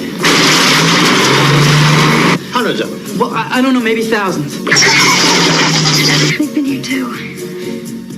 Billy, what are these things? Where do they come from? Look, I know it sounds crazy, I know. But in a few hours, you're gonna have a major disaster on your hands.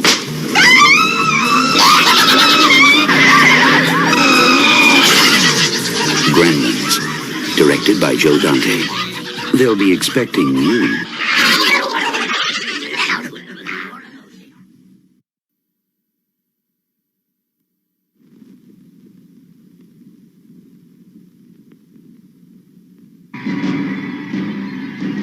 Someone is coming back to Elm Street. He is not friendly.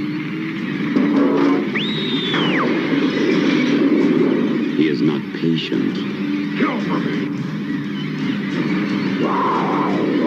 And he is not a welcome visitor.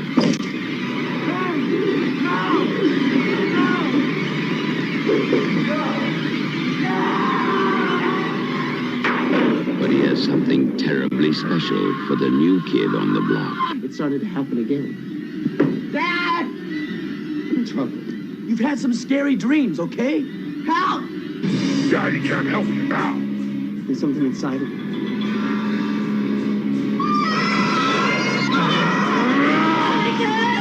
Fight him! You are not afraid of him. He doesn't even exist. No!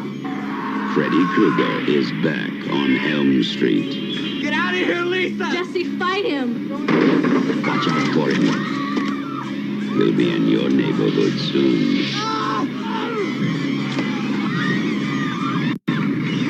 You are all my children now.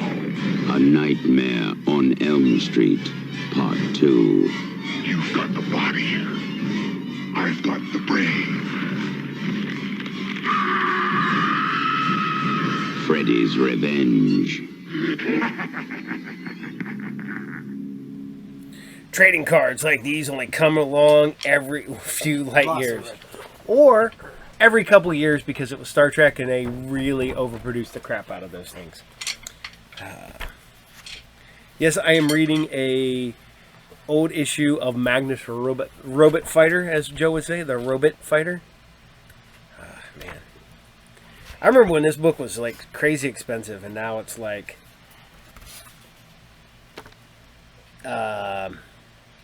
you know, I pulled it out of a $1 box. So alrighty. So I hope you guys like the Star Cops. Star Cops is a BBC show.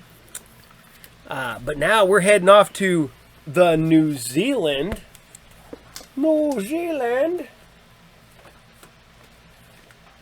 some Under the Mountain. I literally, like Star Cops, I'm watching these almost with you guys. I find them, watch them, then bring them to you. So we're watching them almost simultaneously. Under the Mountain, man, just kind of, I'm going through all these things about like 80s sci-fi, 70s sci-fi, and I found this one. Had never heard of it, had never seen it, had no clue what it was about.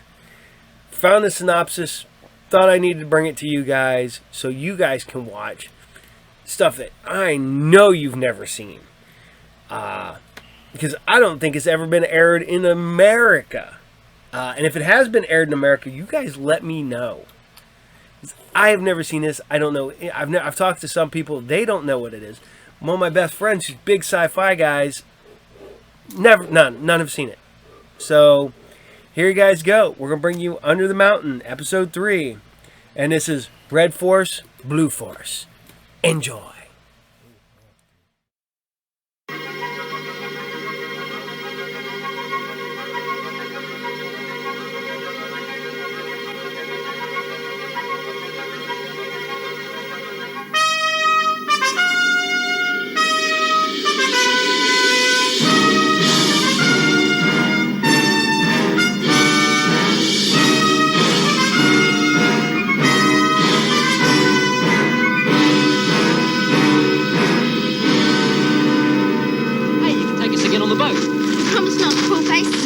Did you pull a face? Mine look just the same.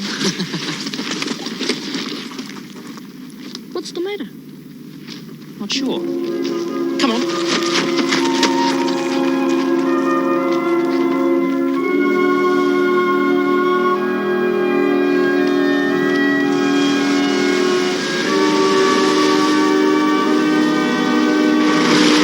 Somebody's been poking around. We didn't see anything.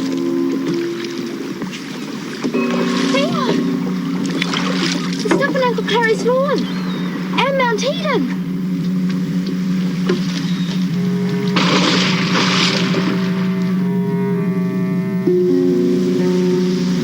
Ricky, can we go now? Sure.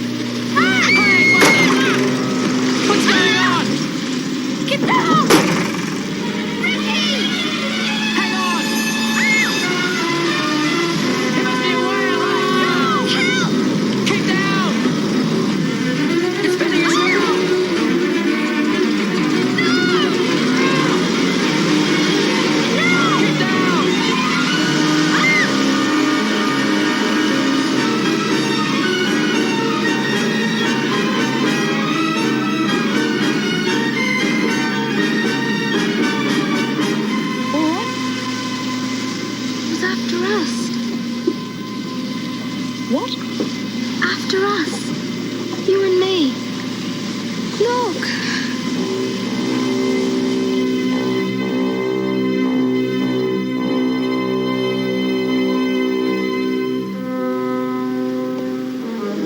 What did a shark do then? It was more like a huge snake. You got squids here. Octopus.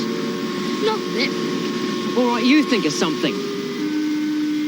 Sorry. You saved us. You did all right yourself.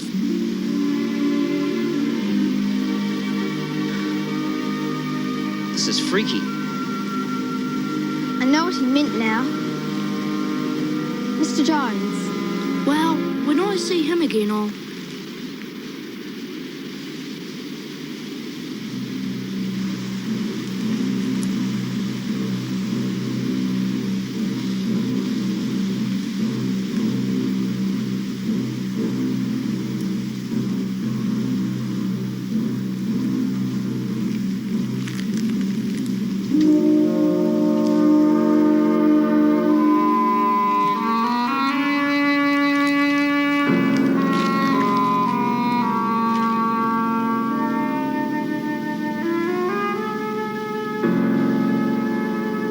The same stuff.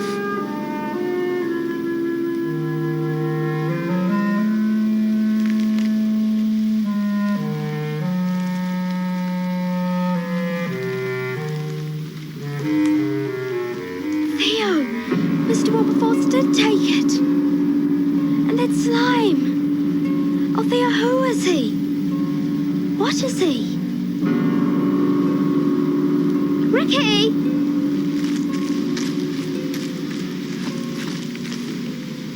The Wilberforce bus. So what? My ribbon. I lost it canoeing by the Wilberforce place. I saw him take it. So, take it back.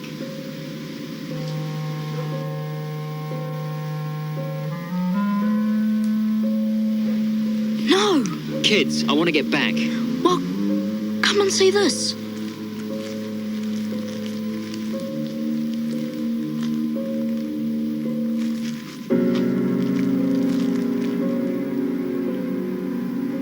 See, the same as the stuff on the boat after we were attacked. And it's on Dad's lawn. It's everywhere. Now, come on. Why? Why is it everywhere? Look. Whatever attacked us out there doesn't ride round in hearses. We better not tell Mum and Dad about this. Don't worry, we won't.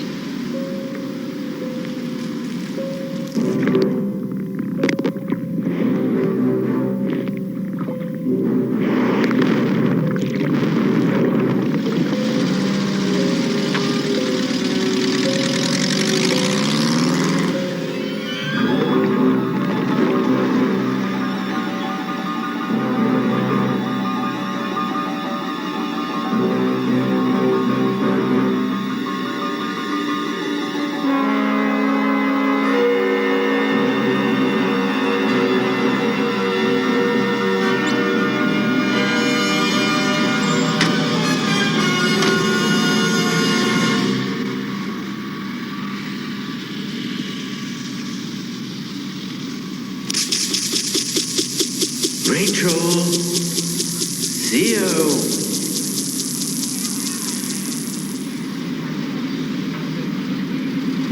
We'll be home later. Hey, see you later, Ricky.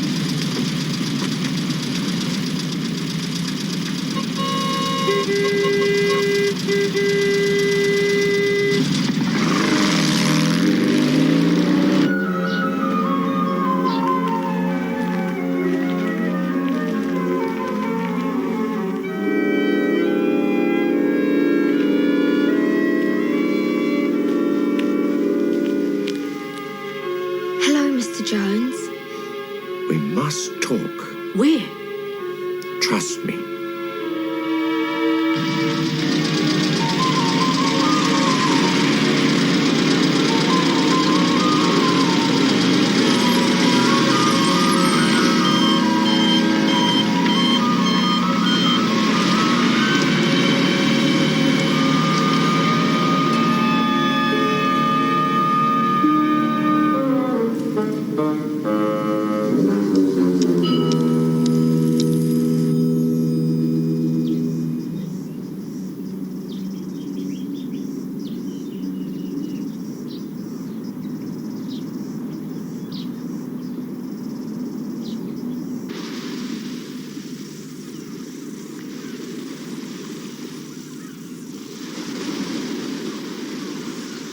Must be lovely living here. That's why. The first pole. Come inside now.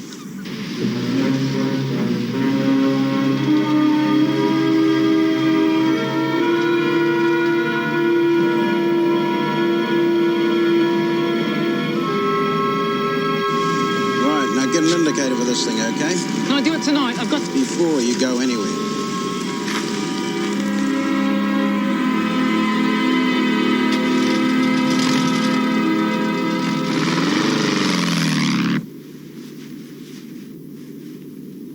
You look tired.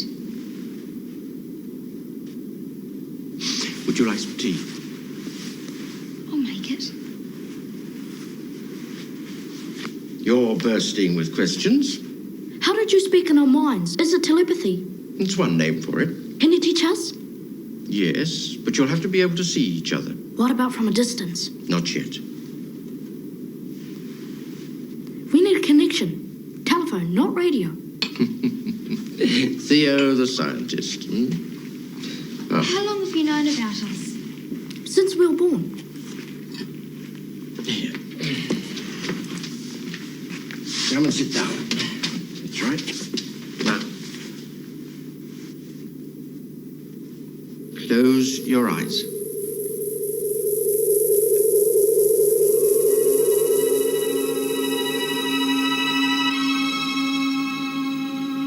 We never thanked you.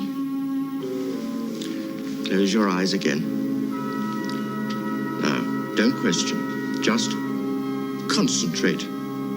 Make your mind into a clear pool of water. Very clear, very still.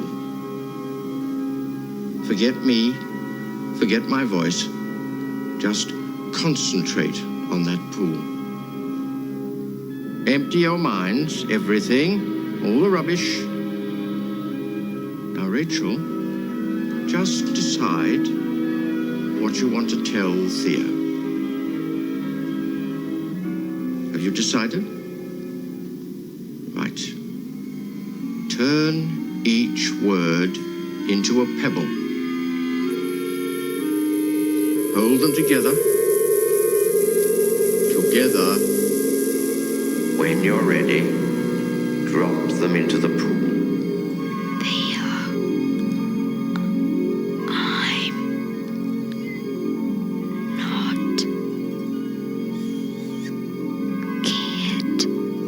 Theo, you can speak. I'm not scared either. Wow, that was weird. Can anyone do this? Only one pair of twins that I know of. Can we probe your mind?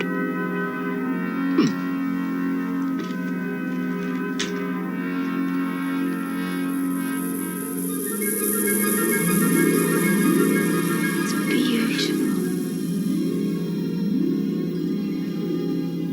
My world. Another planet. Another galaxy. Doesn't exist now. It was destroyed. Is it to do with the Wilberforces? The Wilberforces? What do you know of them? Nothing much. We think they've been following us around. When you're safe enough here, they don't know where I live. Don't think about them yet. Don't let them get too close. They'll scent you. Scent us? You mean sniff us out? How? An article of clothing. Anything. You must be very careful.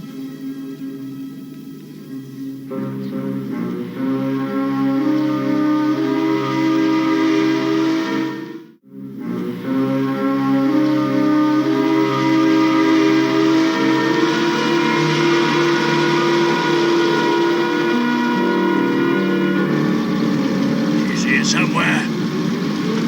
They both are.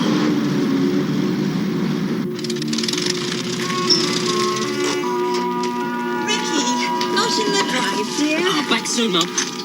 Where are the twins? Town. Why did you leave them? They left me. The cop grabbed me. A cop? Gave me a ticket, no indicator. Ricky? What's going on?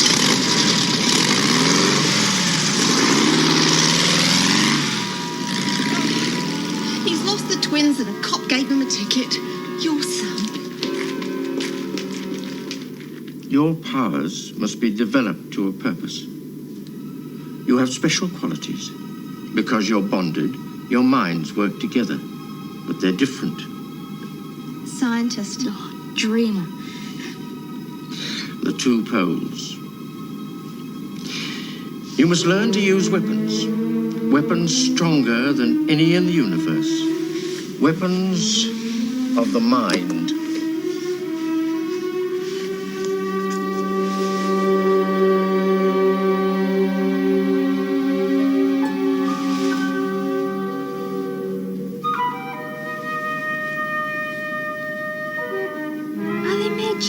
How do they work? You must learn to see them. See? Look into them. Don't be frightened. Drop them slowly into the pool.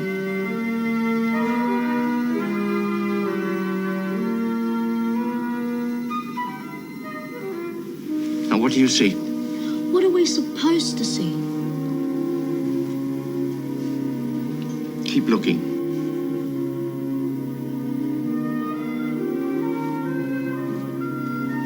Yes? Just like reflecting, I think. What are they made of? Doesn't matter. Empty your minds. Look into them.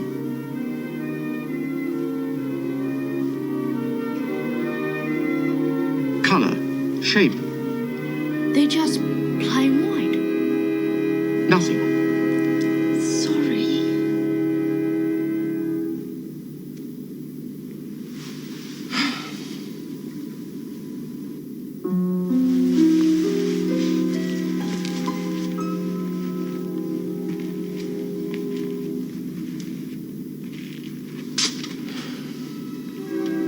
Identical twins. It needs identical twins. Why weren't you?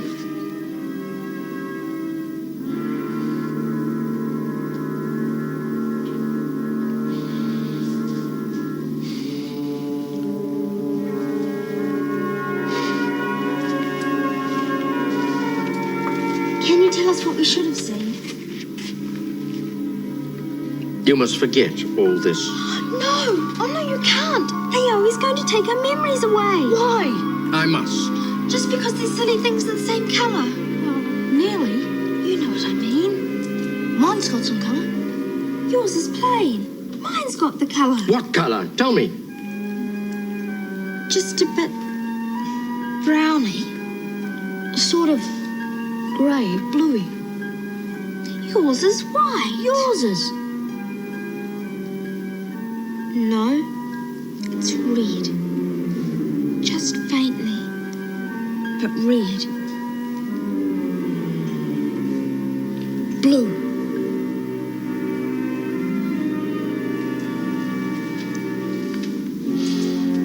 Red force, blue force.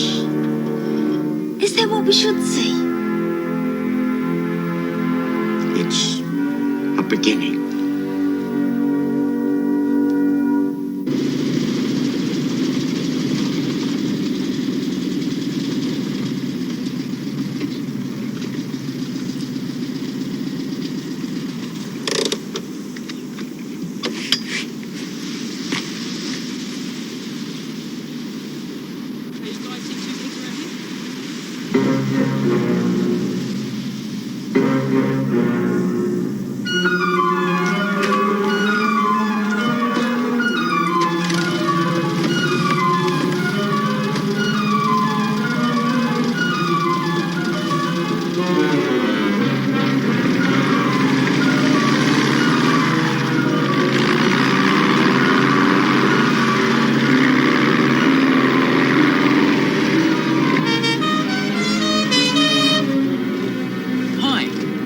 Cooper, you were at the beach, weren't you? I was there with the kids, my cousins. I seem to have lost them. You haven't seen them, have you? Both got red hair? Well, if you see them, send them home. Thanks.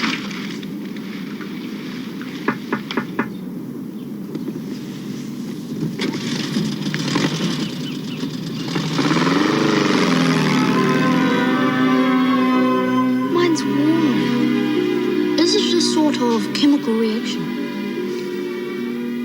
I don't feel surprised about this. Perhaps you were expecting me. Did you put it in our minds all those years ago? You've done well, Rachel. Theo.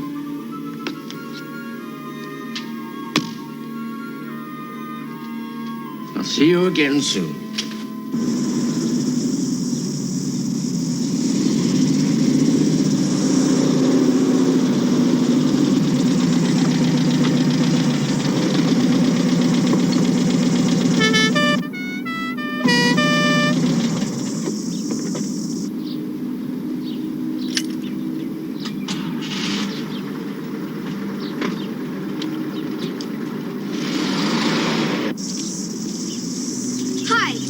Ready when you are. Jonesy. Mr. Jones.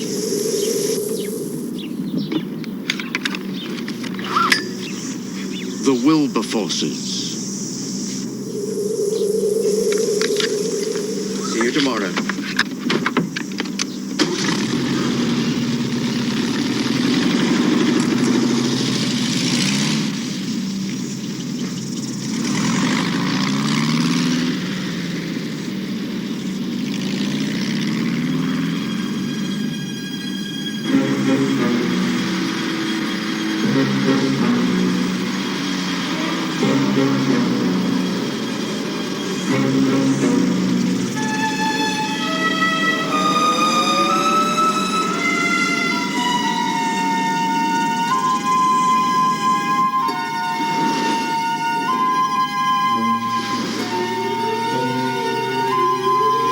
It doesn't exist now.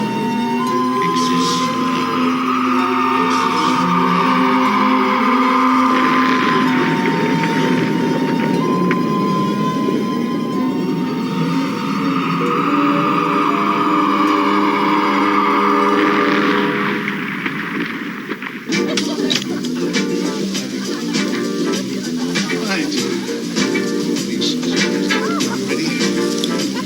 Right, any more for any more? Roll up for the charcoal specials. You're not going to play that thing, are you? Death burn this lot, Clary. Hey? Where are the twins? I don't know. Somewhere. I wish we'd found some children their own age.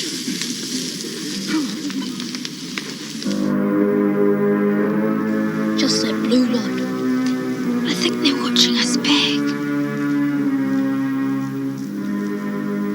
We did meet Mr. Jones today, didn't we? I just can't remember. I think he's been mucking around with our minds. Party poopers. You had enough to eat? Hey, what did we do today? We did go to the beach, didn't we? I think so. Ted says I got a ticket too. I can't remember. That's because you get so many. You cheeky rat.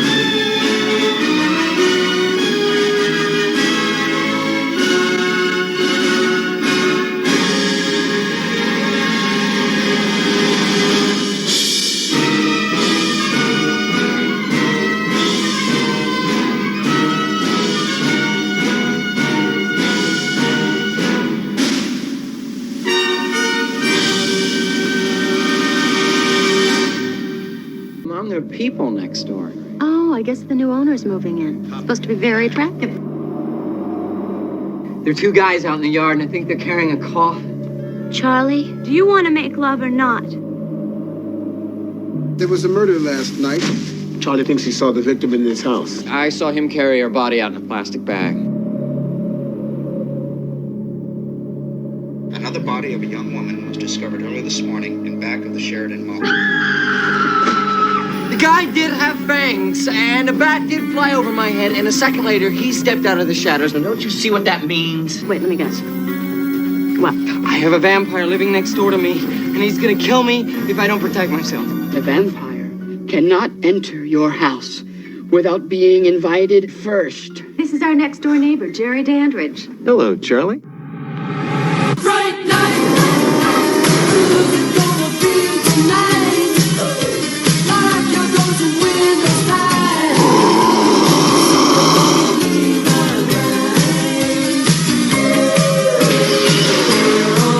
Almost Friday night. Who's it gonna be tonight? Going to win this night.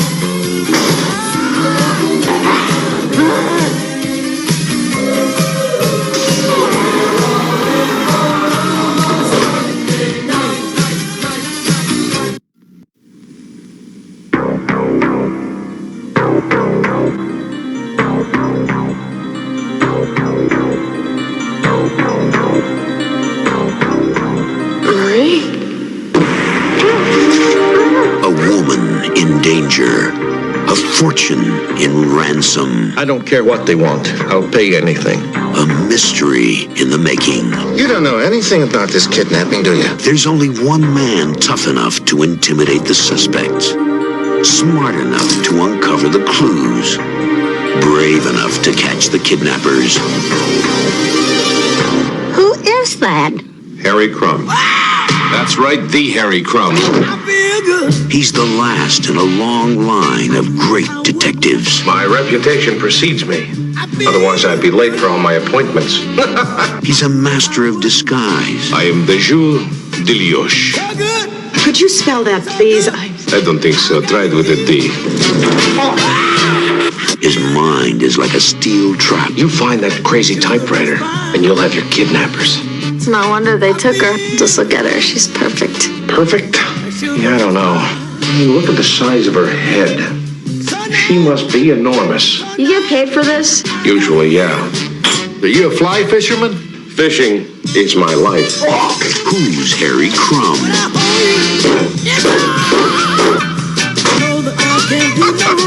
He's the best at tracking down the worst.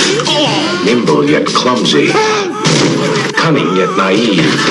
He's a man's man. Loved by women. He's coming on strong. He's coming through. And he's coming to a theater near you.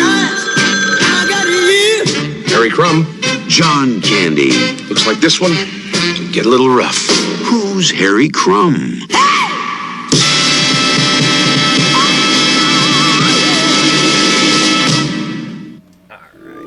So, I made a can ocarina. Okay. So, But you use a can ocarina. I don't have a can. How do I use that one? Use it. I don't want to. Like this.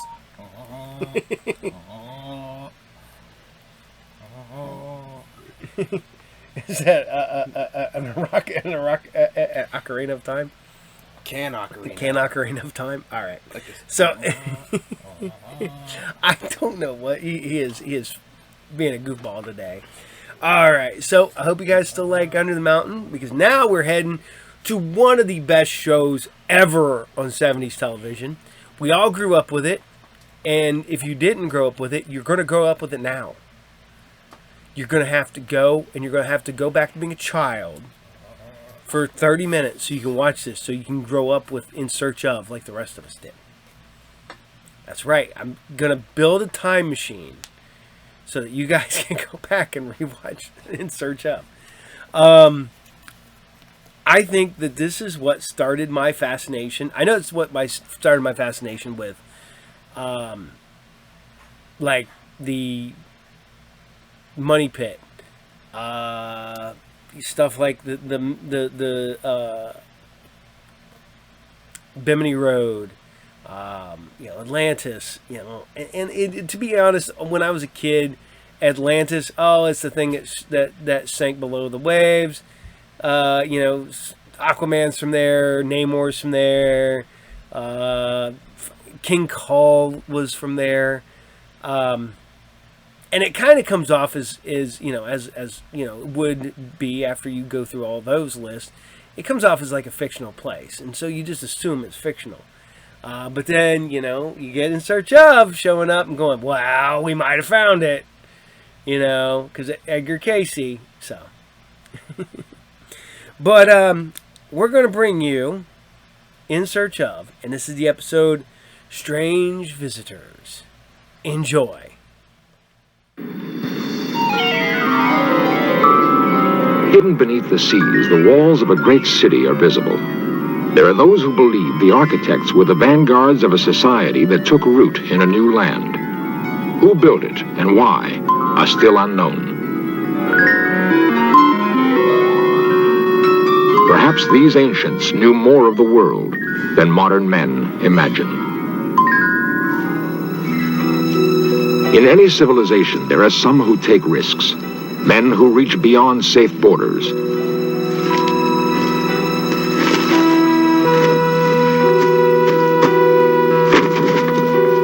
The passing of adventurers may be signaled by structures on the land, marks in the earth, ciphers in stone, like the curious ruin on a bleak New Hampshire hilltop.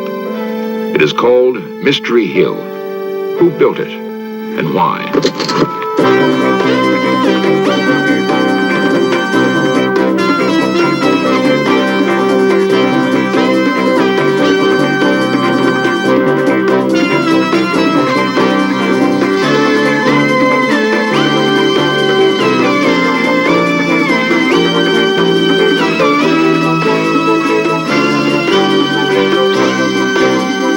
New evidence suggests that North America was colonized long before the birth of Christ. Who were the colonists? How did they come to this wilderness?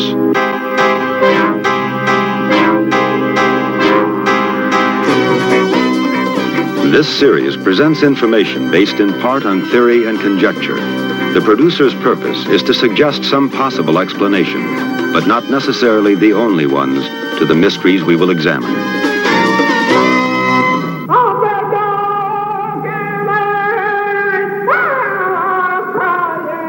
The legends of Native Americans tell of the first men who came into the world. They were brothers to wolves, or sired by the very stars. Men, it was said, were animals, and animals were men. And that is how the Indians saw their own beginnings. Beyond Indian legend, we really know very little of those first men. Time and again, we find marks of their passing.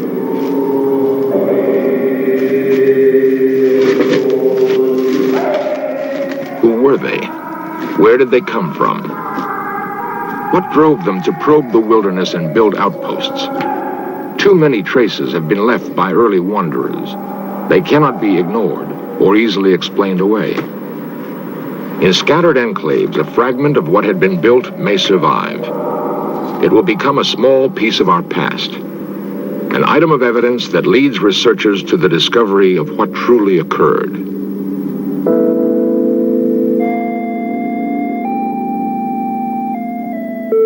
When 17th century Europeans colonized what is now New Hampshire, they found that someone had been there before them.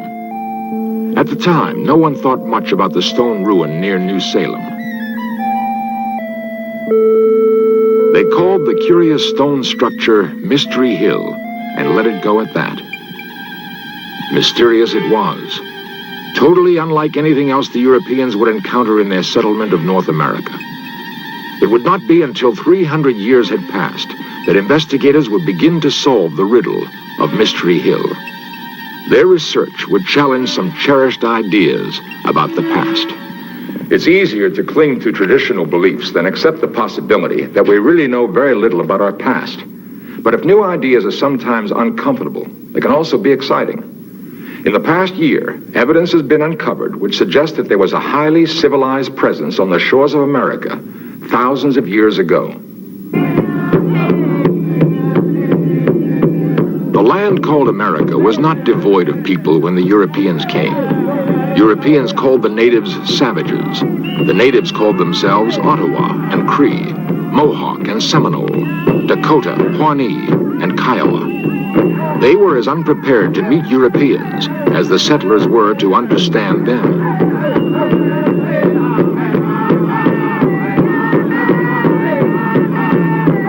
Whatever their common origin might have been, the Old and New World peoples had little in common.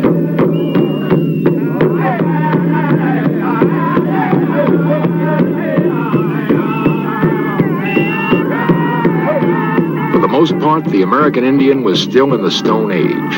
They revered their physical environment and lived close to it. They built lightly on the land, and although they banded together into great nations of hunters and warriors, their cities had no more lasting impact than a carpet of bright leaves in an autumn forest.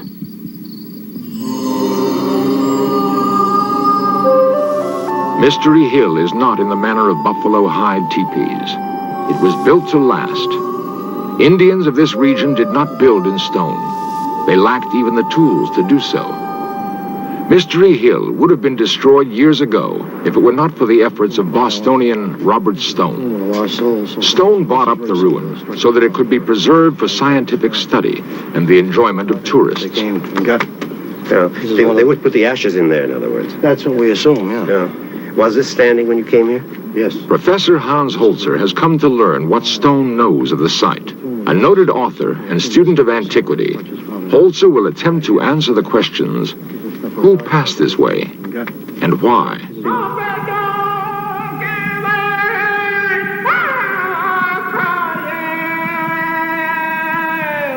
The American Southwest is an arid land. Its native inhabitants found it difficult to scratch out a hold here. They built cities of mud brick, backed against cliffs for protection.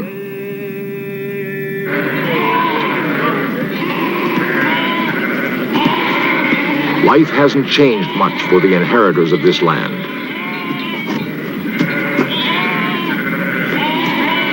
Outside of the few big cities of the Southwest, men still herd livestock and try to wrench a living from the dry soil. Theirs is a rich heritage, nevertheless.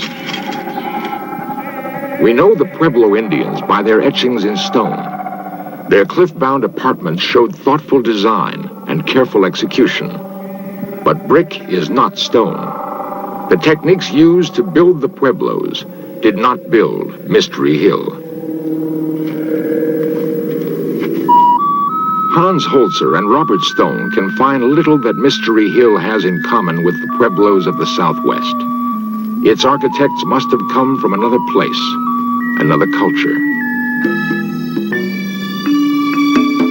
In the Medicine Bow Mountains of Wyoming can be found another curiosity in stone.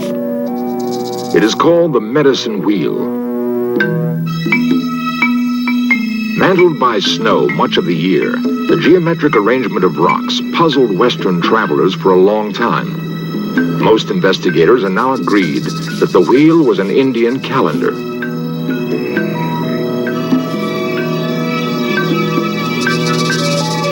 By the placement of stones, its makers could calculate the time remaining before the summer thaw. The very lack of a settlement area breaks the tie to Mystery Hill.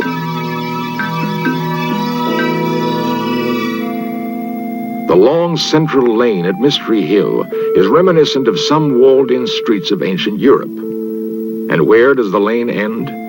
At a large central structure, Professor Holzer has reason to believe was a temple. Again, a slender thread which may link Mystery Hill to the great cities of ancient Europe.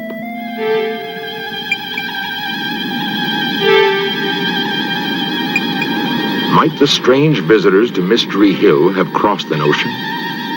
We have evidence that Norsemen like Leif Erikson made epic voyages in the 10th century.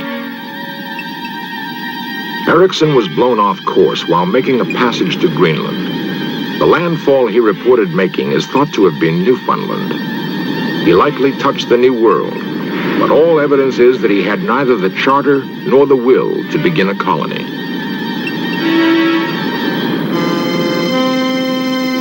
"500 years later, the Spaniards and the Portuguese would supplant the Norsemen as explorers of the sea. A leading navigator of the day was Christopher Columbus, who convinced the Spanish throne he could sail west to India.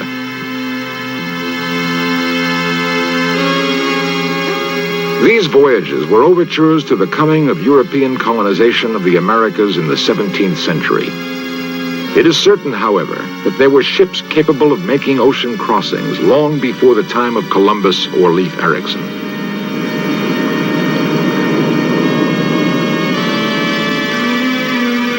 Did the strange visitors who built Mystery Hill arrive by ship from the east?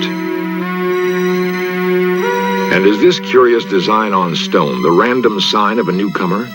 Or is it the hull of a forgotten ship that turned its bow into the unknown centuries ago?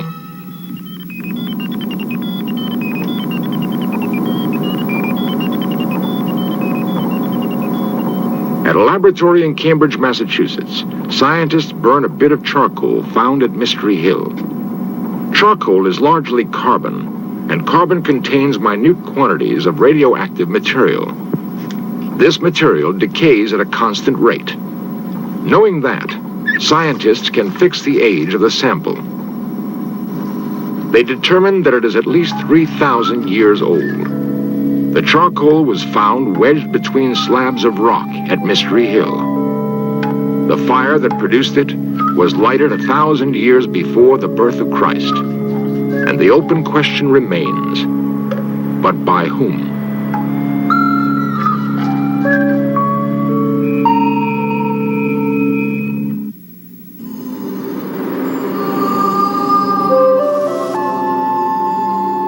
Mystery Hill, New Hampshire could not have been more aptly named.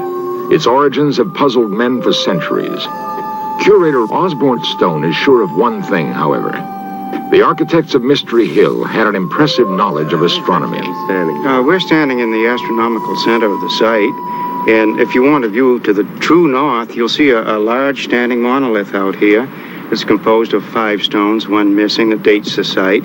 Over to the east of us, we have a strange stone that's been on the wall for centuries that marks the summer sunrise. Now, if we look around to the southwest, we see the winter sunset stone. That was the first one that was found and kicked off this investigation. Stones that may have helped the strange visitors plot the seasons. They are substantial clues to the identity of the original Mystery Hill architects. The cultivation of expression. On the Salisbury Plain in England broods a more familiar example of the kind of timekeeping function monoliths appear to have had for the ancients. To this day, some who call themselves Druids gather at Stonehenge to mark the longest day of the year. It is believed that long centuries ago, Druids offered up human sacrifice as part of their seasonal rituals. Sacrifice may have been part of the firmament at Mystery Hill also. Viewing position for the sacrificial table that I was telling you about. You were asking me about the oracle tomb. That's right. It comes out from the oracle chamber underneath. Stone points out a polished slab of rock. 6-8 The grooves might once have run with blood to appease a god whose voice rumbled up from the earth. We used to give the oracle all the time through there, but... It appears that the builders of Mystery Hill imported their gods as well as their science. Some had theorized that Mystery Hill was the work of New Hampshire colonialists. This is where we come to the entrance of the oracle chamber. We have pictures that date back... What Stone calls the sacrificial table and the recently excavated oracle chamber are unlikely relics of English colonialism. The chamber was discovered in the darkened recesses of Mystery Hill.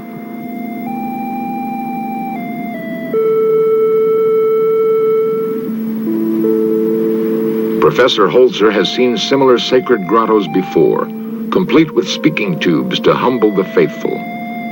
The so-called oracle chamber had been the work of another society, a civilization where obedience to the Delphic voices was immediate and complete. The chamber was found not in America, but amid the ancient ruins of the Mediterranean. Holzer will need more than these similarities if he is to advance his theory about Mystery Hill's strange visitors.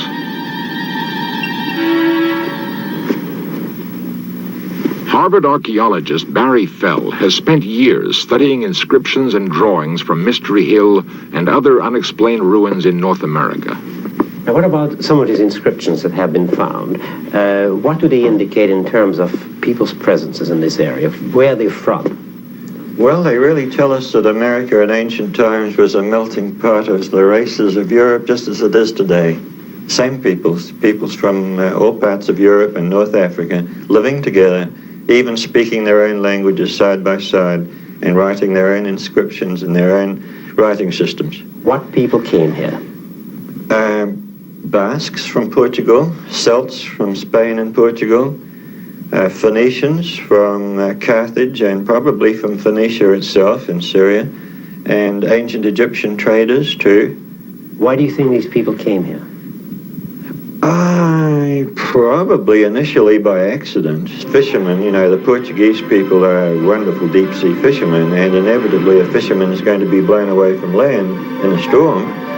A fisherman knows how to look after himself when he's blown out to sea, and in modern times very long voyages have been performed that way. So initially accidentally, later deliberately. Portugal's dorymen still ply the Atlantic in the kind of small but sturdy craft they've apparently used for centuries. That the ancestors of these fishermen were skilled sailors, few could dispute. Holzer doubts that a fisherman blown off course would attempt to build a city. He and Fell pursue another line. In other words, there's no doubt in your mind that ancient people from the Mediterranean area came and settled in New England, among other places. No doubt at all. They probably settled all that part of North America that could be reached by ship. That is to say, the whole Mississippi Valley and the branches of the Mississippi. The Mediterranean. At one time, Knossos was her capital, a jewel-like city on the island of Crete. All that's left now are the weather-worn ruins of graceful temples, courtyards, and apartments.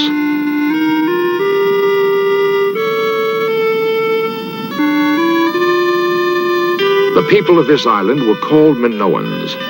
They were heirs to Phoenician sea kings who sailed here from what is now Lebanon. The Minoans loved music and art almost as much as they loved the sea. Even their architecture had a lyrical quality. The sea never seemed far from their thoughts. They must have gloried in all its aspects. The sea brought the Minoans power and wealth. Perhaps they had commerce with other advanced civilizations now lost to us.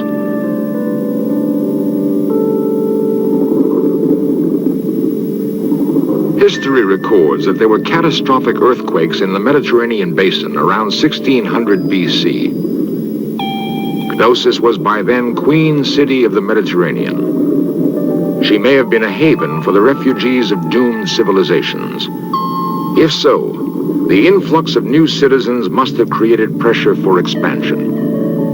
The Minoans already had colonies on the north coast of Africa, and recent evidence discovered underwater in the Caribbean suggests that they had traveled to the Americas.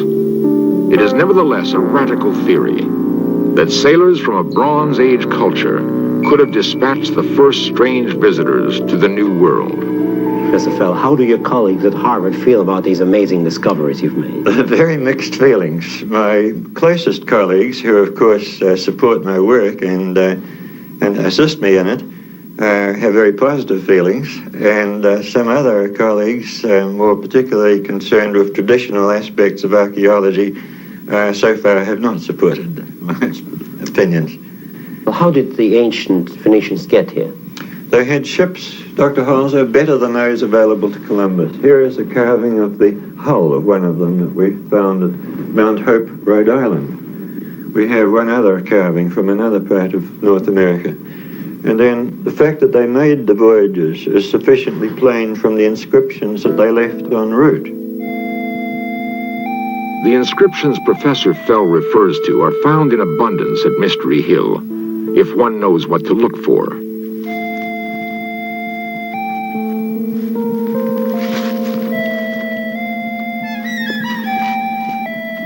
Osborne Stone, who assists his cousin Robert in preserving the site, points one out to Dr. Holzer. Apparently is a G. It has come to be called the G Stone.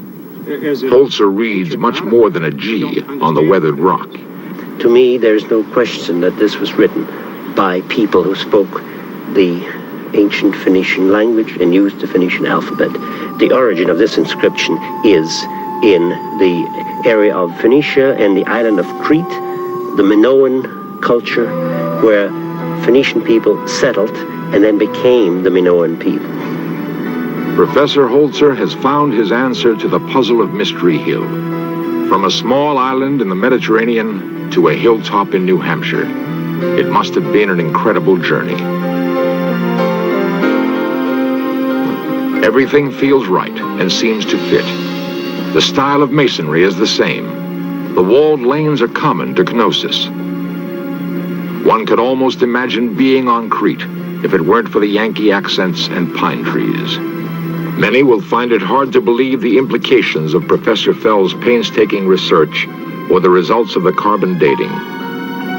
But the late summer of 1976 saw two distinguished researchers joining the ranks of those who support the Minoan theory. And there were indications of more hard evidence to come. Skeptics abound in every culture. The Minoans may have found it difficult to believe there was much of a future here in America. It must have seemed so primitive. Perhaps that's why they vanished. The same curiosity which may someday take us to the stars has apparently propelled mankind throughout its long centuries of wanderings on this planet. We have evidence now that America was known to great civilizations which had become dim memories long before the birth of Christ. Much of what those strange visitors knew may be lost to us forever. The coast of America we thought of as pristine until the 15th century may have in fact been a thriving outpost of ancient commerce and exploration. We can only guess. The record of Mystery Hill was ignored for hundreds of years. It tells us that the Phoenicians may not have been the first strange visitors to America, but that they were apparently the first to build a link between the old and new worlds. The link would be broken for reasons we cannot fathom yet. Centuries later, the old world would rediscover the new. This time, the link would hold.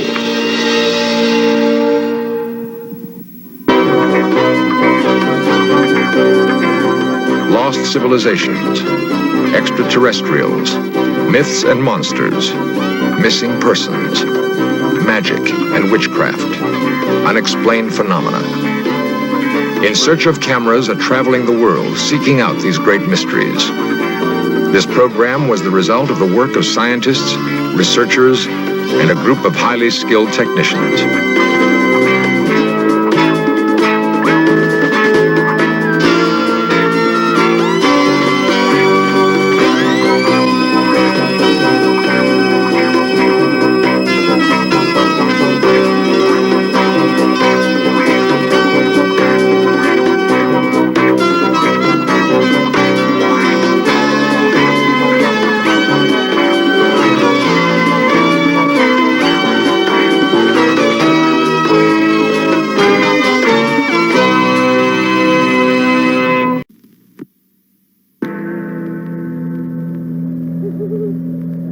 Before your funeral, and your coffin lid is closed.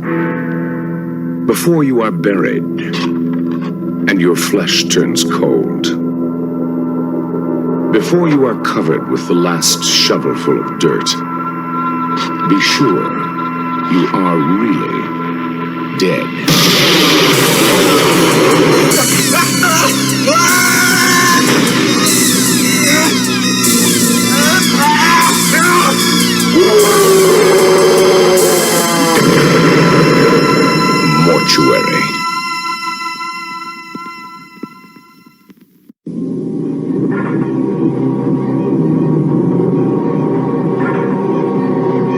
Welcome to the world of the not-too-distant future.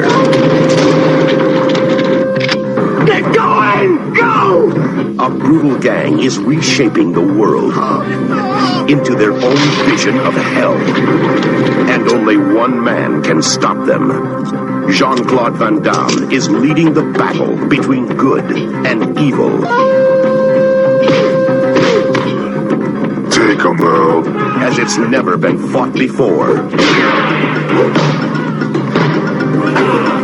He's on a desperate mission to rescue a cyborg who holds the secret for saving the world. Why did you help me? I don't want to see you die. From the dust of destruction rises the warrior of a new age. Say goodbye, my friend. Jean-Claude Van Damme has become the first hero of the 21st century.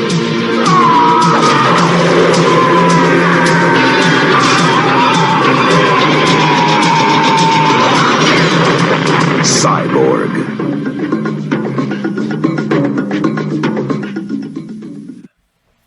So, I know you like In Search Of. You can't not like In Search Of. I had to think if I used the proper double negatives there. You know, you just gotta love it. In Search Of was great. It is definitely one of those. Everybody that was a kid watched it. Everybody remembers it, and everybody has the distinct feelings for it and kind of loves it. So we're gonna bring it to you for a while now. So. All right, so we're going to bring it to a close tonight. I hope you guys had fun. I know that some of you guys are going to be getting up early in the morning. You can hang out and watch Saturday morning serials with us before you head off and go do your 4th of July things. So we got a lot of that going on. Yeah, I plan on keeping the store open for at least a little bit, you know, because it is a Saturday, but it's 4th of July. So... yeah, I got to weigh the pros and the cons. So on that note, the Vince has already taken off. He's already ran upstairs, but the captain's here till the end of the show. So we want you guys to have fun. Hope to be making some announcements here soon once I start getting everything locked in and go from there. So on that note, I want you guys to take care. We'll see you all there from the captain and the Vince who's not here. We're going to take care. See y'all there and bye.